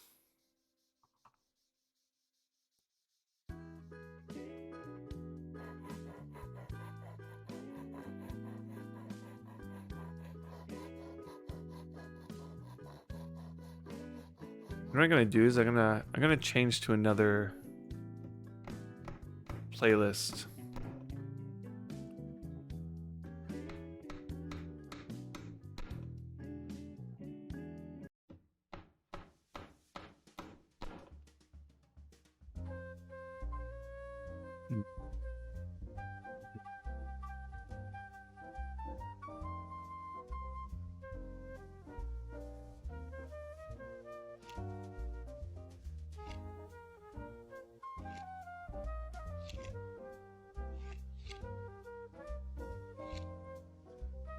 It's actually quite hard finding copyright-free music that I enjoy.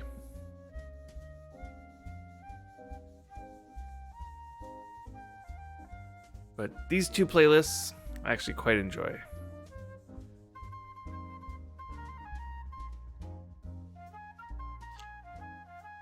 So I find it so weird, like somebody back here was selling black dragon blood for 6 silver.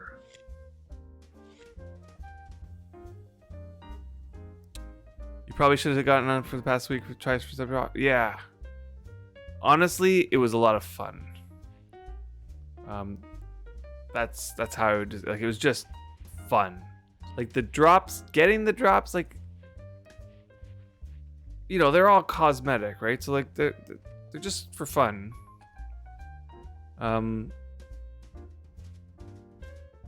But the actual act of going out and hunting for these items and getting those drops, like just getting them, that was just tons of fun.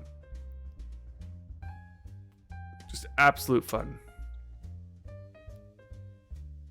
And then doing the archaeology, I was having a blast with that stuff. I was just really like getting into it. I like even mapped out as many deeds around my area that have dropped, like in just going to those spots and collecting the archaeology journal entries.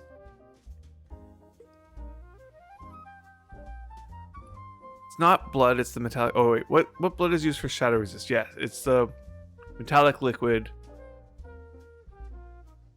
And the metallic liquid. Wait, what was dropping off the rift mobs? Like the Halloween items? And the metallic liquid. What is the metallic liquid from? Yeah, the Halloween items. How do you get the metallic liquid? I know that it's a rift reward. So like, I can spend my rift points at the mailbox to buy a metallic liquid.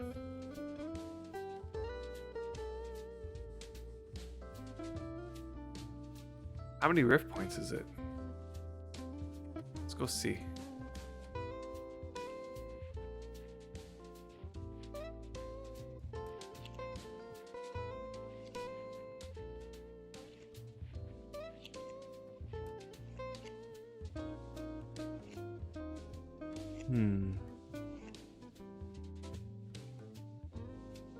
Am I just missing it?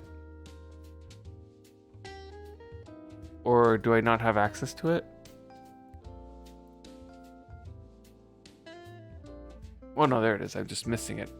1200! Ugh. One. Protect it once. 1200 to protect it once.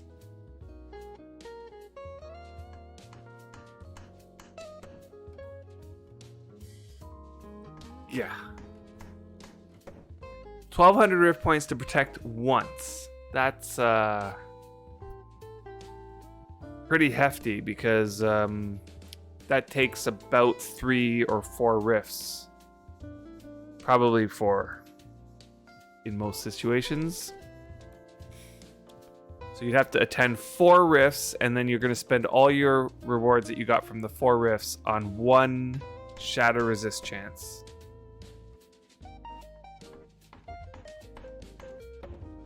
As long as it's still even with 1 power, it'll prevent shatter. Oh, it's not just once, it has power.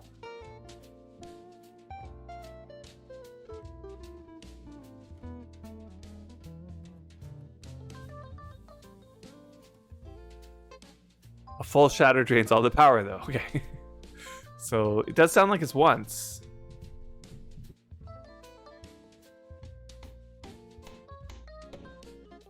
So why even have a power on it? Like, why don't they just make it like it's on it or it's not? Forget the power, and then if it would have shattered, it gets rid of it. A failed cast that would normally do damage drains some power. A failed cast. Oh.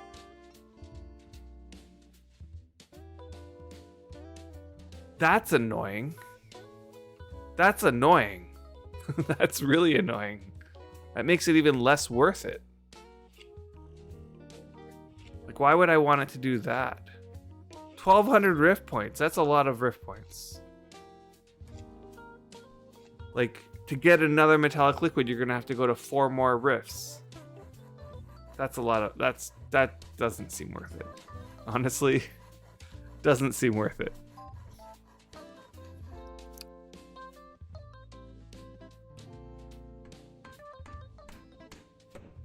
Now, if I buy a metallic liquid, can I sell it? Yeah, it's worth it in comparison to shattering a fantastic item, yeah.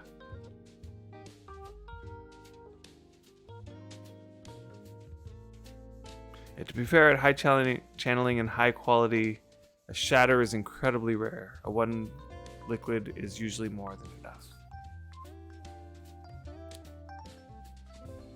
I can see using it on, like, as Raybarg puts it, like something that would be considered that valuable. But like only in that situation. I wouldn't waste it on a rare item. Like I'd rather just shatter the rare item.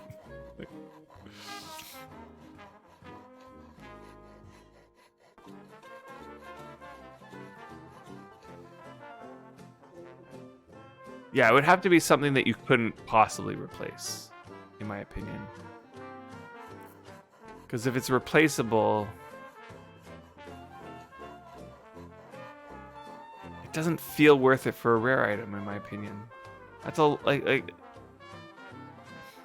trying to think. Like these shoulder pads were like less than that, much less than that in terms of value.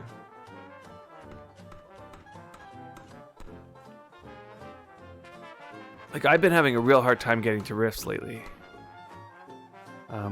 They went through the whole cycle of them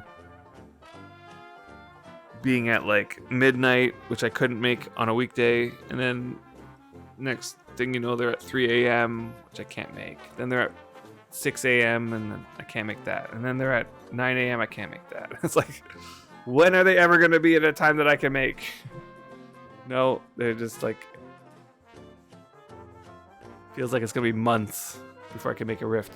There's one this weekend that maybe I can make.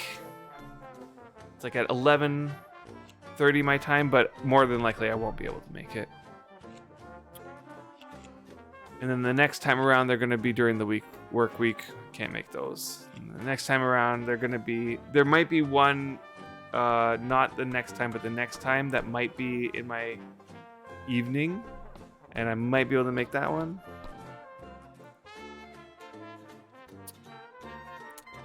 Unfortunately, the way that rifts work, I could make maybe 1 in 20 of them. Unfortunately. And I think Perigi, you're the one who mentioned the get 100 rifts journal goal. Let's see, actually, I think I opened up. Did I open up the... No. This is the second last one, isn't it? Let me see. 1, 2, 3, 4, 5, 6, 7, 8. This is the third last one. I kind of want to just open up the journal entries so that I can see how many rifts I've done to give me a better idea of what I'm dealing with here. But at the same time, I know I'm not going to finish the journal entries. Partially because I refuse to do meditation again. Like I'm never doing meditation again. Meditation is done. And I'm gonna stick with the 30 meditation that I got. So there's no way I'm gonna get through these ones. But maybe the last entry, you know what I'll do? Let's see what's in. Whoops. Let's see what's in the journal. The last journal entry. And let's just judge.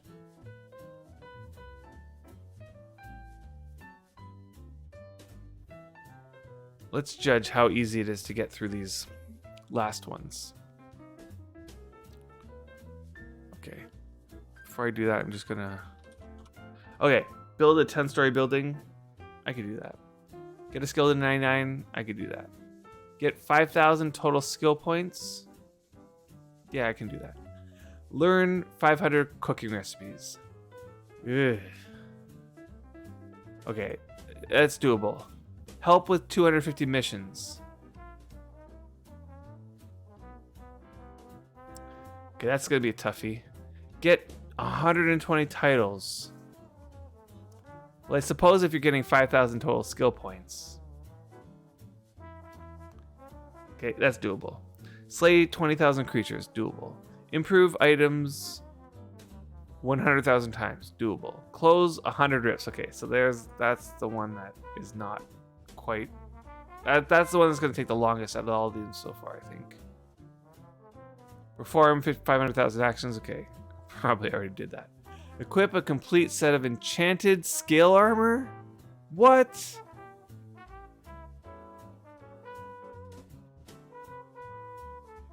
Why? Why is that one there? Ugh. Okay, well, doable with friends. How about that? Get 90 fighting skill. Okay, doable. Okay, so of these ones, the ones that skill armor is not rough, just get a friend. Yeah, just get a friend. Exactly.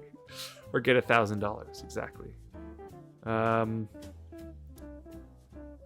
Complete set of skill armor, but like, it's not even that. It's just like, why is that on this list? Like, that one shouldn't be on the like. Anyway. Okay, it's doable with friends. Let's put it that way. If you make friends with people, it's doable.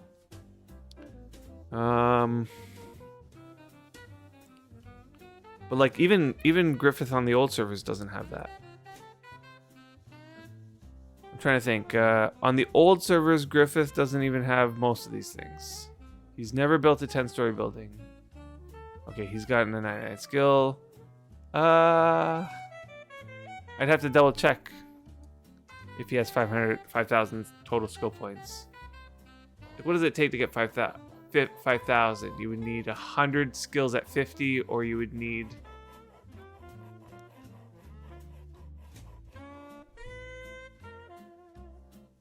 Where's my calculator? 5,000 divided by 70. Okay, you'd only need 71 of your skills to be at 70. Okay, that he doesn't have for sure. Honestly, that's actually a lot of skill points. 5,000 skill points? There's only 130 something skills in the game, right?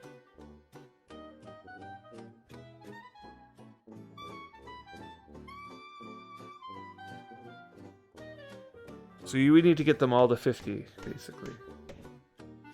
Get every skill to 50. Okay. I mean, it's doable, but God, that's a lot. Yeah, okay. That's a lot. That's a lot. Recipes isn't that bad if you're comfortable letting somebody else do the work for you. Okay. Well, that... You know what? The recipes isn't bad. Honestly, the recipes isn't bad because there's like a list of all the known recipes, and there's more than 500 on the list that I have, and so it's just a matter of going through them all and just making them. And I feel like I have the ingredients just sitting there ready to be make them all. So it'd just be a matter of going through the recipes and making each and every one of them. So it's like doable in the sense that there's nothing that's going to prevent you from doing them. But the close 100 rifts one, the thing that's going to prevent you from doing that is if you have a day job. That's it. If you have a day job, that's going to prevent you from doing this one.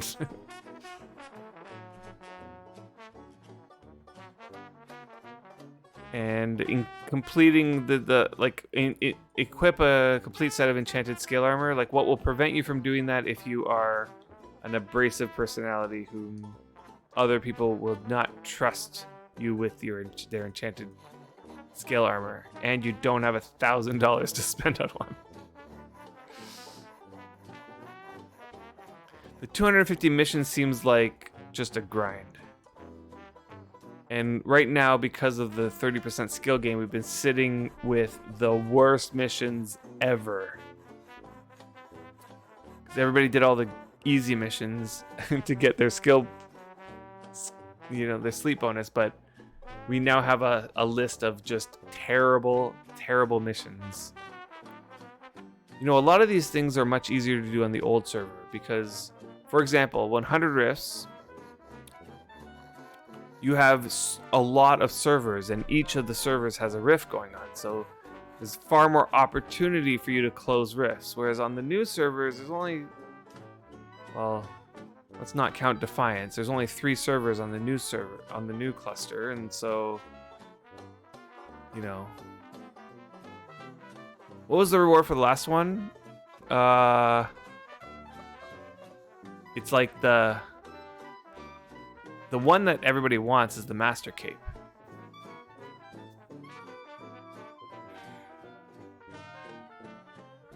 %10 more affinity windows. Okay, that's nice. That's nice, but what's the cape? What's with the cape? What do you mean what's with the cape? It's a cape. Okay, not only is it a cape, so like it looks like a cape, like you're wearing a cape on the back of your character, but in addition to that, it acts like a infinity bandage. So you can use it like cotton, but it can be used infinitely many times. So you never ever have to use cotton ever again to heal your wounds.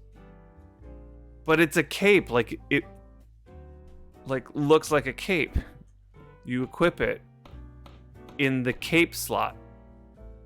Where's the cape? Yeah, it's the only item in the game that goes in this slot right here. It's a cape.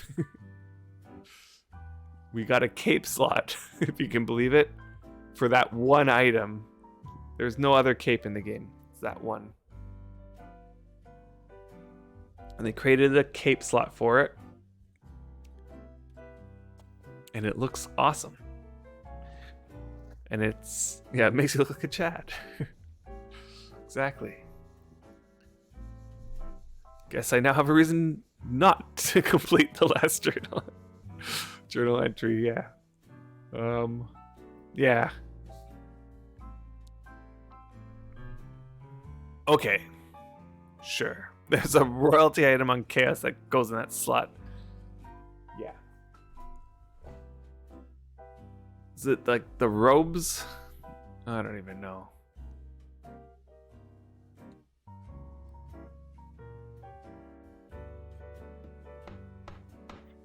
Okay, so there's 2 items that no one, most everybody isn't going to get that goes in this slot.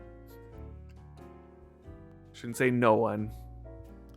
But on the old servers, I feel like there's a few people with the cape. And by few, I mean like 3. Like, is there more than 3, do you think? I mean, it was a while ago that I was saying I don't think anybody has it, but then I was proved wrong because there are people who have it. But I'm pretty sure that the number of people that have this cape can be counted on one hand.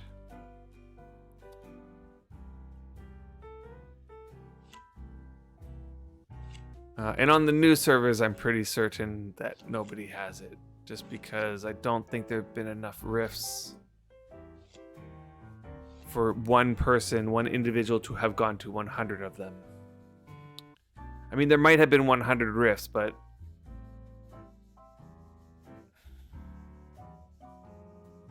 let's see. Every 9 days there's 3.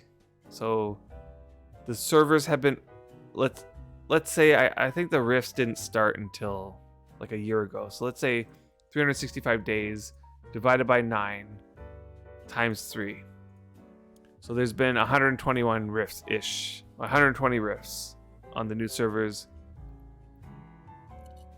So in order for somebody to have gotten the 100 rifts, they would have gone to almost all of them. Or enough dragon kills. Is there... Which one? Where is it? Where's the one that... See, I don't think you need to complete all of the previous ones to complete this one. Right, like you see slay 10 legendary creatures. Is that the one that you're talking about? Oh, for enough scale. You mean for the complete set? Oh, there's definitely complete sets out there. In fact, I think one dragon drops enough for a complete set, and then what's happening in these private slayings is like they'll kill the dragon and they'll make that set, and then yeah, there's been definitely enough there's enough people walking around with these sets that... Yeah, so that's not a problem.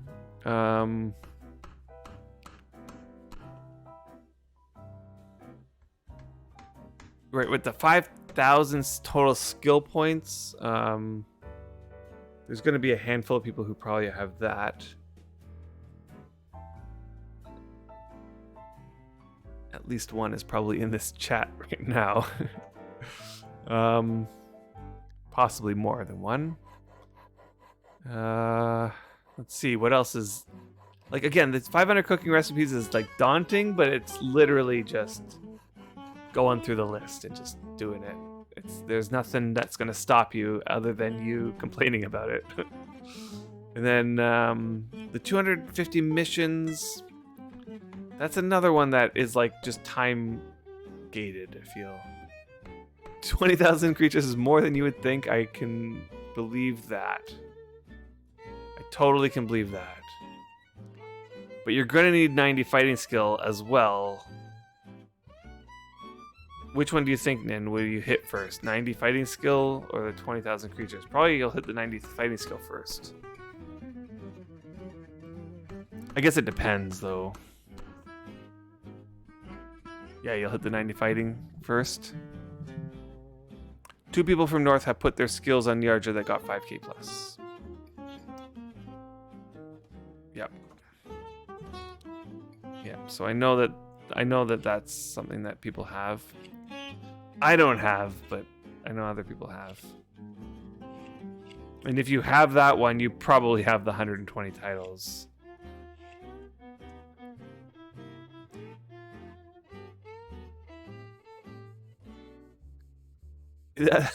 See, this is the thing. Like, if you have this one, you probably have a whole bunch of the others. Like, you've probably imped 100,000 times. And that probably means you've also performed 500,000 actions. So if you imped 500,000 times, like, you've also been doing other things.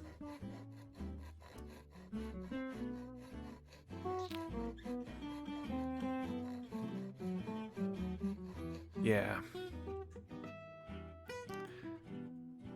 Okay, you know what? Let's stop there, 75-ish. I'm gonna get Xander on the enchanting of it.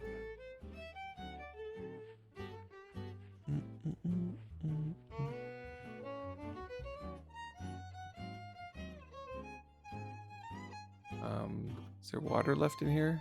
Just a little bit. Okay, so I want some Circle of Cunning and some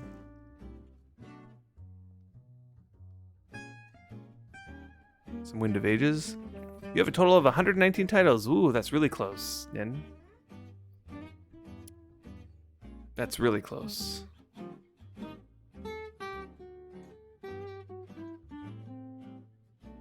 Let's see, how many quarters do I have in here? Let's just double check. I want to, what did I do? I wanted to check prices.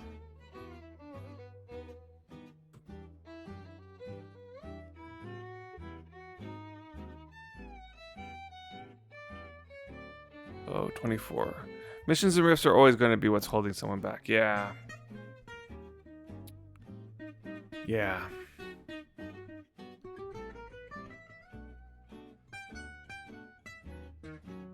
Like the missions that, you know, they're just time gated, right? Like a rift happens once every 9 days. And then the missions, it's like sometimes this happens where they're all missions that just suck. Like, are you going to spend all afternoon just searching for the Lava Fiend trader? I guess you can use the pendulums now to find the traders, but you're still going to be searching 5 map squares for that.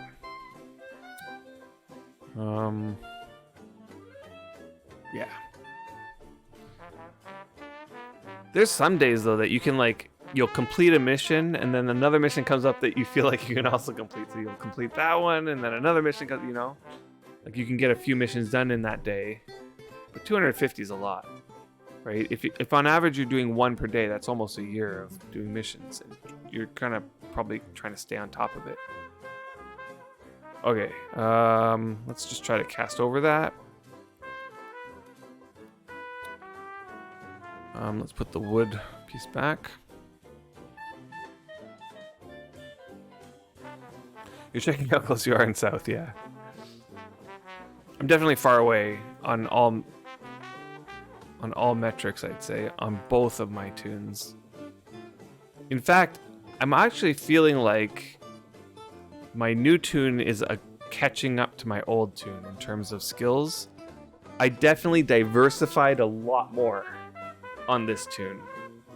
So on my SFI tune, I have 99.8 blacksmithing. So that was like my crowning achievement, is this 99.8 skill. And my mining was in the 94, and those were my top 2 skills. The next skill, I'm trying to think. Well, aside from, pickaxe and these types of things like that automatically go up. With the other ones, my next skill might have been in the 70s. Right? Like I had those 2 skills, and then all the rest were like, I had a whole whack in the 70s, basically. Like I had plate armor smithing, I had weapon smithing, and rope making got into the 70s on my main.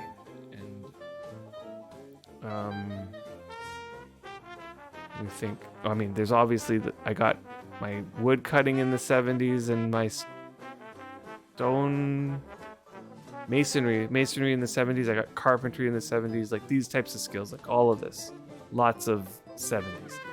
Chally 50, is this game fun? Boy, this game is okay. Let me put it this way: it is fun for those who find it fun. And there's a group of people in this world who find this game fun and love it. And so the answer to that question, I guess, is it depends. Because there's also a large group of people out there who probably don't find this game fun. So maybe I'll describe the game to you a little bit, and maybe you can make a decision for yourself. It is a sandbox game. It is the most sandboxy sandbox game there is out there. And you're gonna, just because you're new to Wurm, and so I'm almost guaranteeing you a bunch of people are gonna chime in here at this point to help you out here. Pergy suggests it is a horrible grind that will eat your life as he's grinding away. Compared to Mortal Online 2, I haven't played Mortal Online 2, but I played Mortal Online. It's a very different game. So let me try to describe this one to you, and you get a sense. So at the beginning of the server, true, Kementari, there's tons of people who don't play to grind skills, so everybody does play differently. What this game does have is a lot of different ways that you can play it and find enjoyment out of it. When the server opens, and they open very rarely, it is all nature. Complete trees, forests, different biomes. There's deserts, there's steppe, there's tons of different biomes. The map will have lots of different areas on it. And players enter into the world and can start creating items. Those items become semi-permanent fixtures in the world. So like the building right here is something that I constructed, and it will sort of be here for as long as I'm playing, and as long as I don't let it decay. You can build everything. Like everything you see here is player built. Okay, all the vehicles, all the structures, all the items, the storage places, and you can see like there's a ton of like ovens over here and a forge. All my planter racks, and I'm growing herbs over here, and down over here I have my farm with planters, and I can farm stuff and collect things like that. And all of these are my hops trellises, where I'm collecting hops to create beer by fermenting it. I also have a whole bunch of stills I created that is fermenting alcohol, because I kind of like enjoy that side of things, collecting stuff and making stuff. So like there's just like so many different things in this game that you can get yourself into. And yeah, Nin says you look at a mountain and go, you know what, I don't like that mountain, I want it gone. And you could totally get rid of it. It would take forever, but you totally can. So like all the land can be shaped. So this ramp here that I shaped here, like this land, wasn't not like this before, but I created it to have this shape. It does take a long time though, like roads, Kementari is saying as well. There are a ton of skills in this game. So here's the list of skills. I'll just scroll through it quickly. Maybe you can see some skills that are kind of familiar. Some of them are maybe not so familiar. But each one of these skills is something that you can work on and work towards. And the way that skills go up is just by using them. So if I start working on my blacksmithing, for example, the more I work on it, the more it goes up. There's just a ton of different skills to work on. Each one of these skills is quite a whole world of difference from the next one. So like how you would skill up blacksmithing would be completely different than the way you skill up, like, let's say, your animal husbandry. Like there's not... There's some similarities between some of them, but there's a lot of variation. Things take a long time to do in this game, so I think that's one of the main things that turn people off from the game, is that it does take a lot of time. It's not like you can hop in one play session, you've accomplished all that much. It's the accumulation of all the play sessions that you have over a long period of time that you start seeing the progress. But a lot of people like that kind of thing, you know? Like, I've been playing this game for 9 years. This is a new area that we've sort of been working on over the past year and a half, I'd say. So this is what it looks like after a year and a half of progress.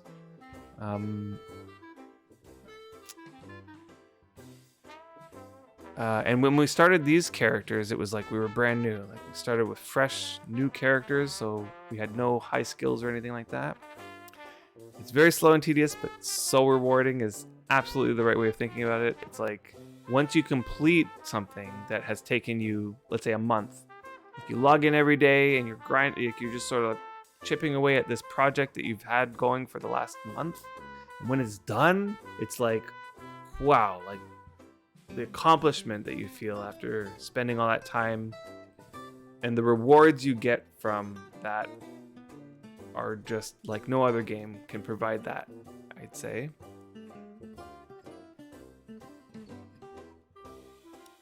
So back to your first question, is it fun? For some people, it is a lot of fun. And for some people, it is frustrating. So what's nice about it is that it's free to try. So it's available on Steam. It's called Wurm Online. You can just download it for free. You can hop in, and a free-to-play player starts out exactly the same as somebody who's paying. So you have all the opportunities of skilling up every one of these skills. You can try each and every one of them. You can play around with the system. You can start building stuff. You can do everything that a paying player can. Except for at a certain point, it will not allow you to progress past 20 in any of the skills.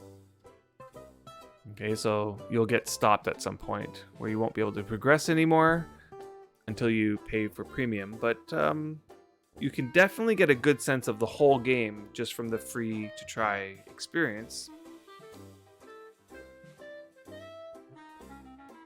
Yeah.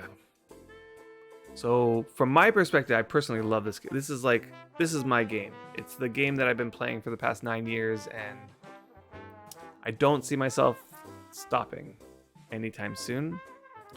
So if it's the type of game for you, it'll be the type of game for you for a long time. And I think it's worth a try. So yeah, give it a shot. The one thing that really stands out about this game is the community. The community is just like no other gaming community. It's very friendly, very helpful. You know, so if you have any questions, feel free to ask. And I'm sure that those in the chat is gonna, help out with some answers. I can help out with some answers. If you actually get into the game and you have any questions about how do I do this or what is going on with that, there's a CA help channel. There's a community assistance help, and you can just ask your question in here. And there's plenty of people who are willing to help. And there's also volunteer community assistance to help you out. So yeah, totally worth it. Totally worth the try, I'd say. Okay, what was I doing? I was enchanting my tools. So 75, I'm gonna stick with 75. Because this thing is more for speed rather than skill, I'd say. So let's get some skill.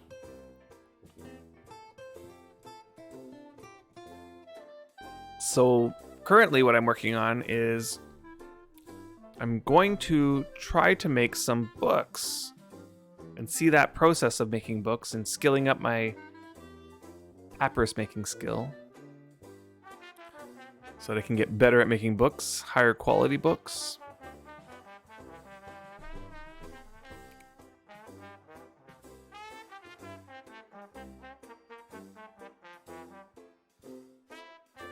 But to do that, I need this press to get some love. You wish you could bonk NPCs over the head with a club and break them into thralls so they can work for us. Yeah, I know a lot of people have requested like automation sort of things. I'm kind of against that though. I feel like it'll detract from some of the accomplishment that you feel when you finish a project. Knowing that, let's say those bricks were made by some NPC automated process.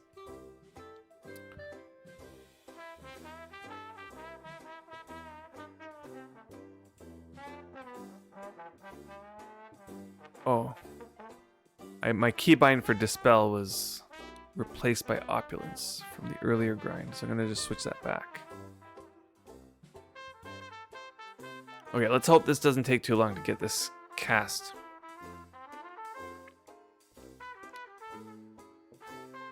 Just hoping for like, I'll be happy with an 80, I think here. If we can get an 80 Wind of Ages, I'll stick with that. Of course, I would love to have higher than an 80. I think for this purpose, I'll just stick with an 80, and maybe later I'll get better.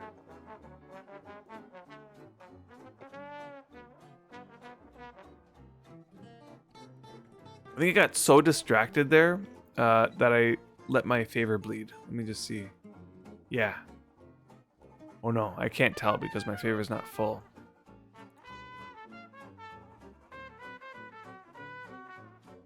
Deep whirring sound.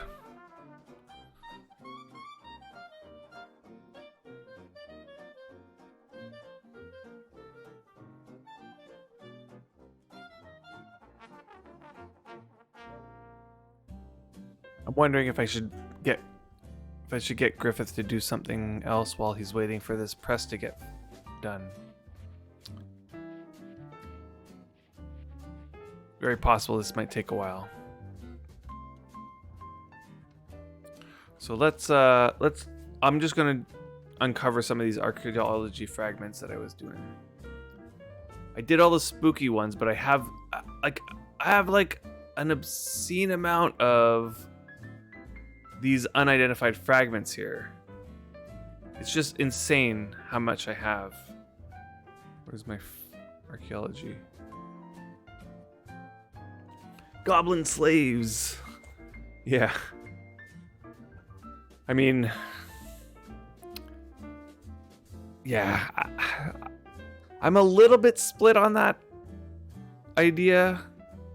I mean, on the one hand, it would be nice if I could just go tell this goblin or whatever NPC to go make some mortar for me, but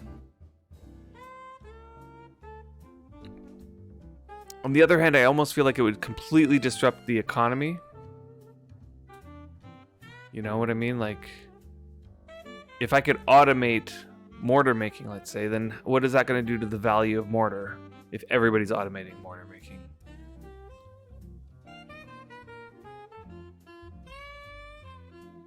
And even if you say, like, oh, well, we can slow it down to, like, let's say 100 mortar per day. But I could just, like, set my, like, multiple guys to go at 100 mortar per day. You know there's going to be people who, you know, collect many of these NPCs, or even if it's one NPC per toon, people are going to just create tons of alts. Let's say I have 15 alts, and then I get each of them to make 100 mortar per day. That's like 1,500 mortar per day. And you do that for a year? We're talking an obscene amount of mortar. Yeah, if it would be possible to automate it, we could just be able to use crafting window to make 1,000 mortars continually by filling up stamina between each. Totally. I think it would just be too much.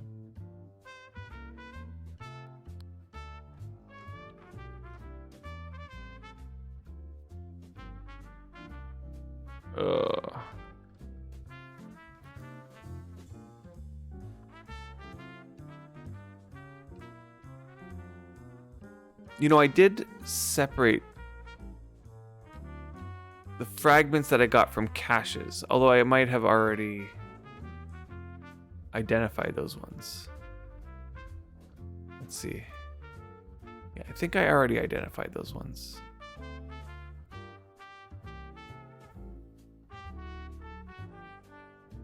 Yeah, as much as I hate making mortar, I would not want to see any king of automaking. I know, yeah.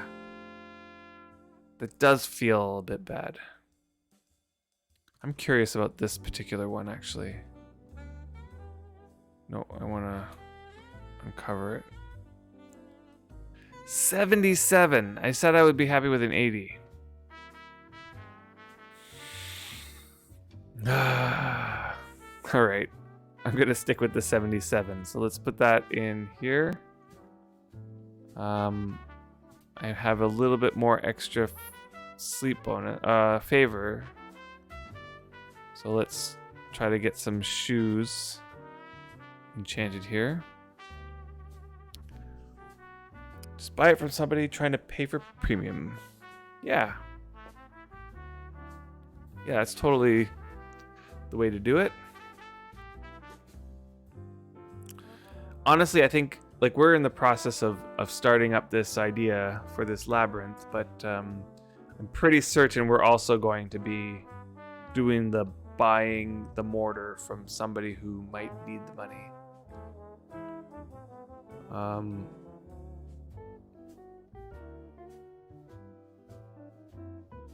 But for that, we're gonna need to make some money, right? Like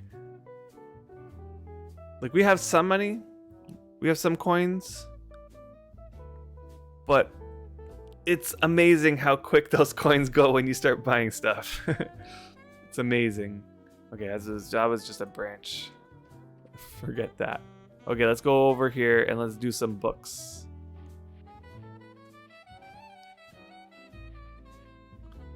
Let's do some books. I'm very curious about this bookmaking process and how it looks when we're actually writing in books. We're not going to get to that point where we're writing, I don't think.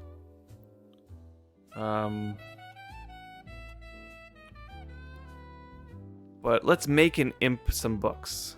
Oh, what was I doing here? I don't need the string of cloth just yet. I need the paper first. So we're just going to make a bunch of books first, and then we're going to improve those books. And then once I figure all that out, what's happening here? No, it's the wood scrap needs to be combined with the water. Ah, I should have been doing that. Okay. Actually, let me...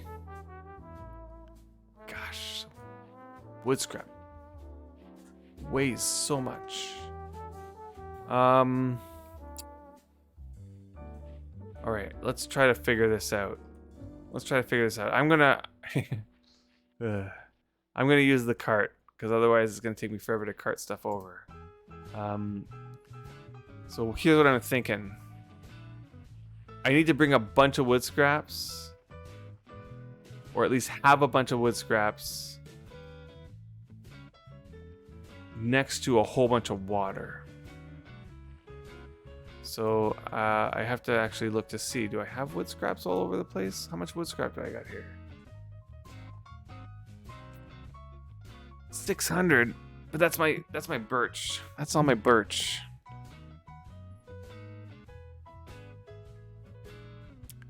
All right, let's just do it here.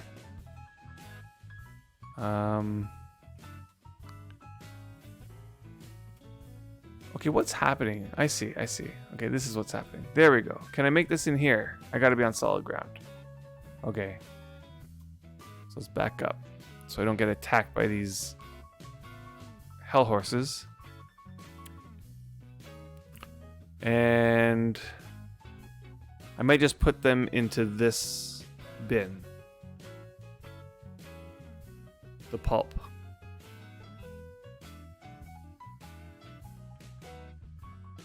And let's make a skill tracker for this. So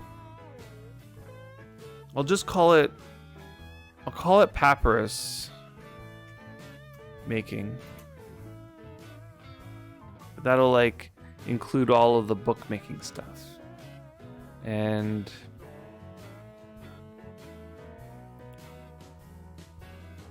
where is it? Papyrus making.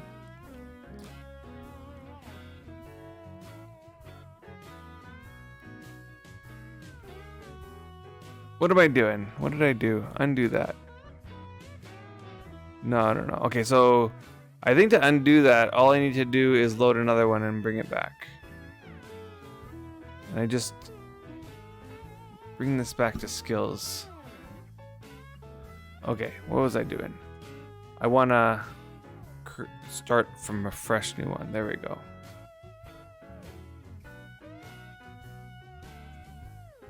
You can tell I'm getting a little bit tired when I'm making these types of mistakes. Papyrus making.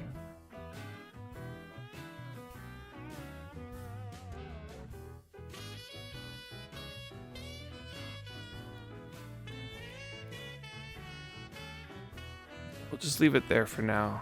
I'm probably gonna need more skills there.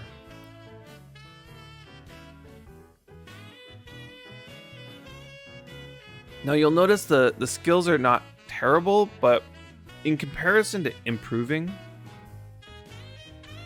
yeah, I do know that you can change any wood scrap to birch.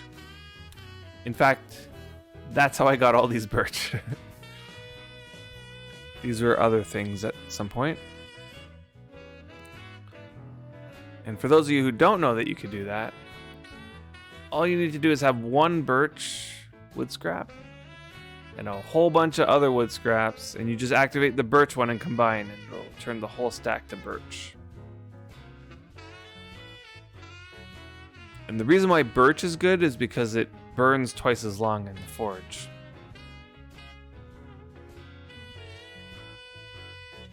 Or in any of the furnaces for that matter.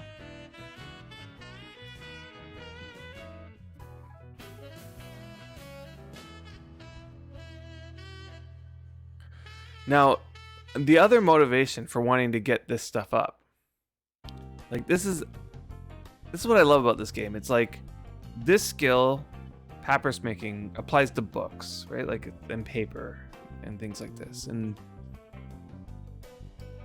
I mean, while that on its own might be enticing enough to get your skill up there, there's also other reasons why this skill will pay off. And the one I'm thinking of is archaeology specifically.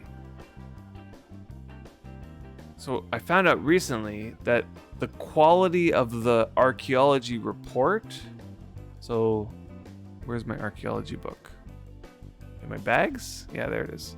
Okay, so like when you do archaeology on a deed, you get this report, and the quality of the paper that the report goes on influences the value of the cash that you find at the end. Birch smirch, yeah. Yeah, I'm not using below 90 quality papers in archaeology. I know.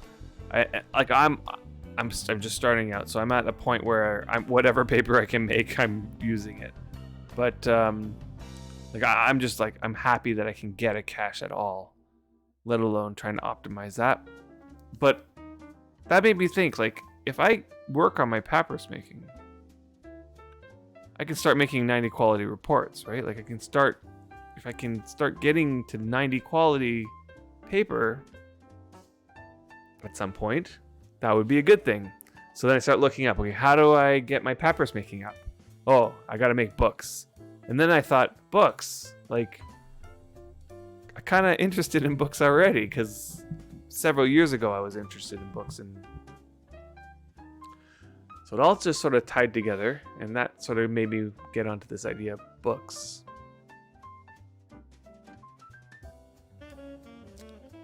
So that's where I am. So I'm starting to make paper.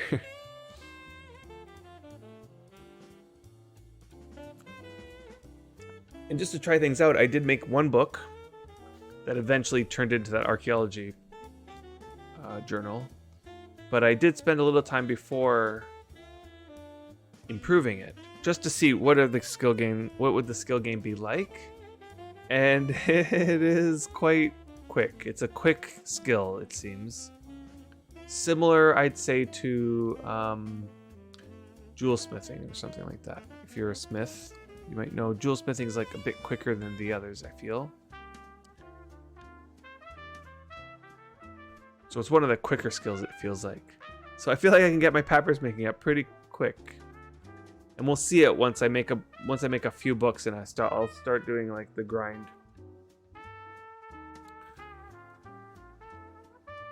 And you can judge for yourself.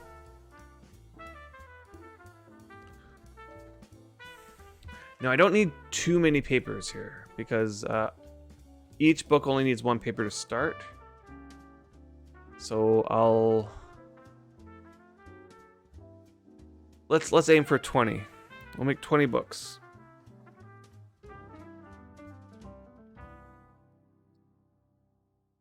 You should see my book stash. I have imped a whole ton of. Okay. So my guess is you have 90 papyrus making.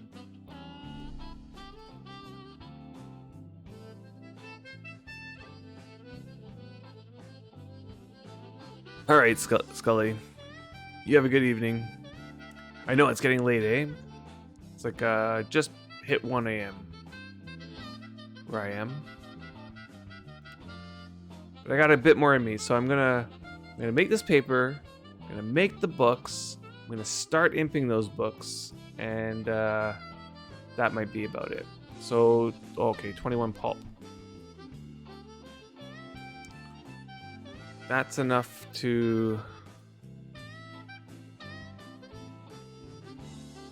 8.9 seconds still. Boy. Hey, Sinsen. Welcome on in. And jewel smithing is not quicker. Let me out off bed and find the sheet link to link me with that info. Okay. Sounds good. So you're saying jewel smithing is not quicker, but quicker than what? It's not quicker than blacksmithing, let's say? Like in the sense that it's not gonna, it doesn't have like, because I know that each skill has like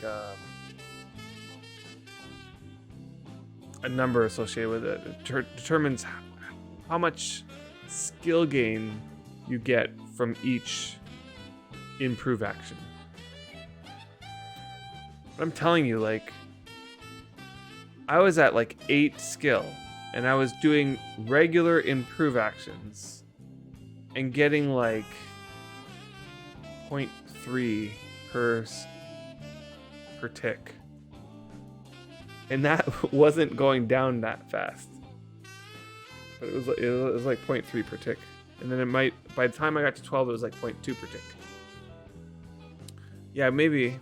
But there is code that we can look into. I think Sinsen's gonna bring out the sheet that includes the information from the Wurm Unlimited code. It's odd, by the way. Sometimes I never something I never tested, but from gut, when I was a noob and imped needles for compasses, and my skill seemed bad. When I imped street lamps, it seemed to skill up a lot. Interesting. I know that needles improve slower than most things. So, but that's not about the skill gain. It's about the speed at which needles improve. And that's like all skills have these types of items that improve slower than most. But yeah, I don't know about the skill gain. It might also have something to do with the difficulty of the imp action and the tools that you have and the skill that you have and the combination of all that, the quality of the item, etc.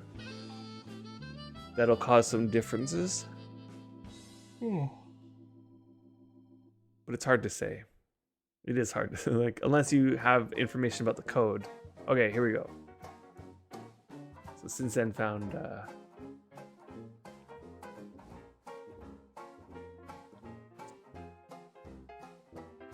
who decided to make the background black?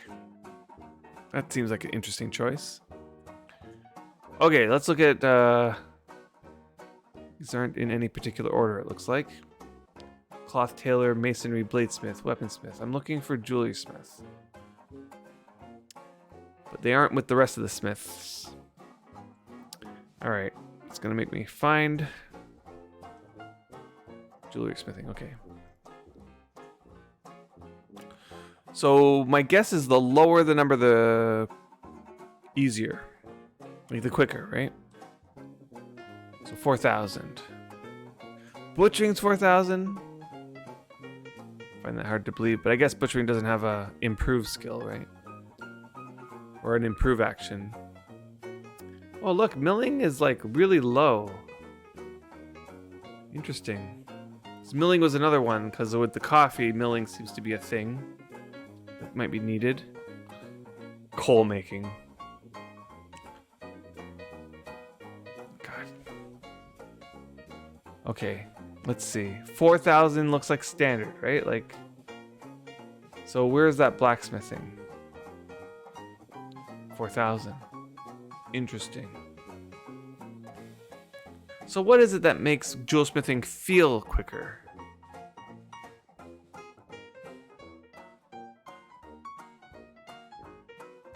Where's leatherworking on here?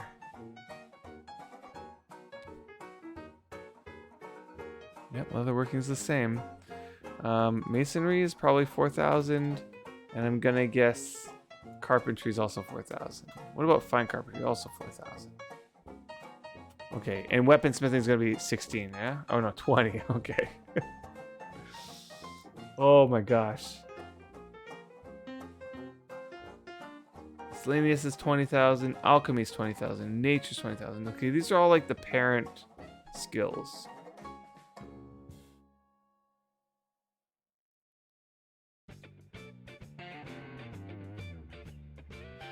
Yeah, weaponsmithing is 1/5 as fast. Yeah, that's rough.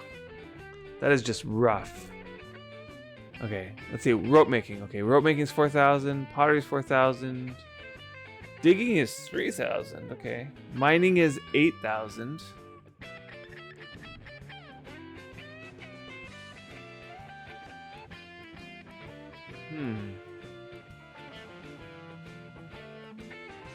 Baking is 2,000? That's interesting.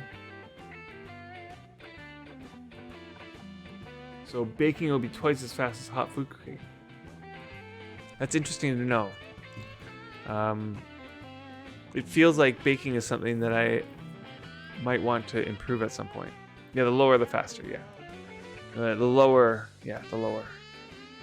So like the 2000 seems like a fast skill. So if it's 2000 or 3000, we're talking about the skill being fast.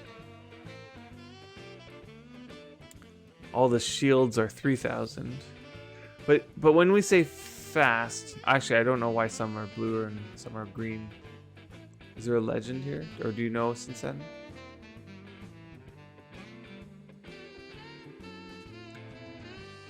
The other thing to consider though is whether or not the skill can be raised by improving or not. Okay, so these numbers are relative speed as in their modifiers for speed tick size. Okay, maybe it should just be their modifiers for tick size, right? So the amount of skill you get per tick is influenced by this number. So if all things were equal, like the tools that you were using, the action timer, all the other things were equal, the amount of skill that you get for 4000 would be half the amount of skill you would get for 2000. How long has the screen been going for? Hey, Gawain. Gawainian, how's it going? It's been going for quite some time. I'd say we are 5-ish hours in. But I got a little bit in me still. I am making books. Then I'm going to take those books and I'm going to start improving them. And that's as far as I think we're going to get. Okay, 20 is a good number. I'm going to put the rest of the... Wait, in here. And let's put the water down. I'm going to put the press back in here. And we'll take these over to the string.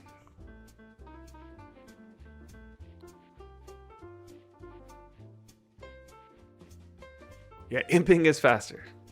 Totally. So if the skill cannot be raised by imping, but it can only be raised by like creation or like mining, for example, you can't raise mining by imping. It's going to be slower. And the fact that mining is 8,000, that explains a lot. What about wood cutting? How's wood cutting? Is that also 8,000? No, wood cutting is 4,000. Boy.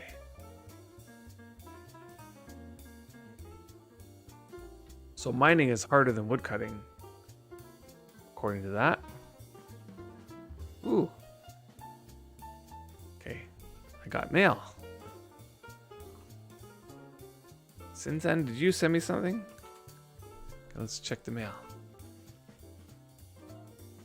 Oh, you hear I like beverage making? Let me send you a GIF. Okay.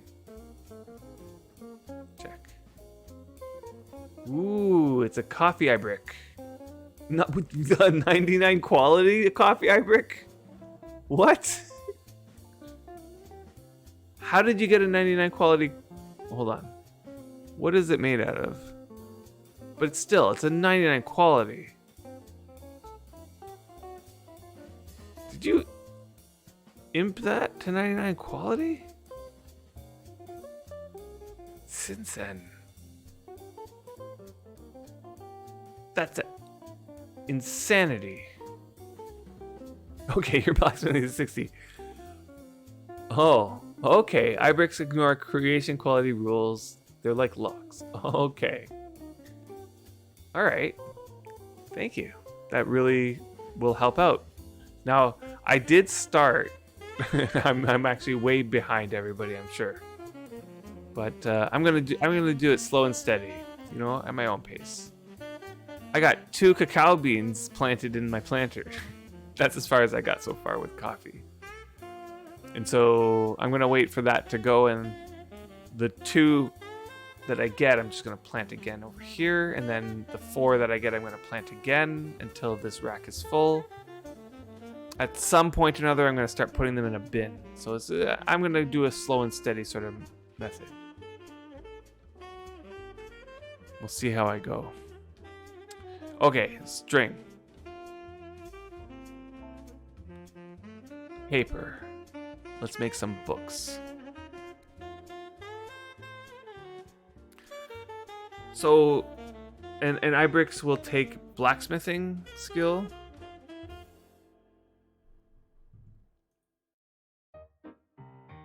Let's save this tracker before I forget.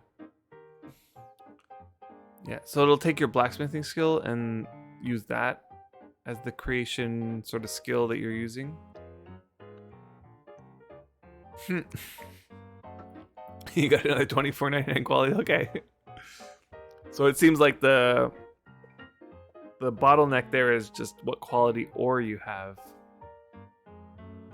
So thank you very much, because I do not have 99 quality ore, so I would not be able to make those. Does that mean that you can make 100 quality iBrick? No, it goes past the core quality too. Okay. So is the maximum 99 quality then? iBricks are dumb. Yeah. That seems weird. It's like that doesn't behave like any other item in the game, so they like I wonder max is 99, okay. Like I wonder if they like had to change some code to make it work the way it does, because it doesn't seem like it's working like anything else. So, I don't know. What's happening? Odd. Let's just do it that way. It seems on failure, you lose some string.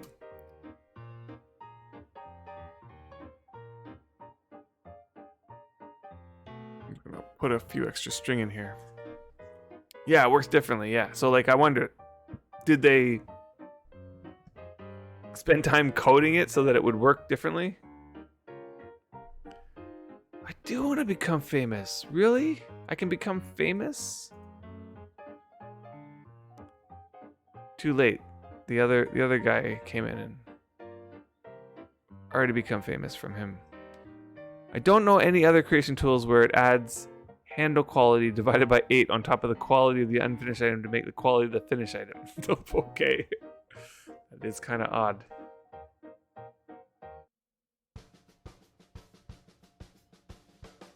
Yeah, that is kind of odd.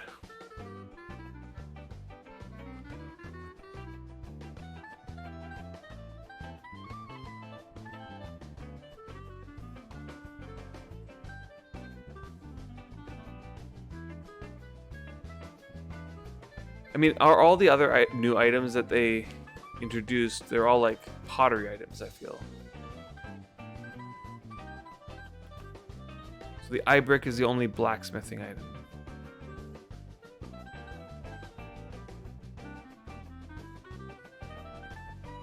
That's how I feel it is, right? I mean, they added some baking items. iBricks is new, you don't think... Yeah, I don't know. No. Rolf did not code that. Rolf hasn't been part of the coding for some time now.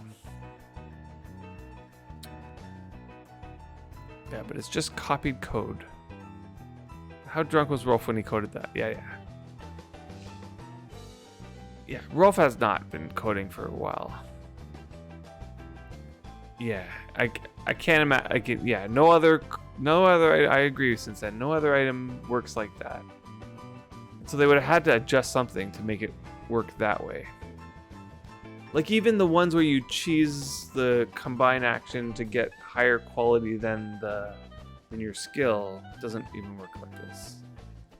If you've learned anything from Wurm, it's always blame Rolf. I know. Except for Rolf has had nothing to do with Wurm really for over 2 years now. Or if it's not over 2 years, it's like 2 years. Like it's really close to 2 years, if not over. Add an 80 quality handle to an 89 unfinished iBrick and boom, 99 quality. Boy, if it works that way, that's kind of crazy.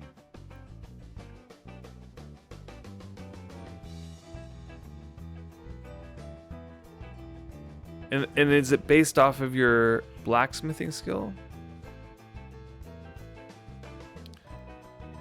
And are eye bricks improvable? Yeah, they're improvable.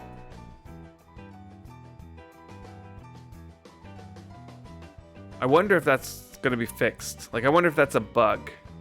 You know, like,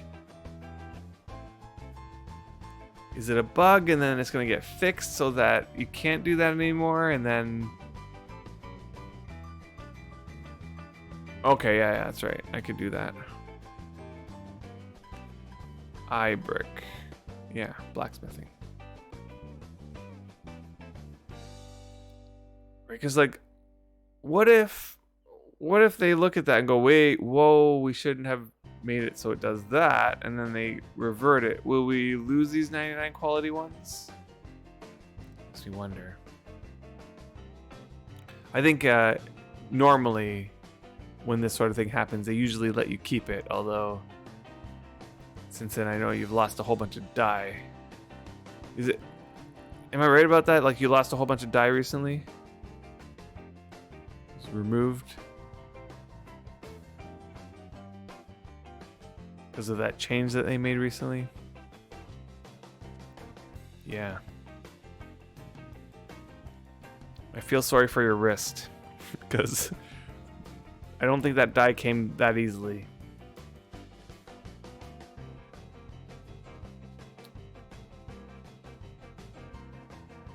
Yeah, it feels intentional. It doesn't feel like that kind of coding is a whoopsie. I know. Yeah, it was a pain to make. It's a pain to make. But the devs deemed it a bug, I guess. Patch the game on Friday afternoon and go off for your weekend. See ya. Yeah. It's a little bit rough. A bit odd, but feels intentional. There are other 99 creation tools. That's true, but even those other ones aren't the same as this one. Oh wait, maybe it is. Maybe it is. Is it the same as like a file, for example? If I... Oh no, I feel like those are still capped by the head quality or the blade quality. Right, so like if I make a 80 quality file blade and I combine it with an 80 quality handle, I feel like the maximum it can come out is 80 quality still. Like it's capped by the blade's quality.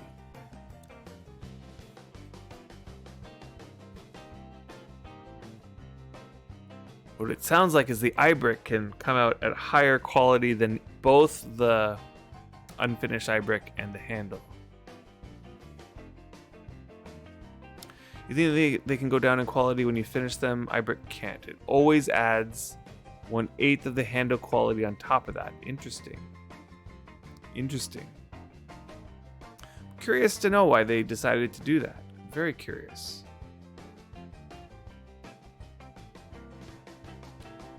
Now the iBrick is the thing that is used to...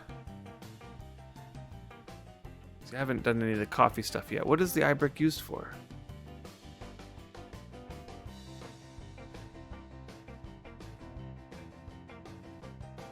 Yeah, I don't know.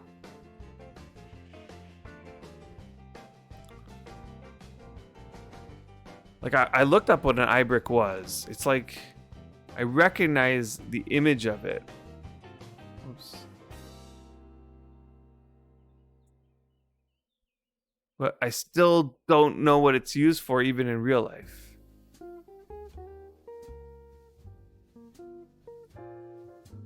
Like, I know I've seen this thing before. Go away. Oh. Google, come on. I just want the image to go away. Okay. An iBrick is a container with a spout, used for storing and pouring liquid contents, although the Turkish word ibrick, derived from Persian Arabic, denotes simply a pitcher or ewer. The term is often used in English to mean a Turkish coffee pot. Okay, so Turkish coffee pot. That's what I kind of want to know what it is. A small long-handled pot with a pouring lip designed specifically made to make Turkish coffee. It's traditionally made of brass or copper, occasionally also silver or gold. In more recent times, they're also made from stainless steel, aluminum, or ceramics. Okay, so they're used to make the strongest coffee. They're for making fancy Turkish coffee.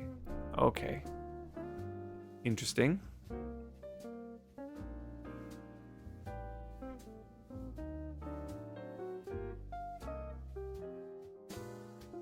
Like, I'm more thinking like in real life, like what's the process of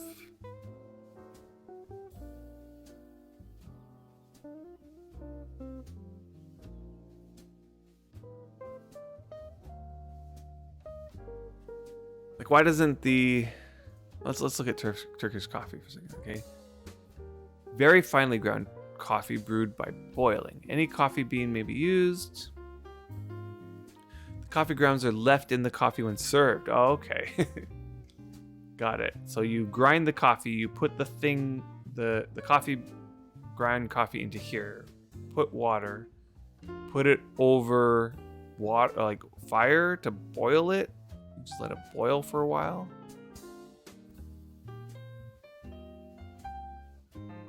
Sugar is brought to a boil in a special pot called the sezv.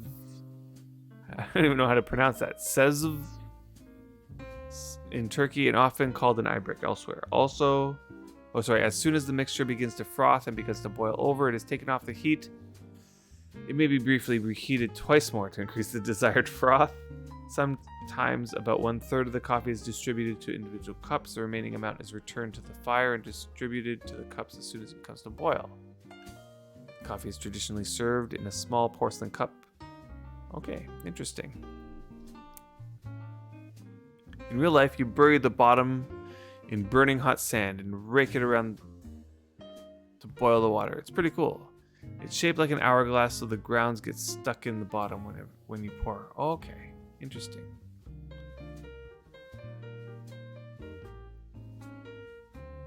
Interesting. Okay, let's bring out my cloth tailoring. Where is it? It's one of these. God. There it is. Huh, what am I missing? So, scissors.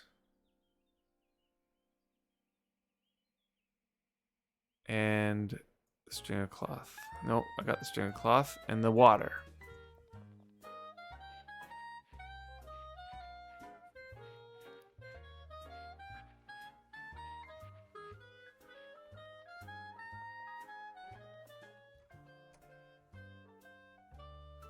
I've never drank Turkish coffee. It does seem like something I might be interested in trying one day. Okay, so it's all string for a little bit.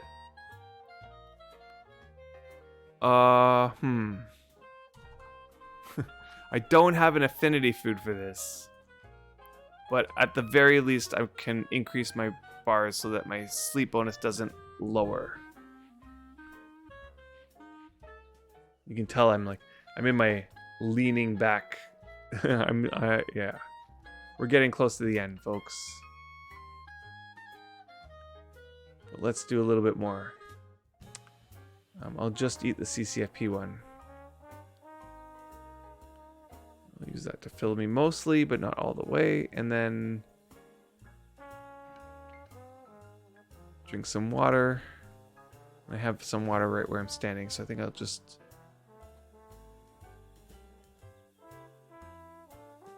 do this and turn on my sleep bonus.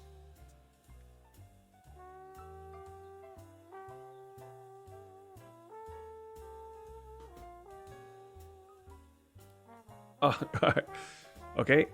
Turn it on just a little bit late. In those final seconds, I got distracted by something.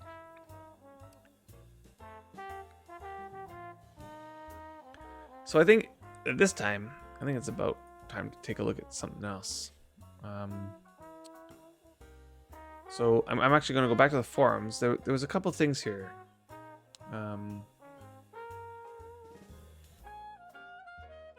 One was that Katspur, or Milena,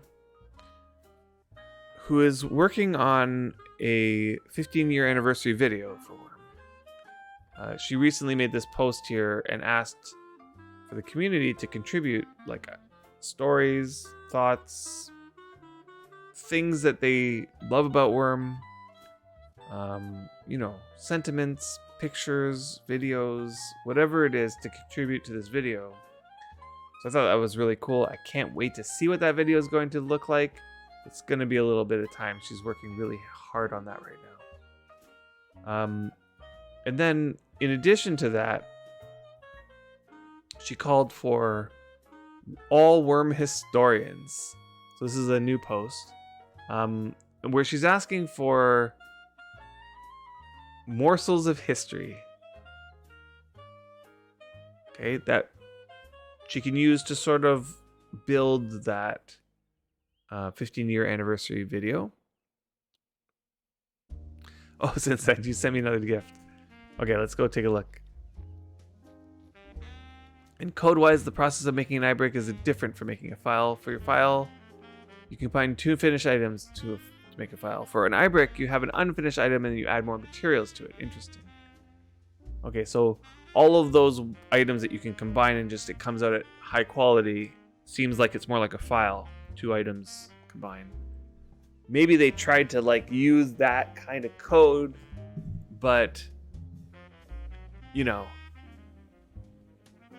they did it for the unfinished item version. Should we start playing Wurm? Good question. So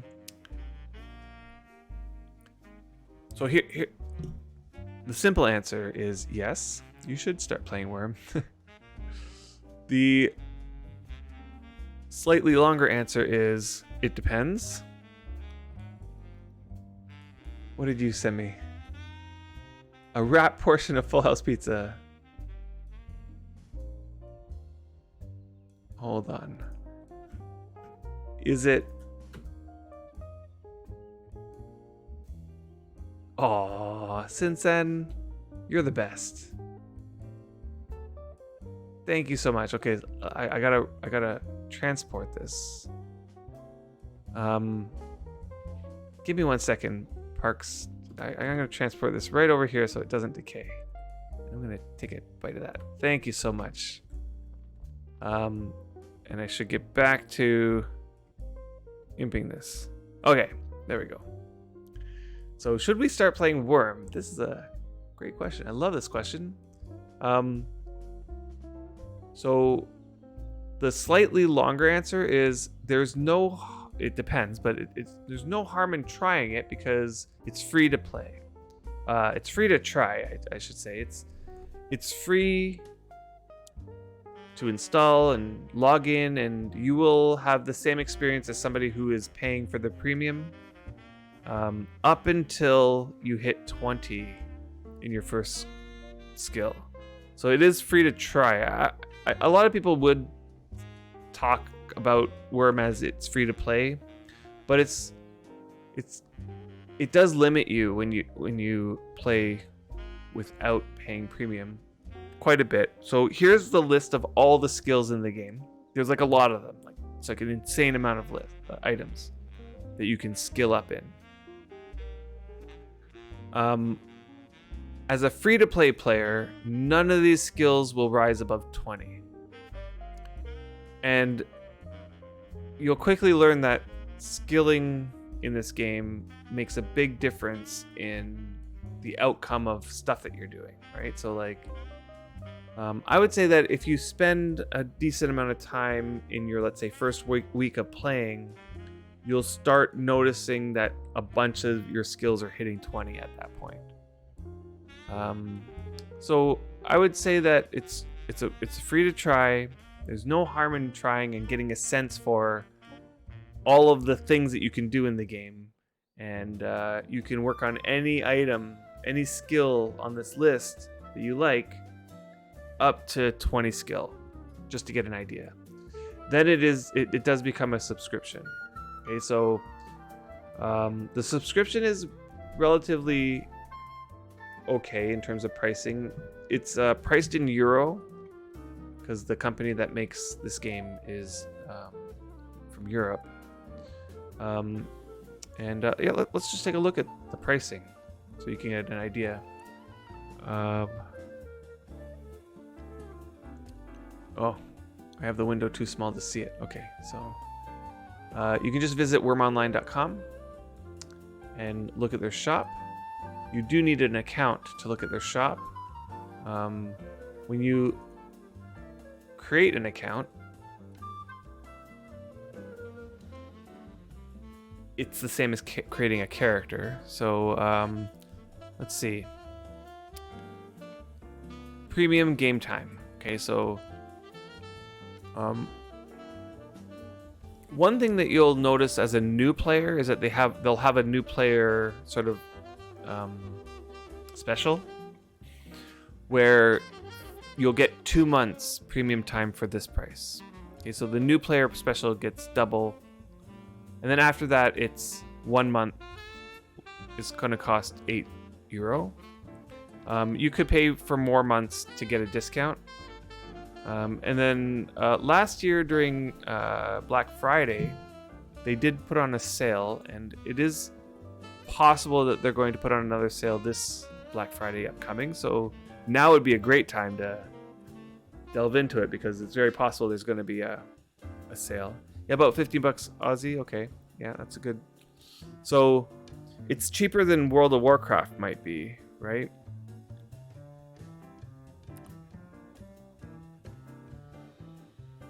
But yeah, similar. Maybe, yeah.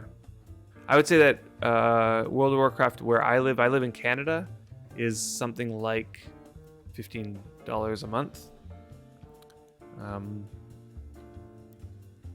So yeah, maybe it's similar. Yeah, you're right. And so Commentary suggests that the biggest downfall to free-to-play is not being able to ride or drive, so it's worth it even just once to be able to do those things. Yeah. So one weird thing that happens is that if you do get premium just once, your skills will go up, right? Your skills will go up past 20. But then when you stop, like you run out of premium, all your skills go down to 20 except for your characteristics. These ones up at the top, the characteristics. Those ones will stay up as high as 30. Now, what's nice about that is a lot of the characteristics unlock certain capabilities of your character. Most of those unlocks happen before 30. So you'll still be able to do things like ride a horse, command a boat, load and unload cargo, destroy fences and walls, and all sorts of other things. Yeah, have you played WoW? I have played WoW. I have played a lot of other MMOs. This game is 100% totally different than any of those. This game is an MMO RPG, but it is also a sandbox, a true sandbox, meaning there's no quests. There's no NPCs telling you, hey, go fetch me this many of these items or those items or whatever. There's no direction really the game gives you. When the server begins, it's like fully nature. So the whole game starts like trees and grass and deserts, different biomes and so on. And the players come in, and everything that you see that's like looks like it was created by a person is created by a person. So the players have control over what the area will look like. Oh, nice, Perry. Congratulations. So when I say it's a true sandbox, I mean like you can manipulate this land to look however you like. You can change the slope of the land. So before I got here, this land did not look this way. I leveled out this path here to make it exactly how I wanted it to be. You know, you can literally level a mountain if you wanted to. It's like each one of these trees is its own item. I can go and chop down that tree and it'll fall, and I can gather the wood from that tree, and then I can replant that tree and have it grow back again. As you can see, it's winter, so there's like seasons. The seasons change, and as the seasons change, different material, like different resources become in season that you can go harvest. You can tunnel into the ground and create tunnels. You could create a mountain if you wanted to, yeah. It's actually very similar to Life is Feudal. If you played Life is Feudal, then you'll have a somewhat decent sense about what this game is. The creators of Life is Feudal were Wurm players originally. They played this game and they decided to create their own kind of version, of this game. Okay, so you put 500 hours into Life is Feudal. Interesting. So if you liked that game at least remotely, you will feel very familiar. Like, this game will feel very familiar and yet very much more deep. This game has 15 years of development, and the devs are continuing to develop it to this day. So that we just got a recent update that just changed a whole lot of stuff, and they don't seem done. They seem like they're just going to keep going with development and keep improving. So the advantage this game has over Life is Feudal is just that much more iterations of development. So there's so many systems that have been added over the years, and so much more depth just from this sheer length of time that it's been developed. Yeah, I got you. So you're downloading it now? Awesome. Yeah, I mean, the moment you said that you played Life is Feudal, that's instantly this is a game you gotta try. Yeah. You hope they're not done. This is gonna be my old lady game. Yeah, I know. Me too. This is gonna be my old man game. Totally. I've been playing this game for 9 years. I don't see myself stopping anytime soon. It's definitely my number one game. And the moment I found this game, it became my number one game, like almost instantly. So yeah, it's the type of game that if it's the type of game for you, then it is going to suck you in. And yeah. So Zalbag, how's it going, Zalbag? You fell hard for this game too. Yeah, it's, there's a type of players out there that won't fall for this game, like that. Commonly, the Wurm players in the Wurm community will say that this game is like the opposite to the instant gratification type games. It definitely is it takes a while to get stuff done, but the benefit of that is that all of the effort you put into something just feels that much more rewarding. Like there's this real sense of accomplishment when you finish building your first building, or accomplishing that goal that you've been working on for however long you've been working on it. The thing is, though, is that you have to kind of make your own goals, because the game isn't going to give you any specific goals to work towards. And sometimes that's hard for new players who, let's say, don't quite know what they can do. So there's like a lot of learning that you have to do to figure out that piece. Like, what am I allowed to do? What are the possible things I could work towards? So you might read the Wikipedia, the Wurmpedia. Like, there's a player-created Wurmpedia that's actually just recently got embedded into the game, so you can access it under the tools. You can read a whole bunch of articles there and get a whole bunch of information there. Are there servers and whatnot? Yes, totally. There are servers. There's actually quite a few servers. And as Zalbag says, the world feels alive. Totally. You appreciate yourself and what others do far more. Yeah. And Kementari says, I love that you can just play how you like, and the community is pretty awesome. The community is definitely totally awesome. Zalbag's your former neighbor. Nice. Yeah, and Kementari says, you need a lot of patience with this game. Totally. But I would say the same thing about Life is Feudal. Like, you need a lot of patience for that one as well. So if you understand how like that kind of works out there in that game, it's like similar here. The one thing about Life is Feudal is that it was all PvP, whereas on this game you can choose PvE servers that are like completely friendly, and then there are PvP servers. I'd recommend starting on a PvE server to get your feet wet with it, and at any time you can transfer over to a PvP server. So that's like one difference between this game and most other games, is that you can just travel to different servers if you want to. It takes a little bit of effort to travel to the servers, but you can travel. Like, for the most part, between the PvE servers, you can just build a boat. It takes a little bit of effort, but you build a boat and you can just sail across to whatever other server you like. What server am I on? I am on Melody. So this is one thing to know, is that there is 2 clusters of servers that are not connected. There's the northern server. Let's start with the Freedom servers. This is considered the southern servers. There's a lot more of them. These are the older servers. They had been existing for quite some time. Like, I think Independence is like from 2000. Correct me if I'm wrong. 2010, maybe sometime around there. Independence was opened. 2006. Okay, so I'm way off.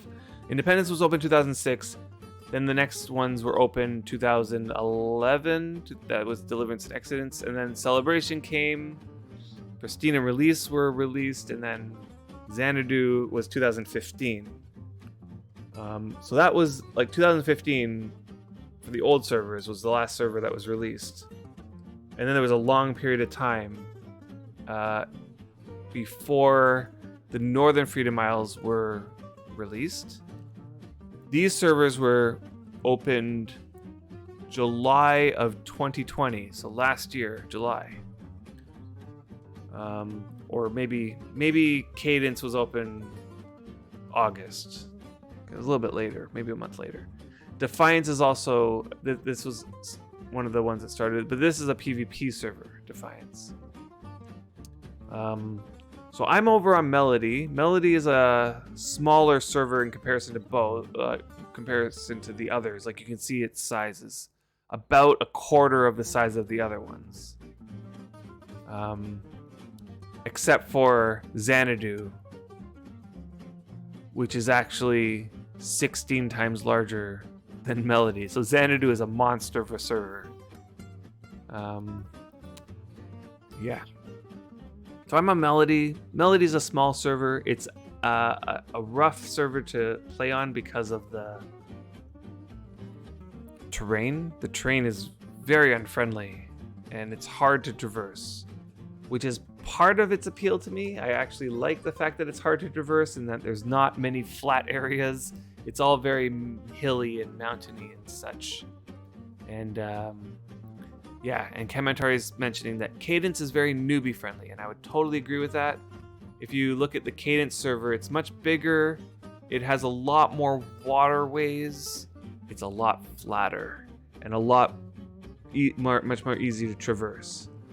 And if you find a spot, like, it'll be easy to sort of terraform that spot. Whereas on Melody, gosh, things are really rough. If you want to get the land to look exactly how you want to, it's a lot of effort. Maybe now's a good time to show what's been going on. Not much has happened since the last stream, so I should warn you, or the stream before that when I showed... Oh gosh, where's my cart? Where's my cart? It's over here. No? Where's my cart? Did I leave it in the work? Let me just see. Can I peek at it in here? Did I leave it in here? I probably did, though. Let me just queue up another round.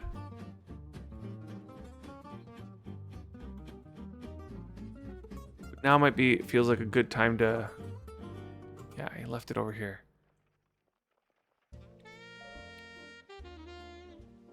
No, I could show you the shimmering sands as well. Harmony's pretty flat too. Yeah, but not as flat as Cadence. Cadence is just... I could take this cart and put it on autopilot and point myself in any random direction. And as long as I don't hit water, it's going to go. Like, I'm just going to make it over every mountain and every hill. It's like so flat. There's nothing that's going to stop me. But Harmony has some mountains. So what I'm going to show is like what we're working on now. Like, this is like the beginnings of a new project. The very, very beginnings. All this is rock here. Oh goodness, I see what's happening. Although it's snowy, so it's hard to see this. The season is winter right now. We see like this area, now that it's flat up here. This area used to be a hill. Kind of following the same kind of as this hill. It was coming down, but like you can kind of see this land up here. This was about the height of this whole thing, and it was like a ridge that went all the way across this region here. It was like a hill. Okay. And we just decided to dig all the dirt, and then we started mining away at the rock to get it all flat. And what we're going to be doing is stripping this away. So you can see like we started over here. I'm just wasting my sleep bonus. Let me just cue that up. Started over here, and we're just gonna mine this down, and we're just gonna level this whole thing and get this nice and like lower. And our plan is to lower it all the way to that level down there. That way this whole region will be flat and will be prepared for a extremely large building. And that building will will eventually turn that building into, it might be even 2 buildings or maybe 3 buildings, but we'll eventually turn this building into an adventure that players can come and visit and participate in. And we're hoping that the dev team might do something similar to what they did with our labyrinth on Xanadu and provide a little prize for competing or participating in it. So it'll be a player run land. Can anybody go into your land, or only those that you let it? So so you can own land. You can purchase land using in-game currency. And by the way, you can get in-game currency from in-game as well, and by trading with other players. And there's ways to get in-game currency in the game, but you can also pay for it. But yes, as Kamentari points out, you can fence it off if you want to prevent people from coming in. You can lock all the doors. But there's no real benefit to doing that. In fact, I personally, my personal preference for my personal deeds is I like having it open so anybody can come in and go into any building and look around. We even have an open building here, and people can come in. And there's a nice permission system which prevents people from taking your stuff. So I have it set so people can't pick up anything off my deed.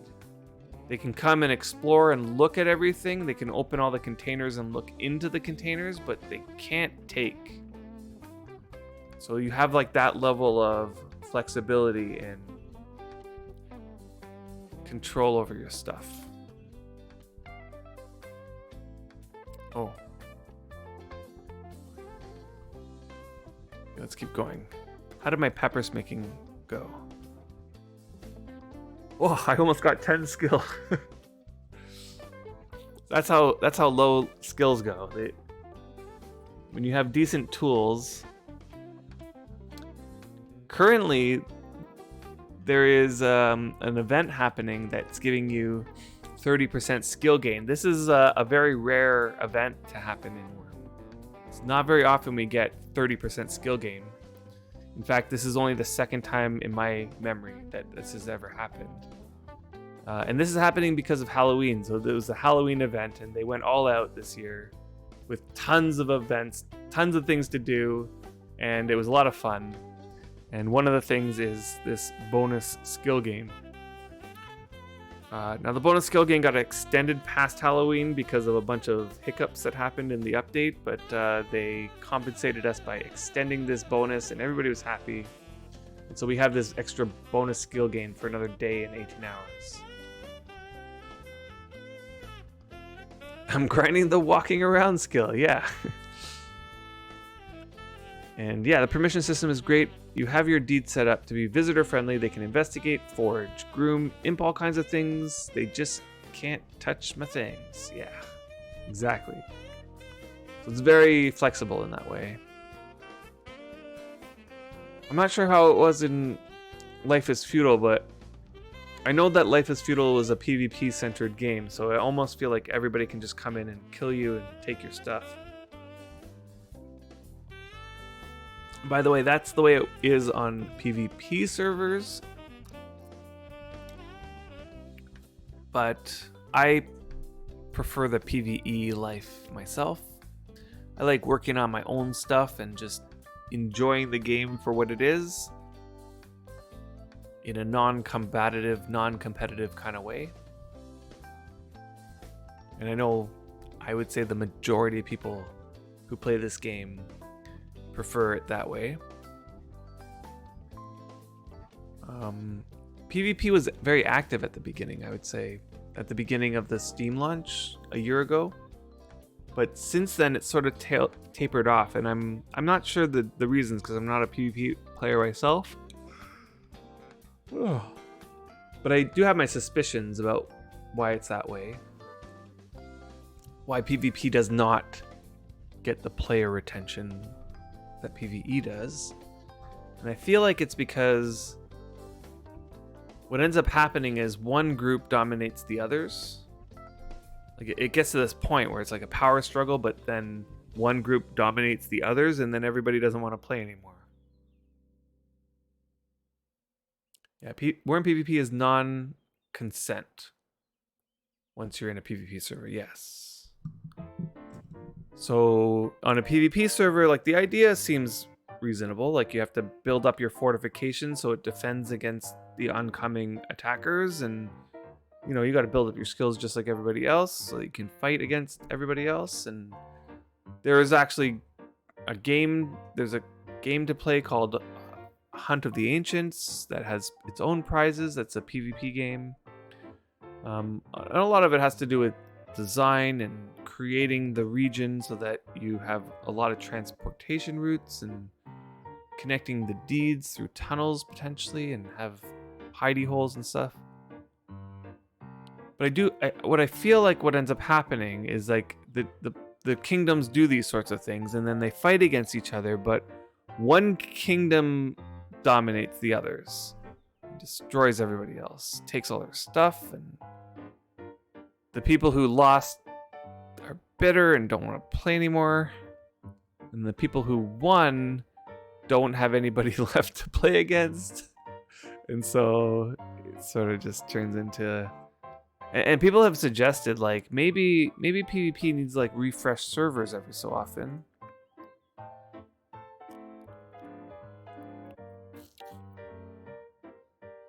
Do I want you to make me some kvetsi if I send some beans? Or do you want make me a bit of kvetsi if I send some beans? Oh, I see what you're saying. Okay. I need some starter one to start my beverage grinding before I can make my own. I could try. I don't even know what's involved in that yet. I haven't figured that part out. This is like brand new stuff, so...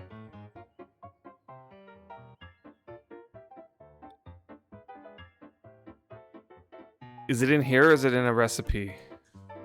Probably it's in a recipe, right? Yeah. That I don't quite have. Okay, so what's the process of making it?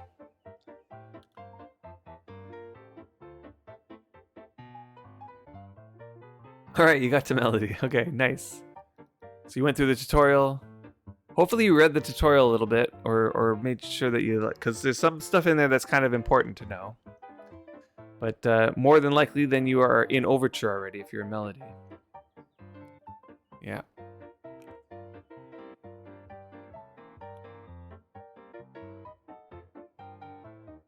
Okay, so you'll walk me through it? Okay, sure. Send me some beans and we'll see what happens. According to the forum page on... Yeah, okay.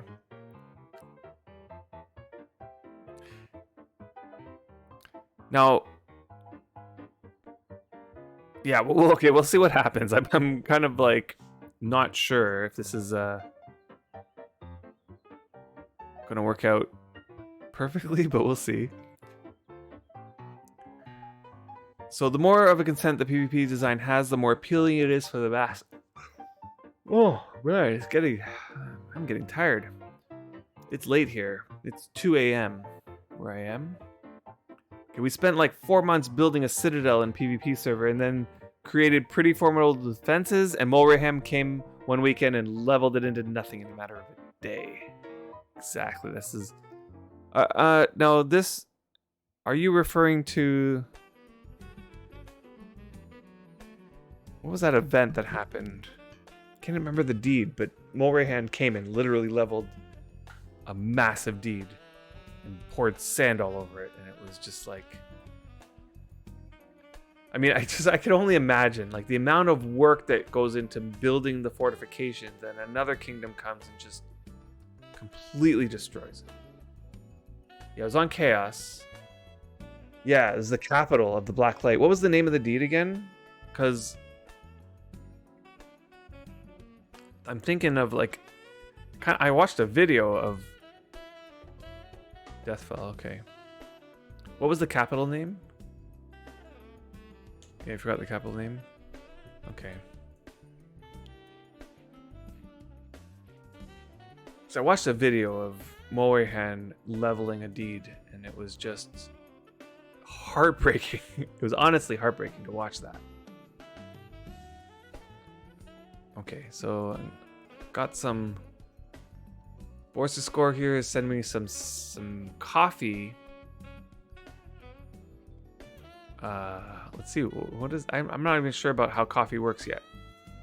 Green coffee beans, okay. Beans in roasting dish in oven, okay. Here, we're already off to a rocky start because I don't even have a roasting dish. Let's stop this. And let's make ourselves a roasting dish.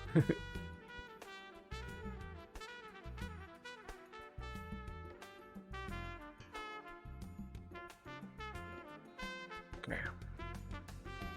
Roasting dish.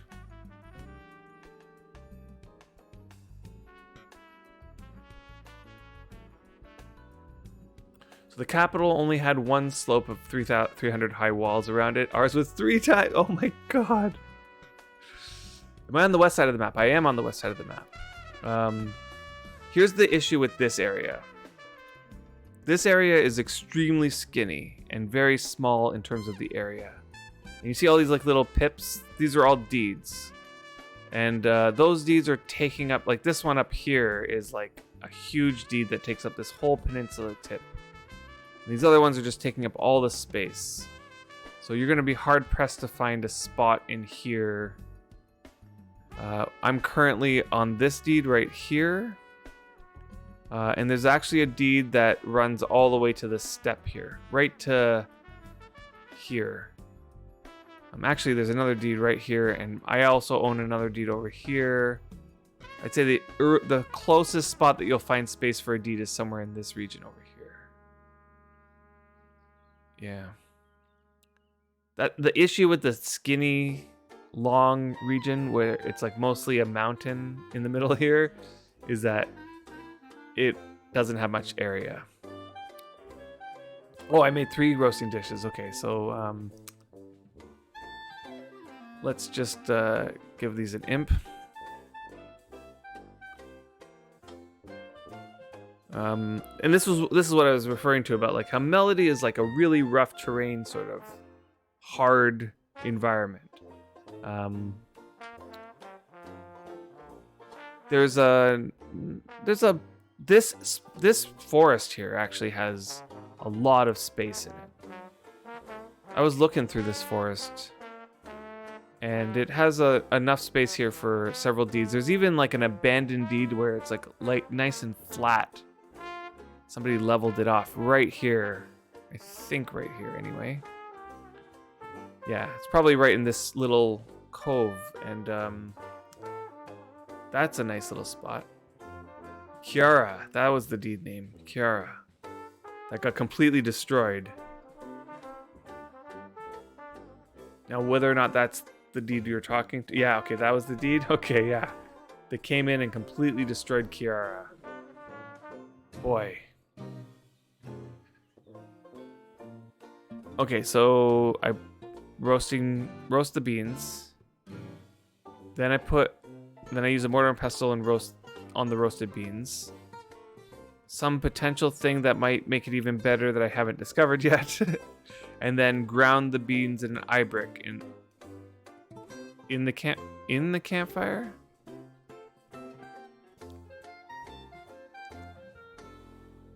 Okay, so Kiara was the JK capital, yeah. Right, so Mulrayhan came and just destroyed everyone. Okay, and the same thing happened to the BL capital, yeah. And then, like, what happens after that? Like, nobody wants to play after that, honestly. Okay, campfire is the cooker. Eye brick is the cooking container. I see. Okay, so the eye brick is like a cooking container.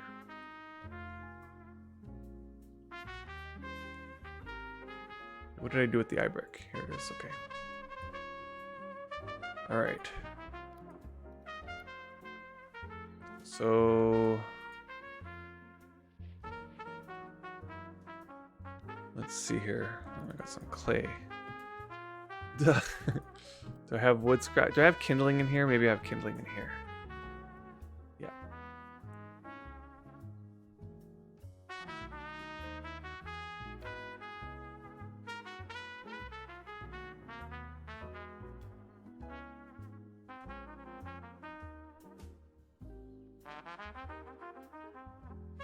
Okay, so I'm gonna light up the kiln.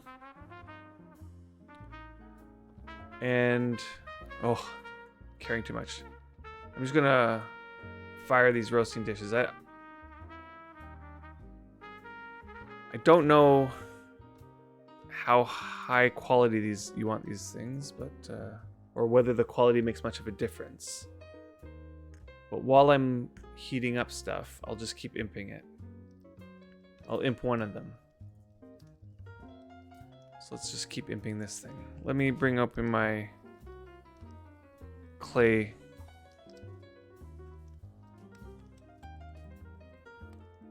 What happened to the clay? Did I put it back in here? I don't even know.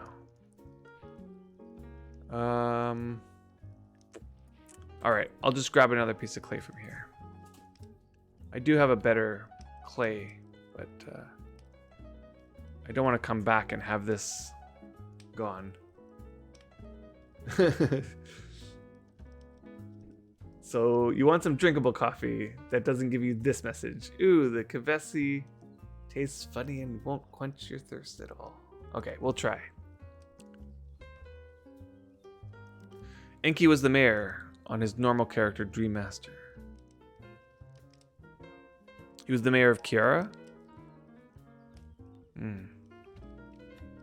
Yeah, it's kind of bumming when everything you built is destroyed into dust and all your outside inventory possessions have been taken. Yeah.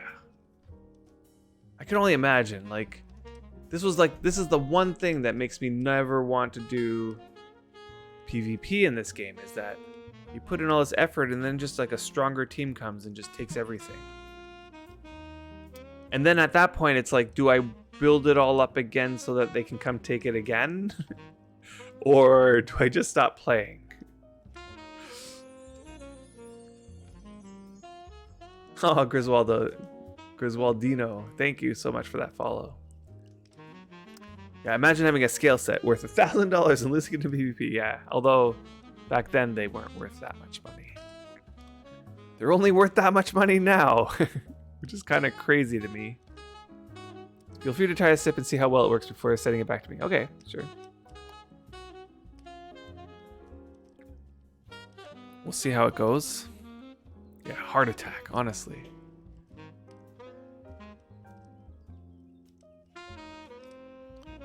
Yep. I mean, back then, things in this game were worth real-life money because you could always sell them outside of the game to other players for real-life money. But now that that has been banned, and it's against the terms of service, definitely seen that. We're seeing it's the less visible. Let's put it that way. I'll warn you that one bean only actually makes about one sip of okay. Oh. Well. Don't worry. Over time, we'll get more beans. We're just sort of doing this for trying to figure it out and getting a little bit of sips. I'm sure over time, like Borsa Score, you got a whole bunch of these beans and planters now, yeah? Like they're growing.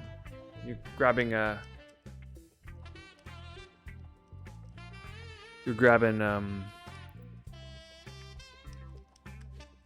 oh, I see. Okay, yeah. You want to get the ball rolling. But you have high gardening, I'm feeling, considering these are 91 quality beans.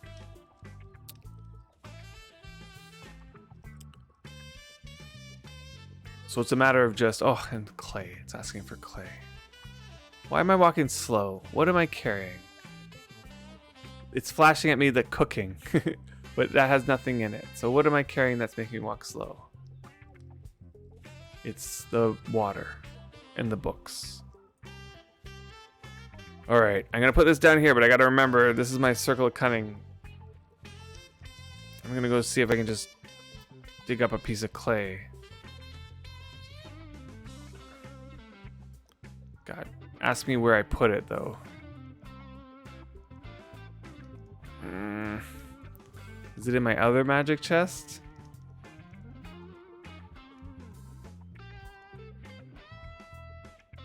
Surprised he hasn't done beverages already. That's totally true. Feels like he's done everything else.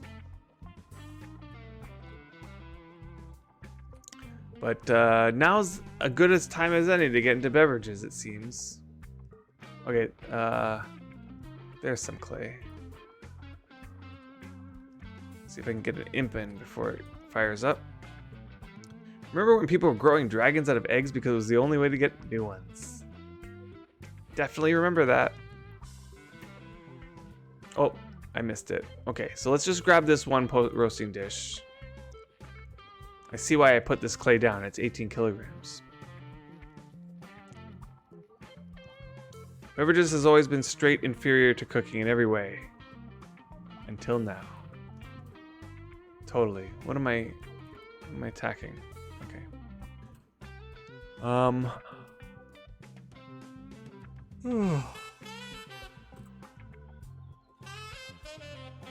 Let's fire up the oven.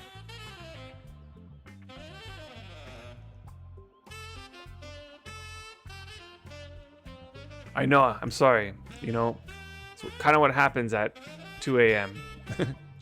Get tired. And had a couple beers. Let's since switch to water.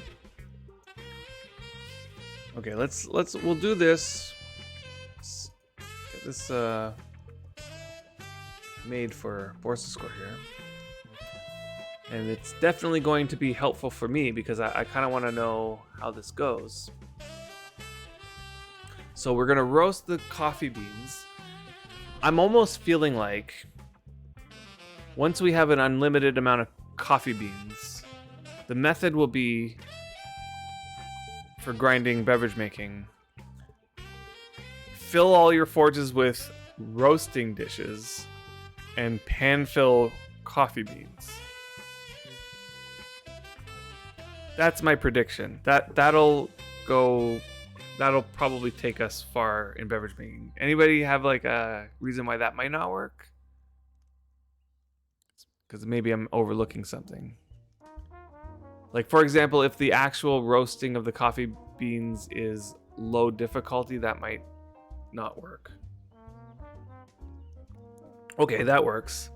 So, boy, leveling up beverages is going to be really easy now. And since then you're saying no, the method will be either 40 difficult tea leaves plus frying pan plus oven. But won't you need water for that? Or is it just tea leaves and frying pan?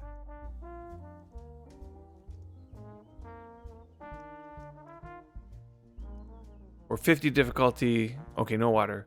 Coffee bean roast. Yeah, okay. Okay, I see what you're saying. Depending on your skill, right?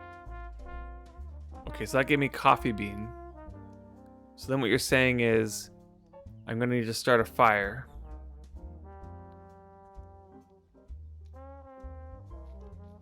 Let's see. Do I have room here?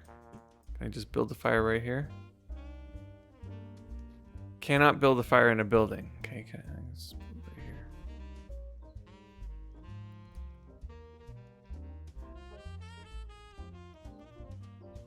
Chocolate is the high-level beverage grind now. Interesting. And Pergy, you're saying, nice, new way to grind beverages now that you're done grinding beverages. I'm not done grinding beverages. Who said I was done? Only at 70. Okay. So now I want to put the eye brick into the there, and then put the coffee bean in the eye brick. Oh no, do I have to hold on. Do I grind this? No, nope. Bring out my cooking. I do this. Okay, yeah, here it is. I grind it. Yeah, the creation is so slow compared to pan filling method. And 50 difficulty is fine for pan filling method. So I'd roast beans until 99 personally. Yeah, I think from where I am as well, roasting beans is the way to go. The roasting cacao. Oh wait, do I need water in this? Lore. I do need water.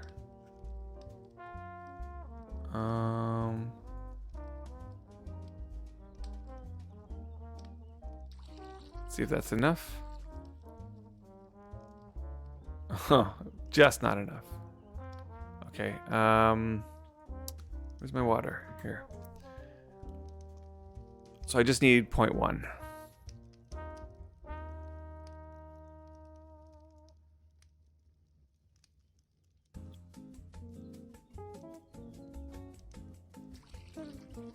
Oh my god.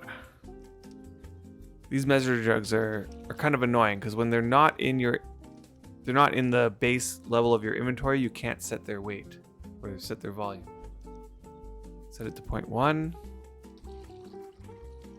And then I'll bring that into the eye brick. And now lore. Too much water. Oh, I see what I'm doing wrong.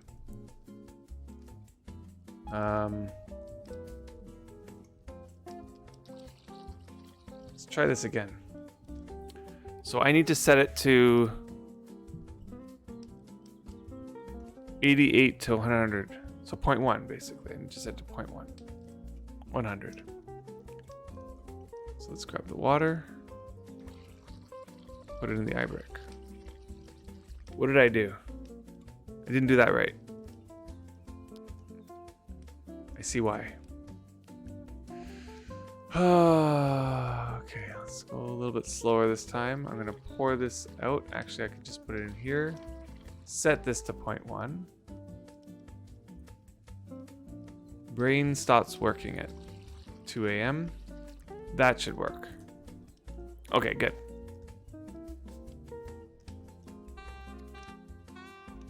Let's see how this is going.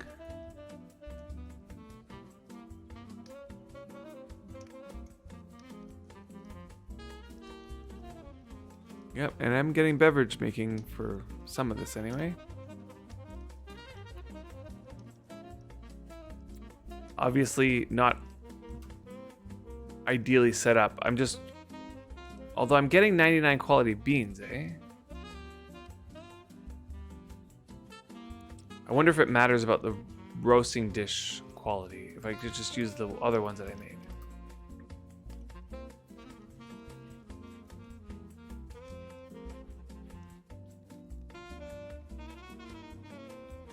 Right.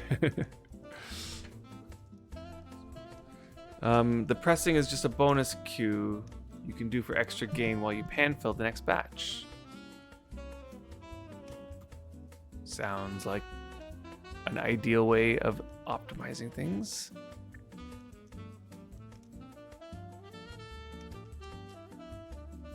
Okay, and let's see if I can keep that open. Okay, we got some. And it ended up being 70 quality. Let me think. All I got is a barrel. So 0.2 liquid into the barrel. Coffee beans. I think if I stand here I can do everything. Coffee beans and measuring jug.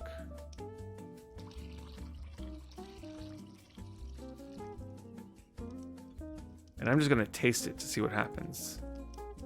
Taste. Okay, miscellaneous.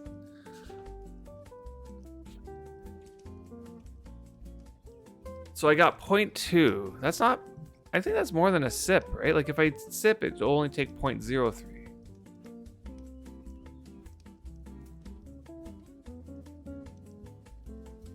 I'm guessing, anyway. It's like a total guess.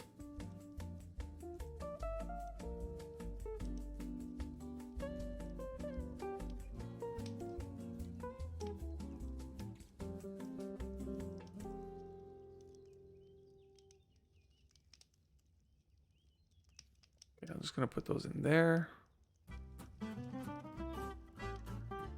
Yeah, so these coffee beans ended up like growing in quality from the roasting process.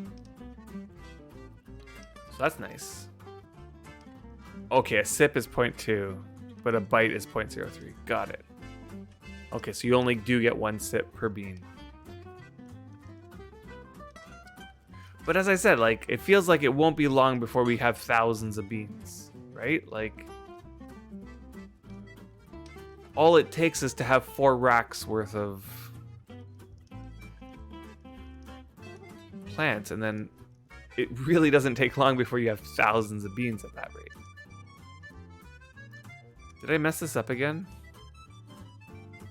The items do not make any known recipe. Yeah, I messed it up. I need to grind them first.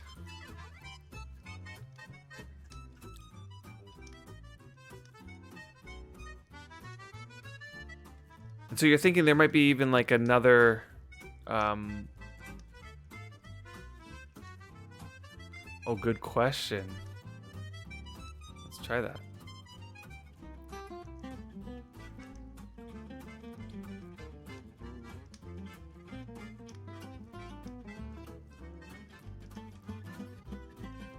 Gotta give it a second. Oh.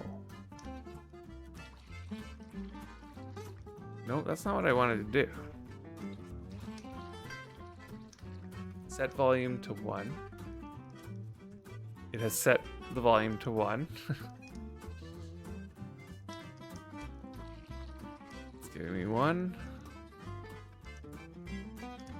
Drink. It does work. Okay, where's the caffeine? There it is. Okay, so it gave 10 power, which isn't very much. Isn't 10 power just like 10%?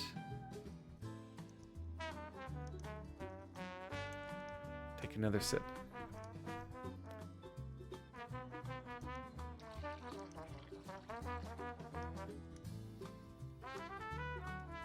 Where is it? Interesting. Interesting. You're right. It does add. So now I have 20 power. So what you're saying is, like, you can just take the measuring cup and just do this over and over again, and I'm barely taking anything. Like, you see, it hasn't even dropped by 1.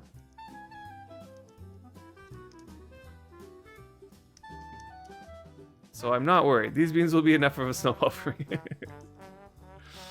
Like, you mean enough of a motivation to work on this stuff until it does fix that part, right? I can't see how they're gonna, unless they somehow fix it up so that.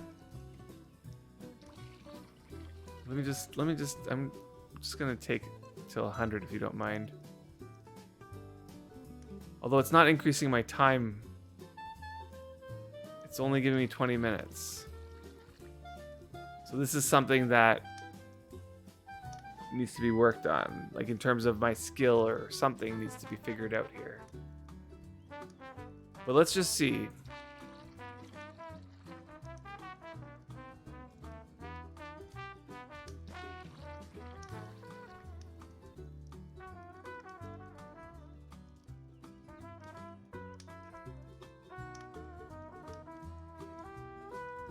Okay, let's keep going. Let's switch this back to 10, or was it 100? So let's do 100. Get some water.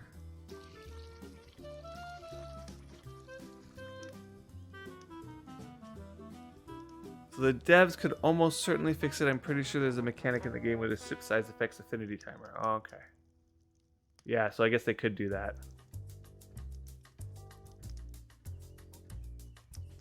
Yep, it's possible they fix it that way. Let me just see here. Why am I having a hard time seeing which one is the one that is representing coffee? I don't even... There it is. Okay, so 100 power is giving me... So here's a question that I was trying to figure out earlier. So I know that if I turn on sleep bonus,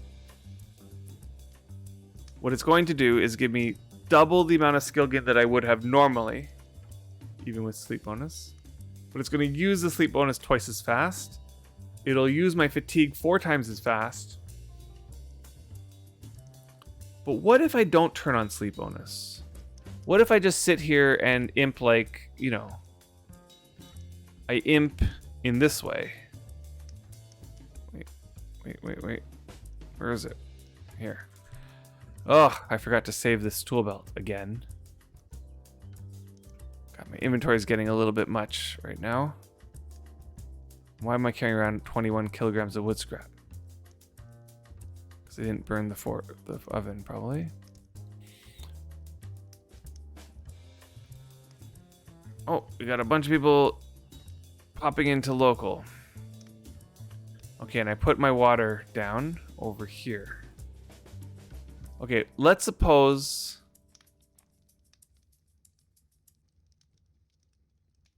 Second, I still need to grind that last bean there.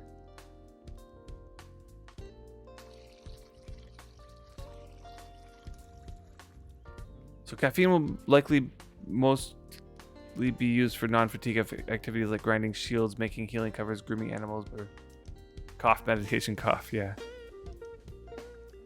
Okay, so with sleep bonus off, you haven't personally been able to find any effective caffeine, so it's not going to double your skill gain with sleep bonus off. Okay, and caffeine, alcohol buff works the same as caffeine apart from the sip size thing. Right, sip size affects how drunk you get. I see what you're saying. Okay, so I was going for the water.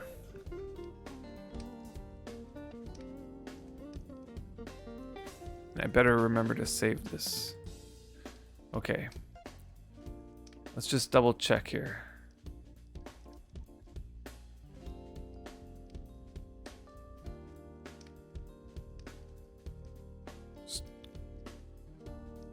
See what kind of skill gains we're getting here. Oh!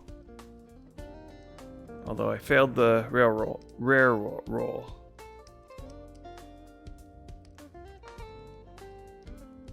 Right. It doesn't look like... I would say that is not double skill gain. So let's turn on sleep bonus here.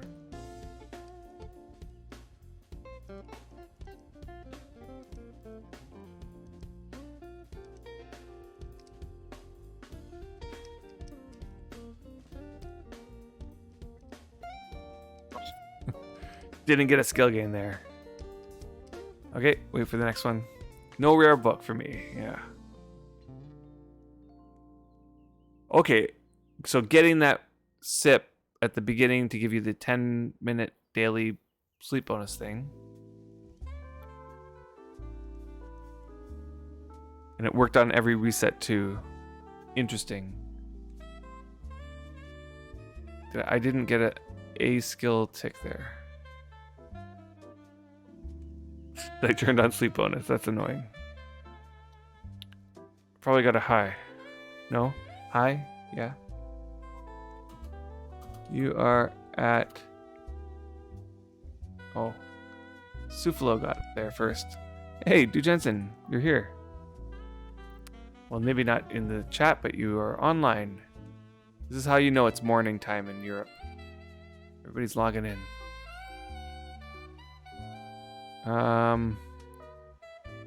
19. Right, so that is 4 times. Well, see, I'm not too worried because, like, I've been on all afternoon since I got home from work, and it's 2 a.m. and I'm only at 10 hours, 42 minutes of fatigue. Okay, still got a couple more to do here, so I'm gonna put these here. I'm going to turn off my sleep bonus so I'm not, like, killing myself here with my fatigue and sleep bonus drain. I'm gonna grind these, so let's wait for this last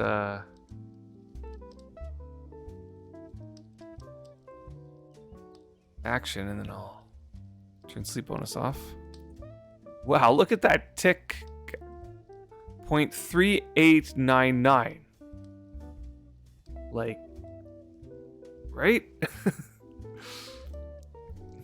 Yeah, 7:30 a.m. And horses look normal now. Yep. Except for, yeah, they look normal on Xander because I logged him out and then let them back in at some point, and so now horses look normal for him.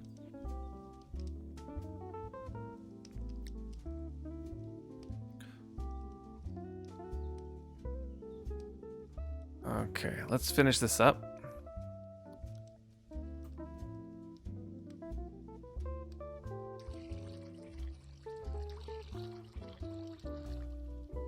And then I'll send this back.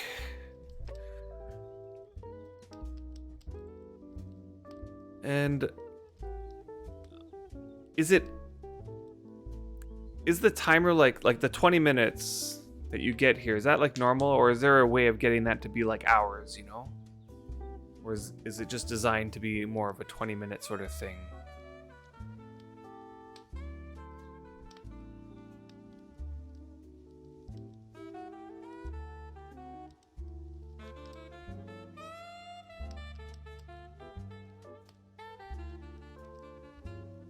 So yeah, I think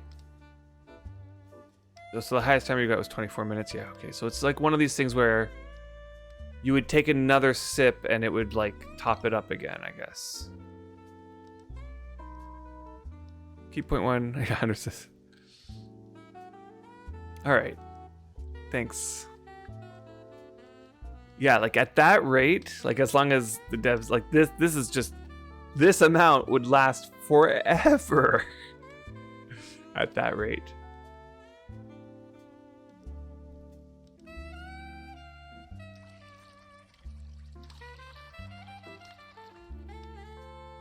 Yeah, and I know that, like, for those people who grind and play a lot, you're probably eyeing those non-fatigue using skills like natural substances and that.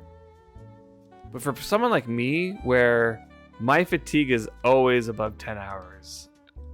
Like I'll go to sleep today and tomorrow I'll have 12 hours again.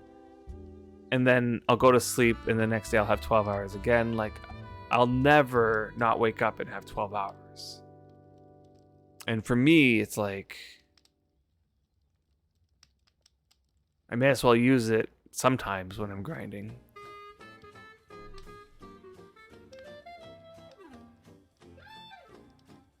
So if you only care about the daily sleep bonus, yeah. But if you do use the 1/10 of a capacity for only 20 minutes caffeine effect. Yeah.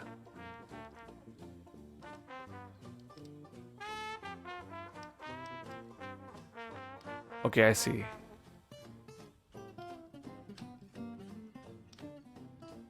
Okay, and then the timer is based purely on the quality. Okay.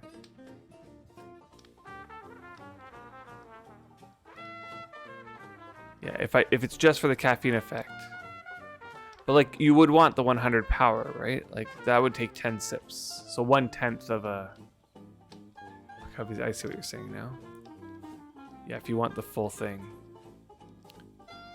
Yeah, like it does seem like if they keep this measuring jug thing going, you can just take 1 gram at a time.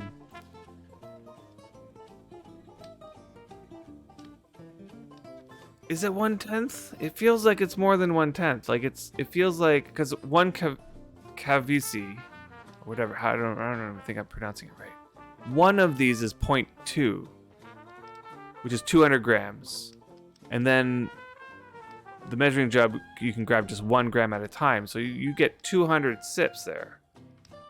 If you need 10 sips for the full power, then now you have 20. Yeah, 20. Yeah, it's 1/20. Yeah.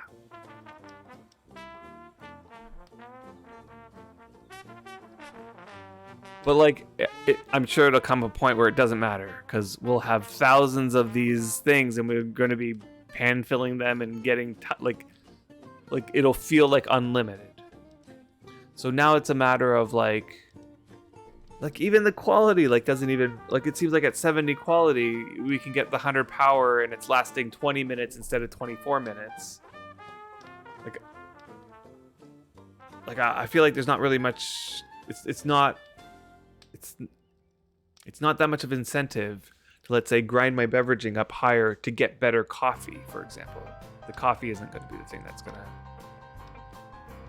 Yeah, 70 seems fine, right? That's what I'm thinking. 70 seems like we're good enough. Okay, so I'll grab a 0.1. Thank you very much for that, and you'll have nearly unlimited, it seems.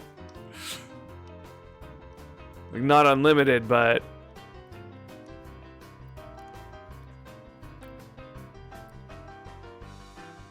you know, 10 times as much as that. That'll hold you over. And, yeah, anytime that you need more. What am I doing? I need to open this. Send this back to you.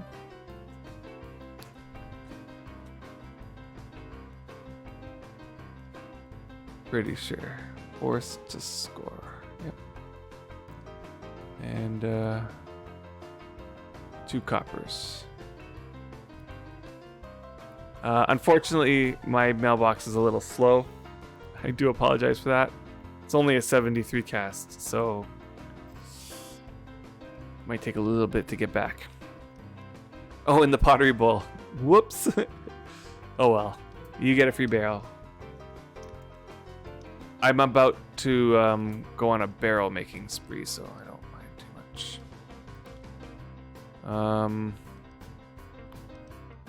Where was this? Tools. And just in case it goes bad, I'm gonna seal this in a barrel for now.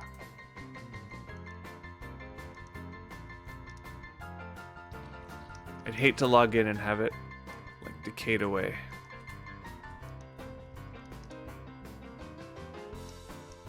Ugh, gotta seal it on the floor or somewhere else. Yeah, you got my Posada barrel.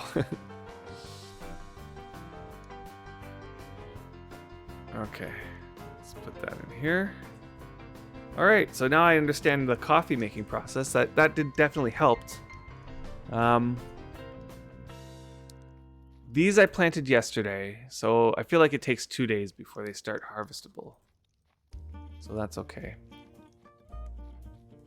So I feel like it's time to make a whole bunch of roasting dishes and grow a whole bunch of coffee. What's happening?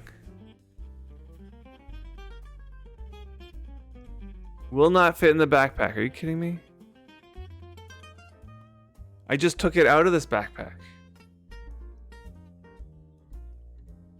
Oh no, it was the other one. That's probably why I put it in the other one in the first place. You've been waiting around for this in your inventory for 2 days. You think it's okay? Oh, but what about out of your inventory?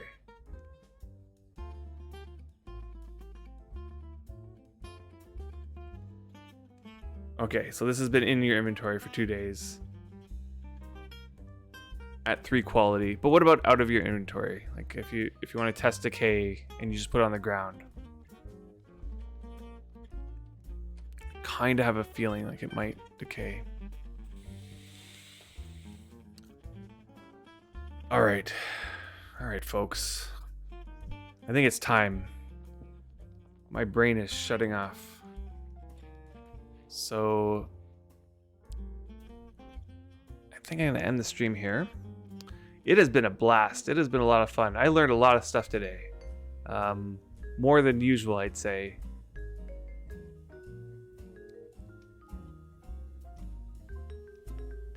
So I learned how to make coffee. What was the other thing that I learned? Like that I never knew before? God. Took a wrong turn, went back to the main town. Yeah, that happens. You'll figure it out. It's